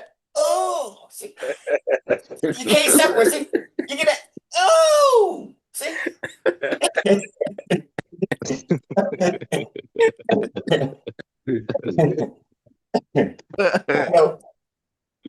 That's true talk though, you know. But it's like I've been married for some time. I mean, I'm at a point right now where I've really just been focusing on just growing my energy from within, you know. And that I'm at that point. Sometimes I'll be feeling like, you know, the person I've actually chosen at times at this time, you know, may or may not be that being. And I can't call it because I'm not really thinking about it right now. I'm just looking to grow internally, and I've been moving towards those things. Just you know. But when you're speaking on that, when you talk about the twin flames, it just had me thinking, you know, that a lot of times, you know, sometimes like you said, we be caught up in that lust, and it's like you're out there and you know. Yet when you shut that down to a certain degree, and you just internalize your own energy and you internalize, you know, your inner growth, your information, learning, you know, the things you come across that actually, you know, incorporates to make your energy stronger from within, and you internalize it and monitor it and care for it instead of giving it away to any passing fancy. Well, that's what Any, happens. That's what yeah. happens. Exactly what you just said. Because in relationships, you know, people like pain for some reason. You feel me? And you know, you didn't start out in pain, but you end in pain. And the pain is that you gave away a part of your soul that you could never get back. You call it love, but that's a part of your essence that person is leaving with, and you can't get it back.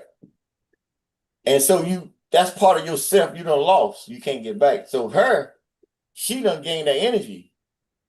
She can't get back to you. So when she leaves, she's taking all that energy with her. Right. You go your separate ways, and that's what hurts.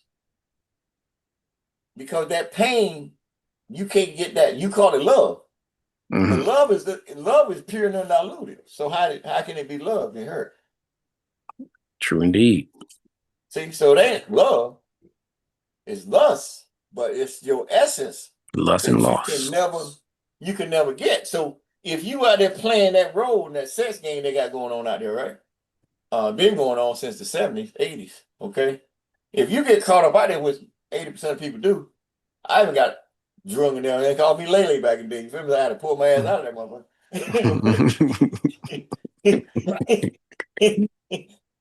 You know, but you know, because you lose when you ain't gonna have nothing. If you find your soulmate, you ain't got nothing left for her. Because you done gave it all out to other beings because of lust and you pleasure. But now you run across that soulmate, you ain't got nothing for her. Because you done gave it all away. and you feel it every time you leave one because of pain. Feel me? I feel that's science. That's science. That's facts there, okay? Nah, I know you're right about that, you know. I know you are. You know, I really do. I mean, you know, so in coming out like now, look at we are. Look at the wealth we got. You're gonna have everybody coming at us. You feel me?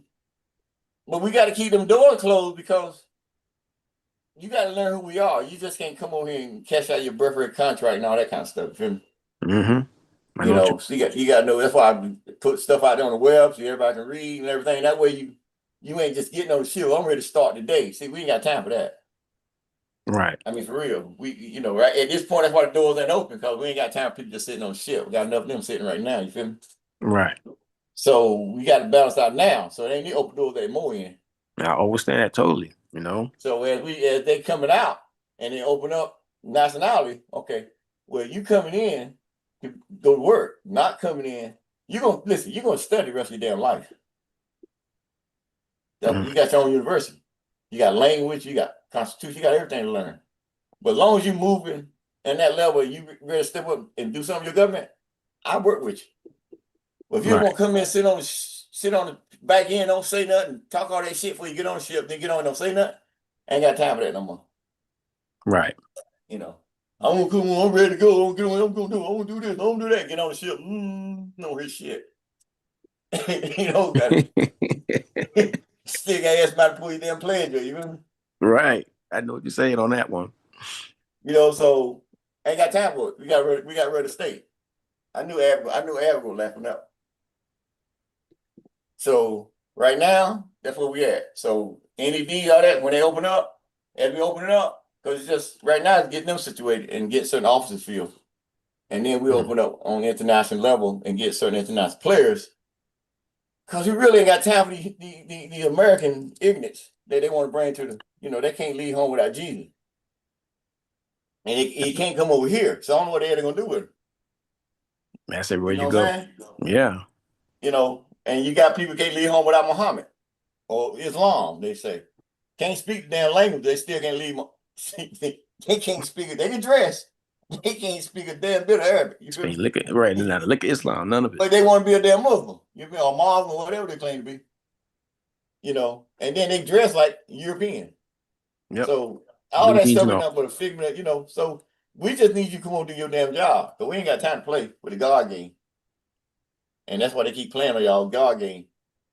It's over here because you got your own venue now. So that's why you hear I be hearing speeches at the UN all month, and they keep saying what?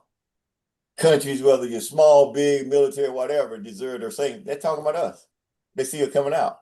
And they know we're small. So as these big countries call it their world powers, you can't come in and dominate small countries because you don't like the way they roll this and that. They talking about us. I hear all that stuff. Right. But they ain't got no jurisdiction over here. You feel me? That's what messed up everybody. I can have a president and emperor at the same time. Well, the emperor got sovereign land, president, corporation. So he got corporate citizens. See? Mm-hmm. He ain't got no live citizens. He's the president of a corporate citizen because he's a corporation himself. Pretending to act like he want to be a king, a dictator. Can't be in that constitution. So he's a corporation. He took an oath of office. He didn't say immortality. My job is immortality. My contract is immortality. You feel me? So that whatever they say don't mean nothing to me because it ain't no but amount of time for it's all over in the damn way. And it's in motion like now, like the Pope said. The one who wrote this document is already here, showed himself. And by him opening up the last seal of the revelation, he said he has attained immortality. I said, well, damn, they talking about the motor proprio, right? Mm-hmm. And the signs all over the world. So you see how bad that motor proprio is now, right? Yes, I do. Y'all need to know it. Let's do it. Let's all get right, it done. what else we got? I'm a year for now. A year for now? Okay, cool. I ain't give it a break. All right. I'm gonna get back into my twin dance. Come on. Okay. Okay. What we got? 38 here? Yeah, 38. Oh. Harjet, you got it. I yield the All floor. right, gratitude, Daniel. Salam alaikum, Ashur. Nama Ustura. Greetings all. Salam alaikum, Ashur, Emperor. And All right, we're going to resume with question 38. But before I do, just wanted to just touch on the flame thing, the flame situation. You mentioned that there was a third flame witness. Can you explain that? Is that that's what the two flames created. It's like a phoenix bird. You create a phoenix, a witness, a flame. You create a third flame witness, like a phoenix energy that makes sure both connections stay connected, wherever they are. They can be 100 miles away and still connect. They can be 200 miles away and connect. See each other, feel each other. You feel me? That's how you know it's the twin flames. Right. You feel me? Right. So that's how you know. That's how you know you stepped into that arena when you start to feel people 2-3 hours away from you. You know, see people an hour away. You know, feel the energy that get near you. All that kind of shit. You know, right.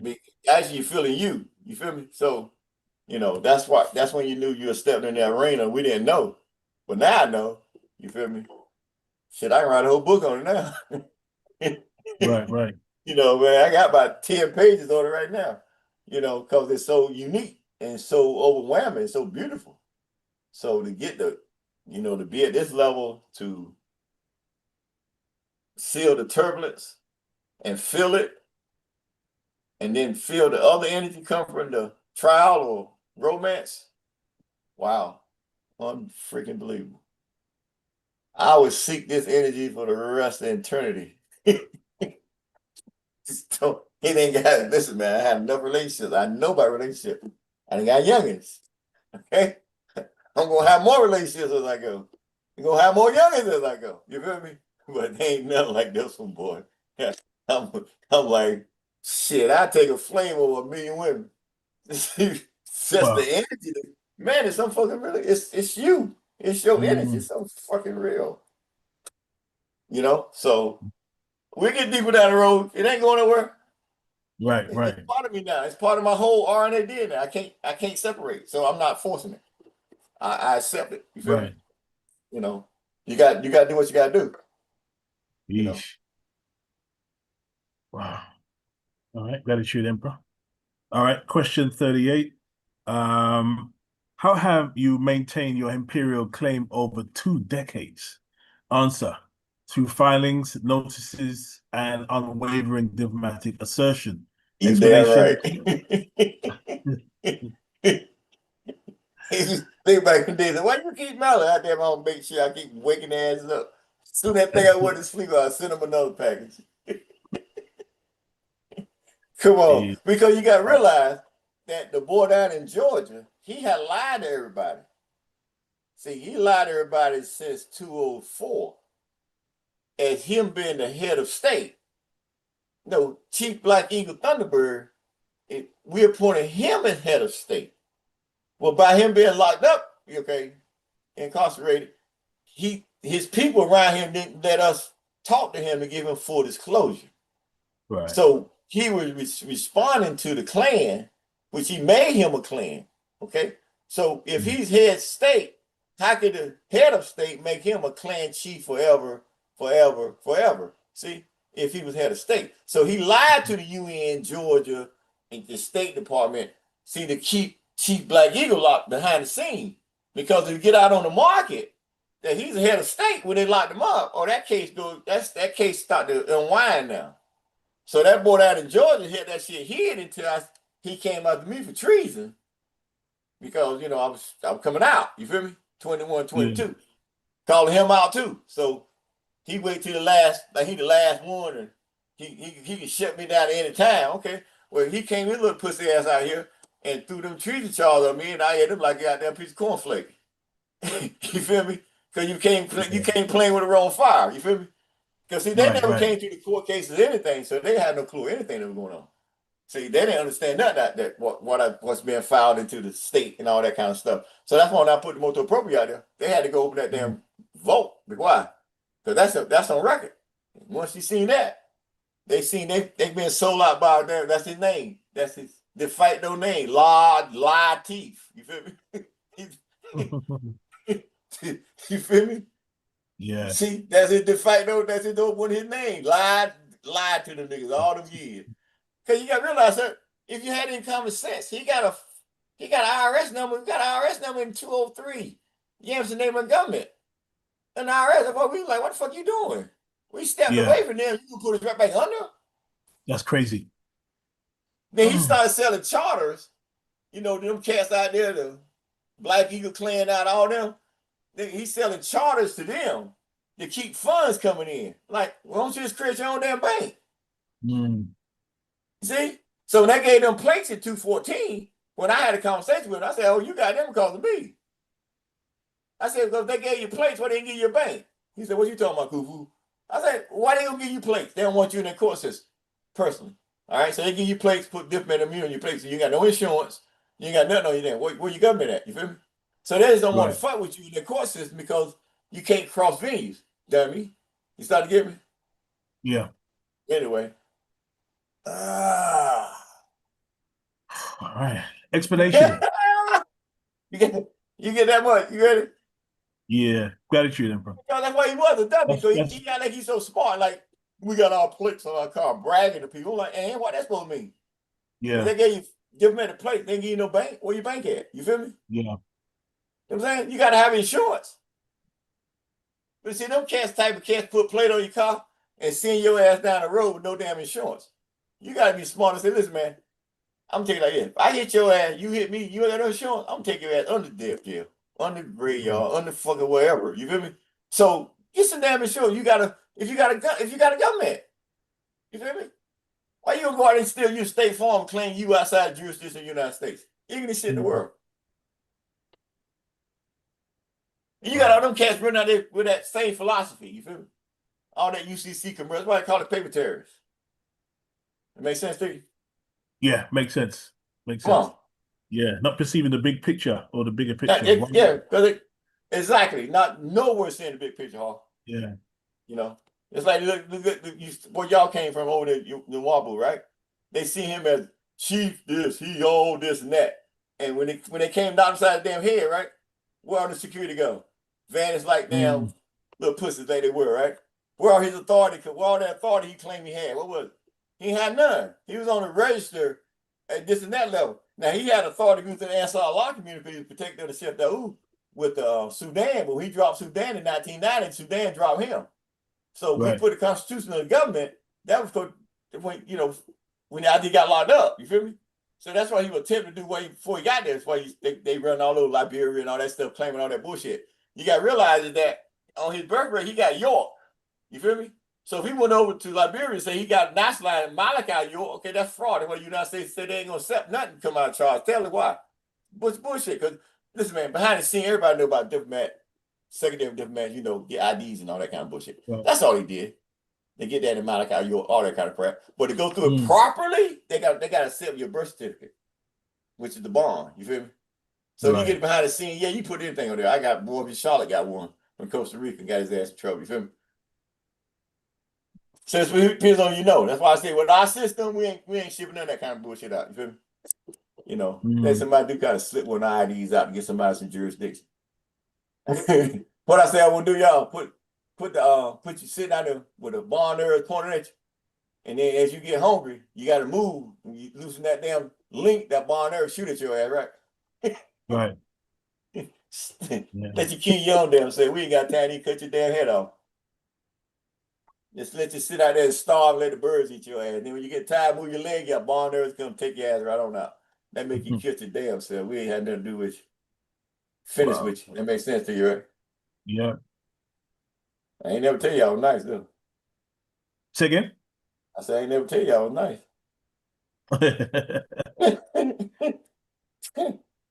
Nice means fool, so you know you're not that. Exactly. Means stupid, isn't it?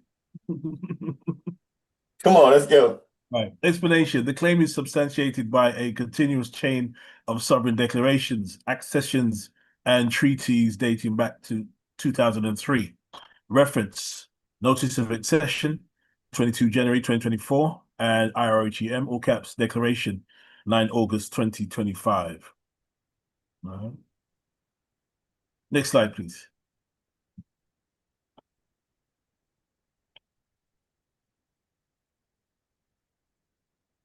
Was that 30? Hold on, I think you gotta go at 39. There you go. Yeah, 39. There we go. Got it. Question 39. What lessons do you hope youth and nationals will draw from your perseverance? Excuse me. Let me read it again. What lessons do you hope youth and nationals will draw from your perseverance? Emperor, would you like to answer that one, or shall I read it on? According to the answer, that sovereignty is lived, not begged for. Explanation: the imperial stance emphasizes inner alignment, divine identity, and the lawful pursuit of justice. That's attached. Not dependency on foreign recognition. Reference E and I, all caps, Declaration to the World, 22 April 2025. Would you like to expound on That that? kind of explain everything to you right there. Yeah, it does. It really does. Yeah. Next slide, please. Thank you. Question 40. What is the 31 August 2025 call significant beyond legal remedy? Let me read it again. Why is the 31 August 2025 call significant beyond legal remedy? Answer: it marks the resurrection of truth through imperial decree. Explanation: the date symbolizes victory across multiple dimensions. That's attached. Spirit, law, lineage, and legacy. That's attached. Signaled through global transmission. Reference IRK, all caps, Declaration 9 August 2025. That's interesting.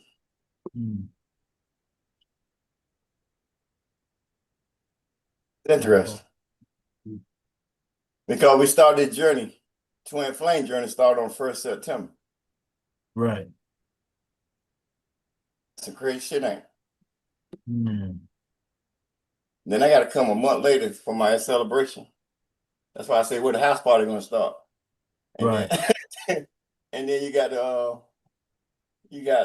false arrest. But it's just when you said that, I was like, that's kind of wild there, And they said in September, if you had any holding, you're supposed to let it all go with the blood moon. Okay. So, and you're only pushing forth for what light you seek. So you got to remember what light you seek. A lot of you say so much, so many times, you forget what the fuck you're saying. You feel me? So you got to remember, if you ask for something, you got to give it time to manifest. Stop stepping over and over and over again.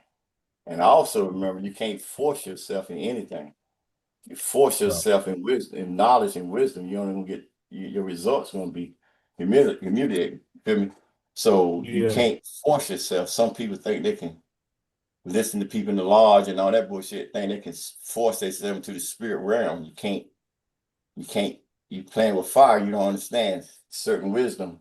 Remember, they was only able to carry that light up so far that a lot of witches and warlocks and judges and all that stuff get into this, cult worship and shit, So, and then you're going back to the Solomon seals and all that. The Solomon had beings that's worse than the devil. You feel me? So, and now, so when I came along, I lived through the veil. So certain things can come true as me coming to my seat.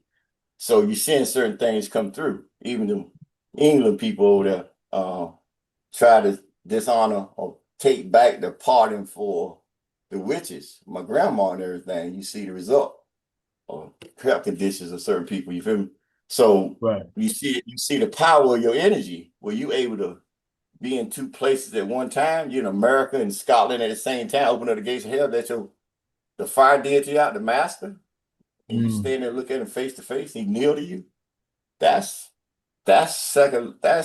outside of Irish person. They can't even think that level. They can't think of that level because they gave you such an image of this Christ figure and what he can and can't do. They done wrote everything. How you gonna eat? How you gonna dress? All the looks of them. They got everything. So I'm walking right here amongst you with the same bloodline. They're raised up amongst you Only a Christ figure can come in and bring a sovereign state into existence. Everybody forgot that damn part. See, so that's why they said they're gonna see you as a Christ figure, because only a Christ figure do what I just did. Right. And what I'm doing now. So they see that emperor status, they see that as he's actually performing as a God figure, a Christ-like figure. He has magic. See, so I'm not scared to tell you I'm magic. I've been magic all my damn life. Magic is everything. Spirit is nothing. You feel me? So you see where we're going now, right? Right. Makes sense to Yeah. you? Was you aware of the recent rapture date of 23 September, 24 September, recently the other day? There was Yeah, a man. Yeah, man. rapture. None of that stuff can manifest because Right. it's a made up story. People lost their mind. Lost their That's right, because it's a made up story. That right. Christ figure don't even exist. It's something they wrote, created from my bloodline. So they're trying to tell you about my bloodline through a fictional character of someone dying for you, saving you from yourself. That's some shit Right. they made up. That don't exist nowhere in the universe. Universe don't respect the person. See, so they speaking that fort tongue bullshit. So they got all these people scared of life. See, they put all their trust in the government. The government ain't gave them shit. See what I'm saying? They pay taxes to the government. Act like the government gonna save them from what?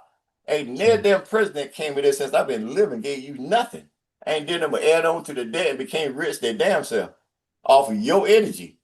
See what I'm saying? Like I said earlier, all these homeless people got birthright contracts. Why they using their birthright contract to assist them any way they want?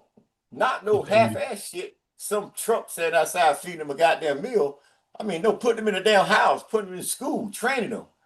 They got that money. So why they use it? Or they use it for some style, flooding all the cities with all these people living in damn tents. And everybody complaining about the way they live. Why don't they activate their birthright contract and give some of their damn birthright contract, started being thieves and all that shit they're doing and claiming they righteous and going to somewhere better that they ain't going. Listen, man, anybody died after 28 January 2022, they got going straight to hell for 26,000 years. I said it live on air, okay? And I said I will let you out and I'm gonna show you my face again, right? And if you got a soul, I said I'm gonna give your ass another 26,000 years, right? Then I'll let your ass out again. Then I said, what? I'm gonna bring your ass out of existence. I'm just gonna punish your ass for the bullshit that you did in my royal bloodline. You my grandma, you just violated divine rule, law. So now I had to come. But they ain't see me coming. They done closed off every damn thing, you feel me? You know? So you feel me? On that level? Yeah. Eesh. Wow. So I'm just letting you know who I am. I ain't coming here for shit. I am who I am. I got a rule coming. It's already been prophesied. And they got beings coming all over the damn galaxy to see my coming to my rule. Because I done came here and did what? Went to the bottom of hell and raised myself back up to be a sovereign emperor. Come on, bro. In a lifetime, unbelievable. Did I give it now? Eesh. So we rolling now. That's why I say I'm sorry. I'm coming. I'm here. It's just a matter of time. I'm coming to my seat, whether you like it or not. It's already prophesied. They just say you can't get in my way you want to. Yeah, no, stop it. I just ran across a flame, boy. Woo! All right. Eesh. All right. Explanation. This date symbolizes victory. This date symbolizes victory across multiple dimensions: spirit, law, lineage, and legacy, signaled through global transmission. Reference: IRHEM Declaration, 9 August 2025. All right, next slide. All right, we have this section. Section 8, International Legal Parallels. Question 41. What precedents exist globally for such false arrest of heads of state? I'll read it again. What precedents exist globally for such false arrest of heads of state? Answer, multiple, including Haiti, Aristide, in parentheses, Libya, Gaddafi, in parentheses, and Vatican denunciations. Explanation, these cases demonstrate that political detentions often target sovereign resistance or dissenting heads of state. Reference, the Vatican's apostolic letter, motu proprio, in parentheses, stripping immunity from officials, 2013, in parentheses, is cited as a precedent showing sovereign assertion through such instruments. Wow. Next question. 42. Are there parallels to other motu proprios issued by sovereigns? Example, Vatican papal, in parentheses. Answer, yes. Explanation, the Vatican's use of motu proprios to assert jurisdiction is mirrored by the imperial application of similar instruments to affirm sovereign status and immunity. Reference, the Royal Imperial motu proprio affirms its alignment in form and purpose with papal presidents. Next question. Question 43. What is the status of the ECMYE-IRK in international diplomatic circles? Answer, active claimant under sovereign recognition and UN declarations. Explanation, through formal notices of accession and follow-up declarations submitted to the United Nations and other global bodies, the ECMYE-IRK, all caps, asserts sovereign standing. No formal objection from member states are recorded. Reference, follow-up for notice of accession, NOA, all caps, July 2024 affirms ECMYE-IRK's intent and tacit recognition due to no objections from UN member states. Next question. Question 44. How do you classify your standing in the family of nations under jus gentium? I'll read that question again. Question 44. How do you classify your standing in the family of nations under jus gentium? Answer, as a sovereign state and imperial monarchy. Explanation, the documents state that ECMYE-IRK, all caps, satisfies international criteria for sovereignty via ancient law, treaties, filings, and imperial declarations. Reference, IRHEM, all caps, declaration confirms sovereign standing under international law, including the UN Charter and jus gentium. Next slide. Question 45. What role do declarations like the 2025 motu proprio play in reasserting indigenous authority? I'll read that again. What role do declarations like the 2025 motu proprio play in reasserting indigenous authority? Answer, they publicly enforce jurisdiction beyond colonial constructs. Explanation, these declarations reaffirm sovereign rights grounded in indigenous law, imperial lineage, and treaty succession. Reference, the 2025 Royal Imperial motu proprio is framed as an assertion of imperial jurisdiction linked to autochthonous rights and international protocols. Next question. All right. Next, we have the Section 9 closing reflections and imperial mandates. Section 9 coming up. Question 46. That's how we have fit there number 4. What is your message to those still under de facto jurisdictions unknowingly? I'll read that again. What is your message to those still under de facto jurisdictions unknowingly? Answer, wake up. Should be exclamation mark.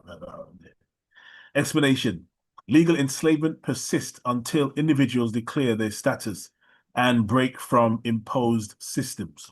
Reference, Imperial CMYE Government Decree, February 21, 2019. This decree outlines the continued existence of legal slavery under de facto jurisdictions and calls for status correction via sovereign declarations. Yeesh. All right.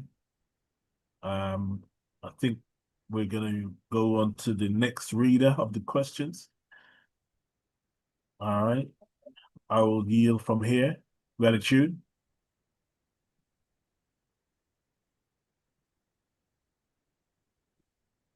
All right. Next reader available? I think it's Razine. Oh, you need me? Yeah, is Razine here? What you got? Yeah, I just read my section. Is Razine here? No? Shall I continue? Let's roll. All right. I'm in the house party mode now. Okay, this Emperor, I don't know if you heard this question here. How can those in the diaspora correct their status in alignment with imperial law? Sorry, what was the other one? I'll read again. How can those in the diaspora correct? Hold on. Oh, yeah, this one here. Yeah, are we going 46 or 47? I mean, Razine just came back on. Oh, you just came back on. Let him back in. He fell off, so he gonna take up. All right. Gratitude. I yield. Razine? There you go. What's up, little brother? Hey. You ready? I'm ready. Let's close this thing out. All right. Excuse me, I'm over here in the house party mode now. Gotcha. Question 47. How can those in the diaspora correct their status in alignment with imperial law? Answer, by executing notices of status correction and imperial registration. Explanation, lawful nationality and sovereign identity begin with formal self-declaration and recording within imperial frameworks. Reference, IRO-HEM Declaration, August 2025. That's just you get your nationality. Yes. That's all. Not covers all that. Come on, reference. Come on. This document details procedures for lawful imperial registration and the responsibilities of diaspora members seeking imperial alignment.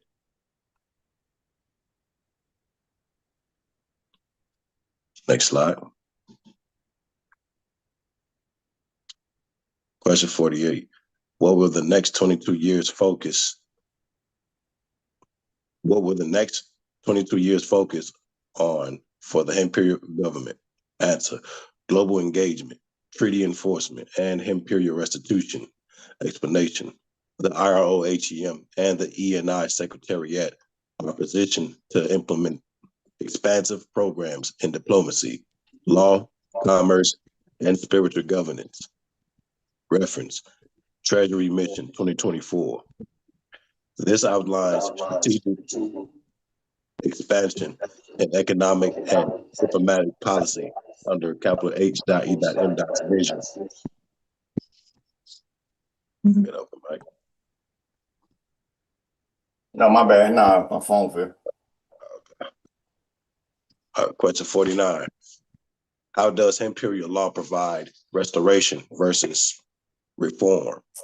Answer, it reclaims jurisdiction rather than begging within a broken system. Explanation. Explanation. That's so true. Now I thought about all the moles that are slinging that paperwork in a broken system. You feel me? That shit's crazy. Ain't it? The lease so flow long. Come on. Answer. Well, explanation. Imperial law is based on divine inheritance, treaty authority, and sovereign declarations, not political activism. Reference, E&I Secretariat, Pa'atak, April 2025. This foundational document affirms the role of the Pa'atak in executing sacred law, not reform within external systems. That's right. Y'all see how important your documents now when I was dropping, y'all all that bullshit, right? Yes. You see how serious it is, right? Yes. Yes. You set your standard so you can roll. That's right. All right, come on, where you at? Question 50. How should imperial mandates be interpreted when read globally? Answer. As lawful declarations of standing government. Explanation. Imperial mandates are not ceremonial. They carry legal, diplomatic, and sovereign force across jurisdictions. So you gotta look at this. See, you gotta look at this. See when she say like imperial mandates are not ceremonial. See, she said dash connected. See, they carry legal, diplomatic, sovereign force across jurisdictions, right? Then you get down here to reference code space, says all multi proprio imperial notices space dash space. See, these documents define, see the difference. So when you're reading, you gotta say that because they connect what she's saying so you get the full meaning of it. Okay. Gotcha. That's it. They ain't just for you, it's for everybody, because I've seen everybody do it a couple times tonight. You know, so just make sure you read what's on paper. That's all. Gotcha. I'll read it once more. Explanation, space. Imperial mandates are not ceremonial. Dash. They carry legal, diplomatic, and sovereign force across jurisdictions. Reference. You gotta realize now, SoFlo come with this dash, so that's dash connected. Dash connected. On the bottom down there, you got space dash space dash space. You see? Okay. So you said you read it over. You said imperial mandates are not ceremonial. Dash. I'll say so. Where to connect it at? Because she's connecting that carry legal and ceremonial. They all together. You see? Yeah.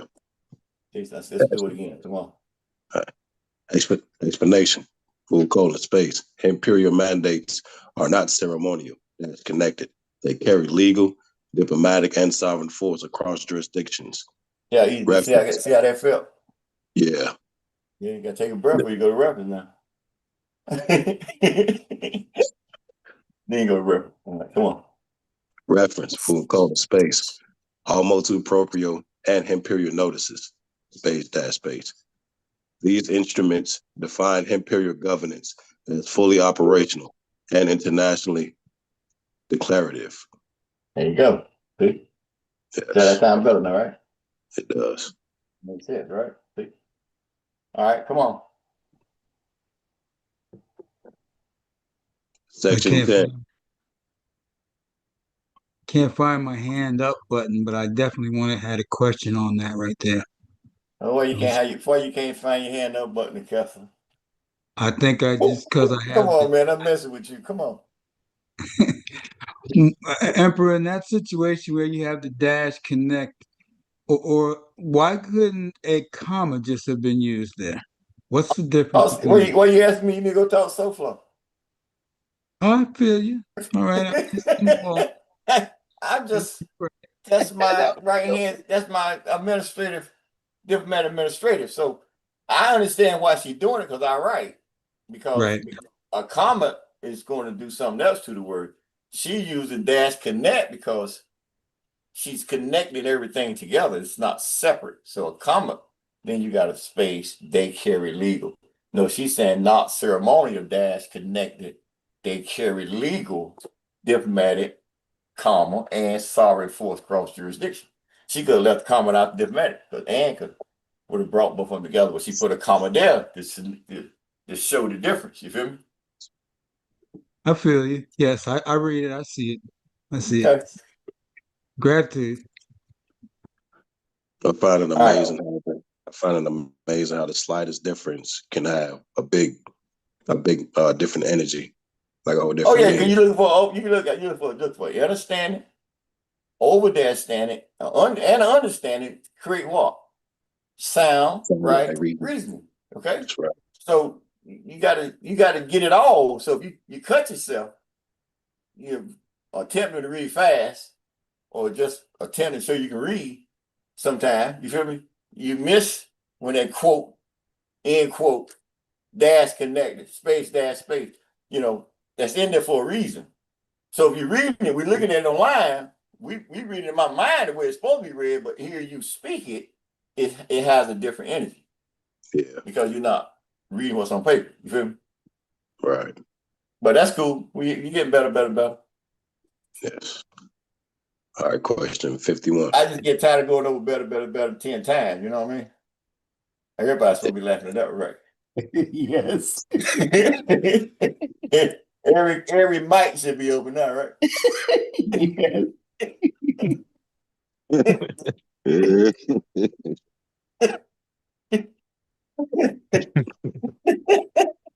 You know what I'm saying? I do. You got that. Yeah. Don't hold back now. You get the chance to let loose. They don't want to come on in and say nothing. They're still quiet. No, he'll break. I tell you, bro, sound like we had to do drug tests and shit. Sound like they smoke weed or something. Well. I couldn't get off my mute. I was making some tea. Yeah. Right. They acting up on something, right? Come on. All right. Section 10, celebratory closure. Capital H.E.M.'s 58th, number 4 in parentheses, late solar year, correct? Oh, hell, y'all didn't tell me y'all having a house party. Y'all didn't tell me y'all having a house live. Come on. Shit. Let me start this sucker over there. Come on. All right. Question 51. Go to space. How do you view the alignment of your excuse me? How do you view the alignment of your 58th late solar year with this live call? Question mark. Answer, space. As divine appointment. Explanation, space. The time reflects cosmic alignment with imperial resurgence,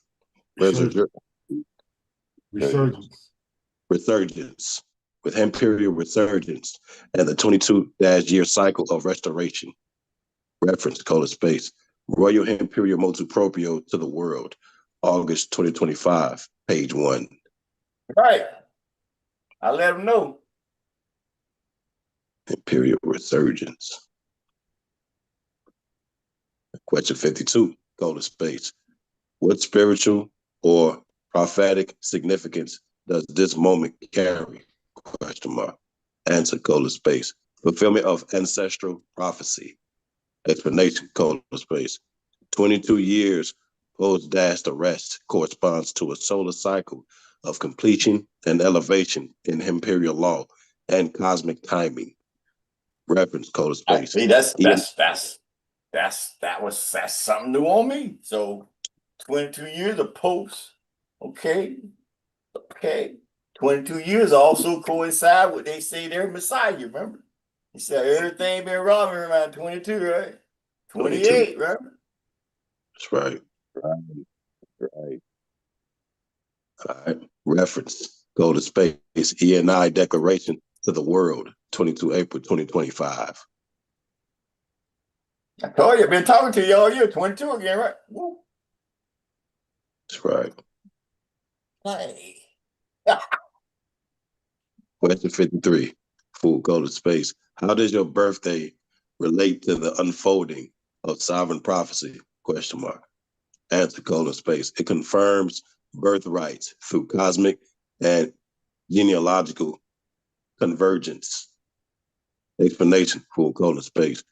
Imperial timing is encoded in solar/lunar registry and ancestral lineage, marking succession. Reference, go to space. ROHEM archives, August 2025. Oh, y'all, the best time to emerge is right now, right? Perfect timing. Everybody waiting on me, right? What did the Pentagon tell me back in 15, 16? Can you tell the effort to come on? The whole damn world, right? Oh, no, the world. Coming to now, right? It's my time to come, see? I ain't holding you up no more, right? Time to boogie.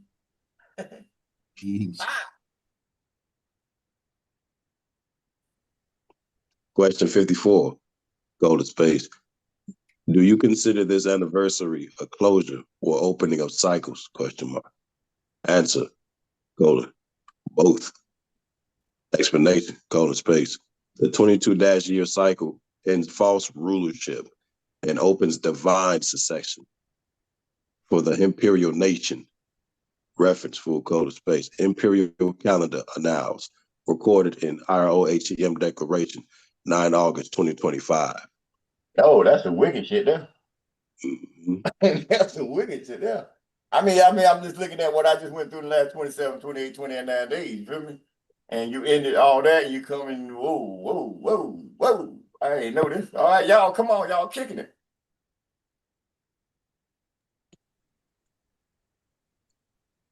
Question 55.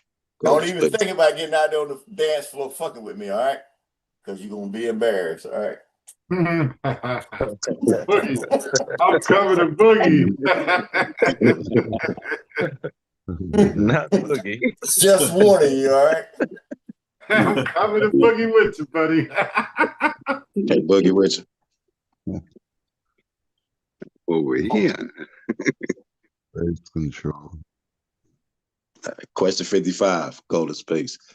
What role does divine law play in all imperial actions and declarations? Question mark. Answer, colon space. Foundational. Explanation, colon space. Without divine law, no sovereignty can be eternal. Semicolon. All imperial acts flow from this highest authority. Reference, colon space. Imperial Constitution, parentheses, 2013, page 3.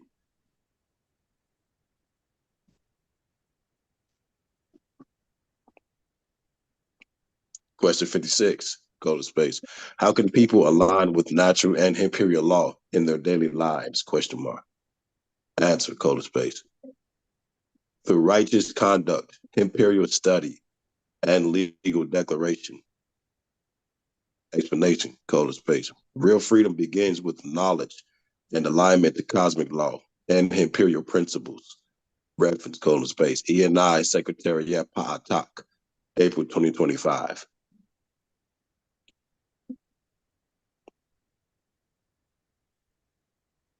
Question 57, colon space. Is there a divine or galactic affirmation you wish to declare at this time? Question mark. Answer, quote, yeesh, end quote. Explanation, colon space. This is the imperial signature of life, law, and light eternal, dash connected, affirming the living sovereign presence. Reference, colon space. IROHEM public notices, August 2025.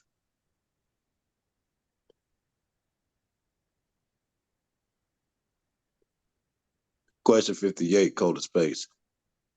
Final words from His-Imperial-Majesty to the world. Question mark. Answer, colon space. Quote, Salam alaikum ma'ashawut. Eesh, end quote. Explanation, colon space. May peace, restoration, and imperial light cover the earth. Reference, colon space. Spoken declaration. Live call 31 August 2025. Eesh. All right, what you got for me? Yeesh. Yeesh. Yeesh. Y'all want to see what I'm jamming to, don't you? Y'all want to get some of this on? Yeah. Yeah, I want to get some of Hey, this on. hey, Emperor, before you jam out, can we just close out the rest of the script? Yeah, come on. All right, Then cool. we'll cut this piece off the end, all right? All right. That's cool. May I ask a quick question before you close out? All right. Before closing this live royal event, I ask that our listening audience to keep in mind that His-Imperial-Majesty has decreed and granted limited delegated authority to all nominationals, non-executive directors, in parentheses, NEDs, and non-directors, in parentheses, NDs, who are skilled and qualified to operate the sovereign state jurisdiction. The purpose of this decree is to implement and advance the modalities of commerce, technology, finance, and cultural variations for the properly formed and operational republic state. In harmony with, you ain't got it ain't on the screen right here to read. You supposed to have something up on the screen. there's just the background for the whole script. Oh, that's it. Okay, cool. In harmony with the IRO-HEM, all cap, and Imperial CMYE-IRK, all cap, Republic for the country of United States, small s. In closing, I/we would like to thank a universal traveler, (space), dweller-emperor, (space), His-Imperial-Majesty, all cap, H.E.M. in parentheses, (space), Samhu, Samson-Ray, / Samhu, Amini-Ray, quote, Adelo Yi, end quote. And I/we would like to thank the Imperial Royal Princess, (space), Princess Huhaika Samson-L for her presence during this presentation. Samson-Ray. Samson-Ray. Ray. All right, we'll change He's that. been updated. Samson-Ray. Me for not letting you know. I just come to play. Hey, we good. We got it. Moving forward. Come on. All right. For her presentation, for her presence during this presentation. Moreover, I extend much gratitude for all of our Imperial and Imperial dynamic readers and Nama-nationals working behind the scenes. It is my pleasure, along with the Nama Earth-Keepers, to thank you all, our viewing audience, for your attendance, cooperation, and your active participation. All right, stay tuned for further updates from the Imperial CMYE-IRK, our Republic. Our web address to keep informed and keep reading is www.cmye-imperial.gov.us. With that, we say salam. Or they can contact us up the Imperial Kingdom Media, IRK_media at CMYE-imperial.gov.us. All right? Via email. All right, cool. And with y'all that, did good, man. I ain't seen y'all in a month, so y'all pretty good. That was good. That's all right. It's good showing.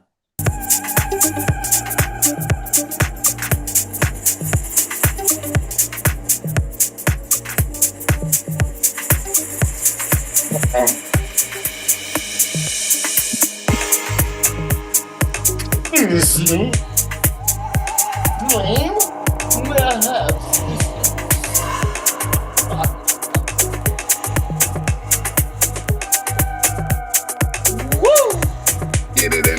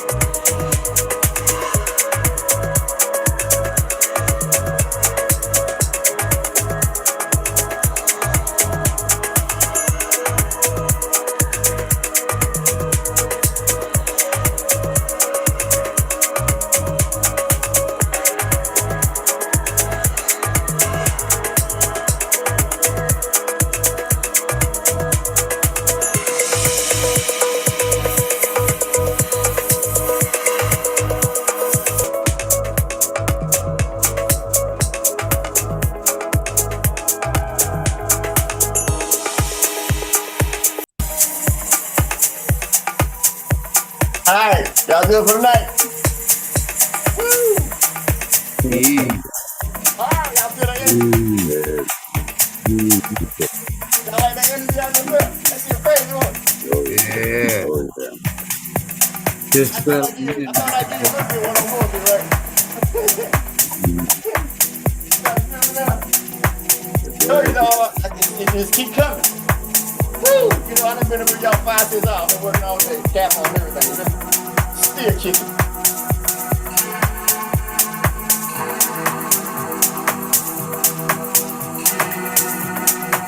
That twin flame energy crazy, ain't it?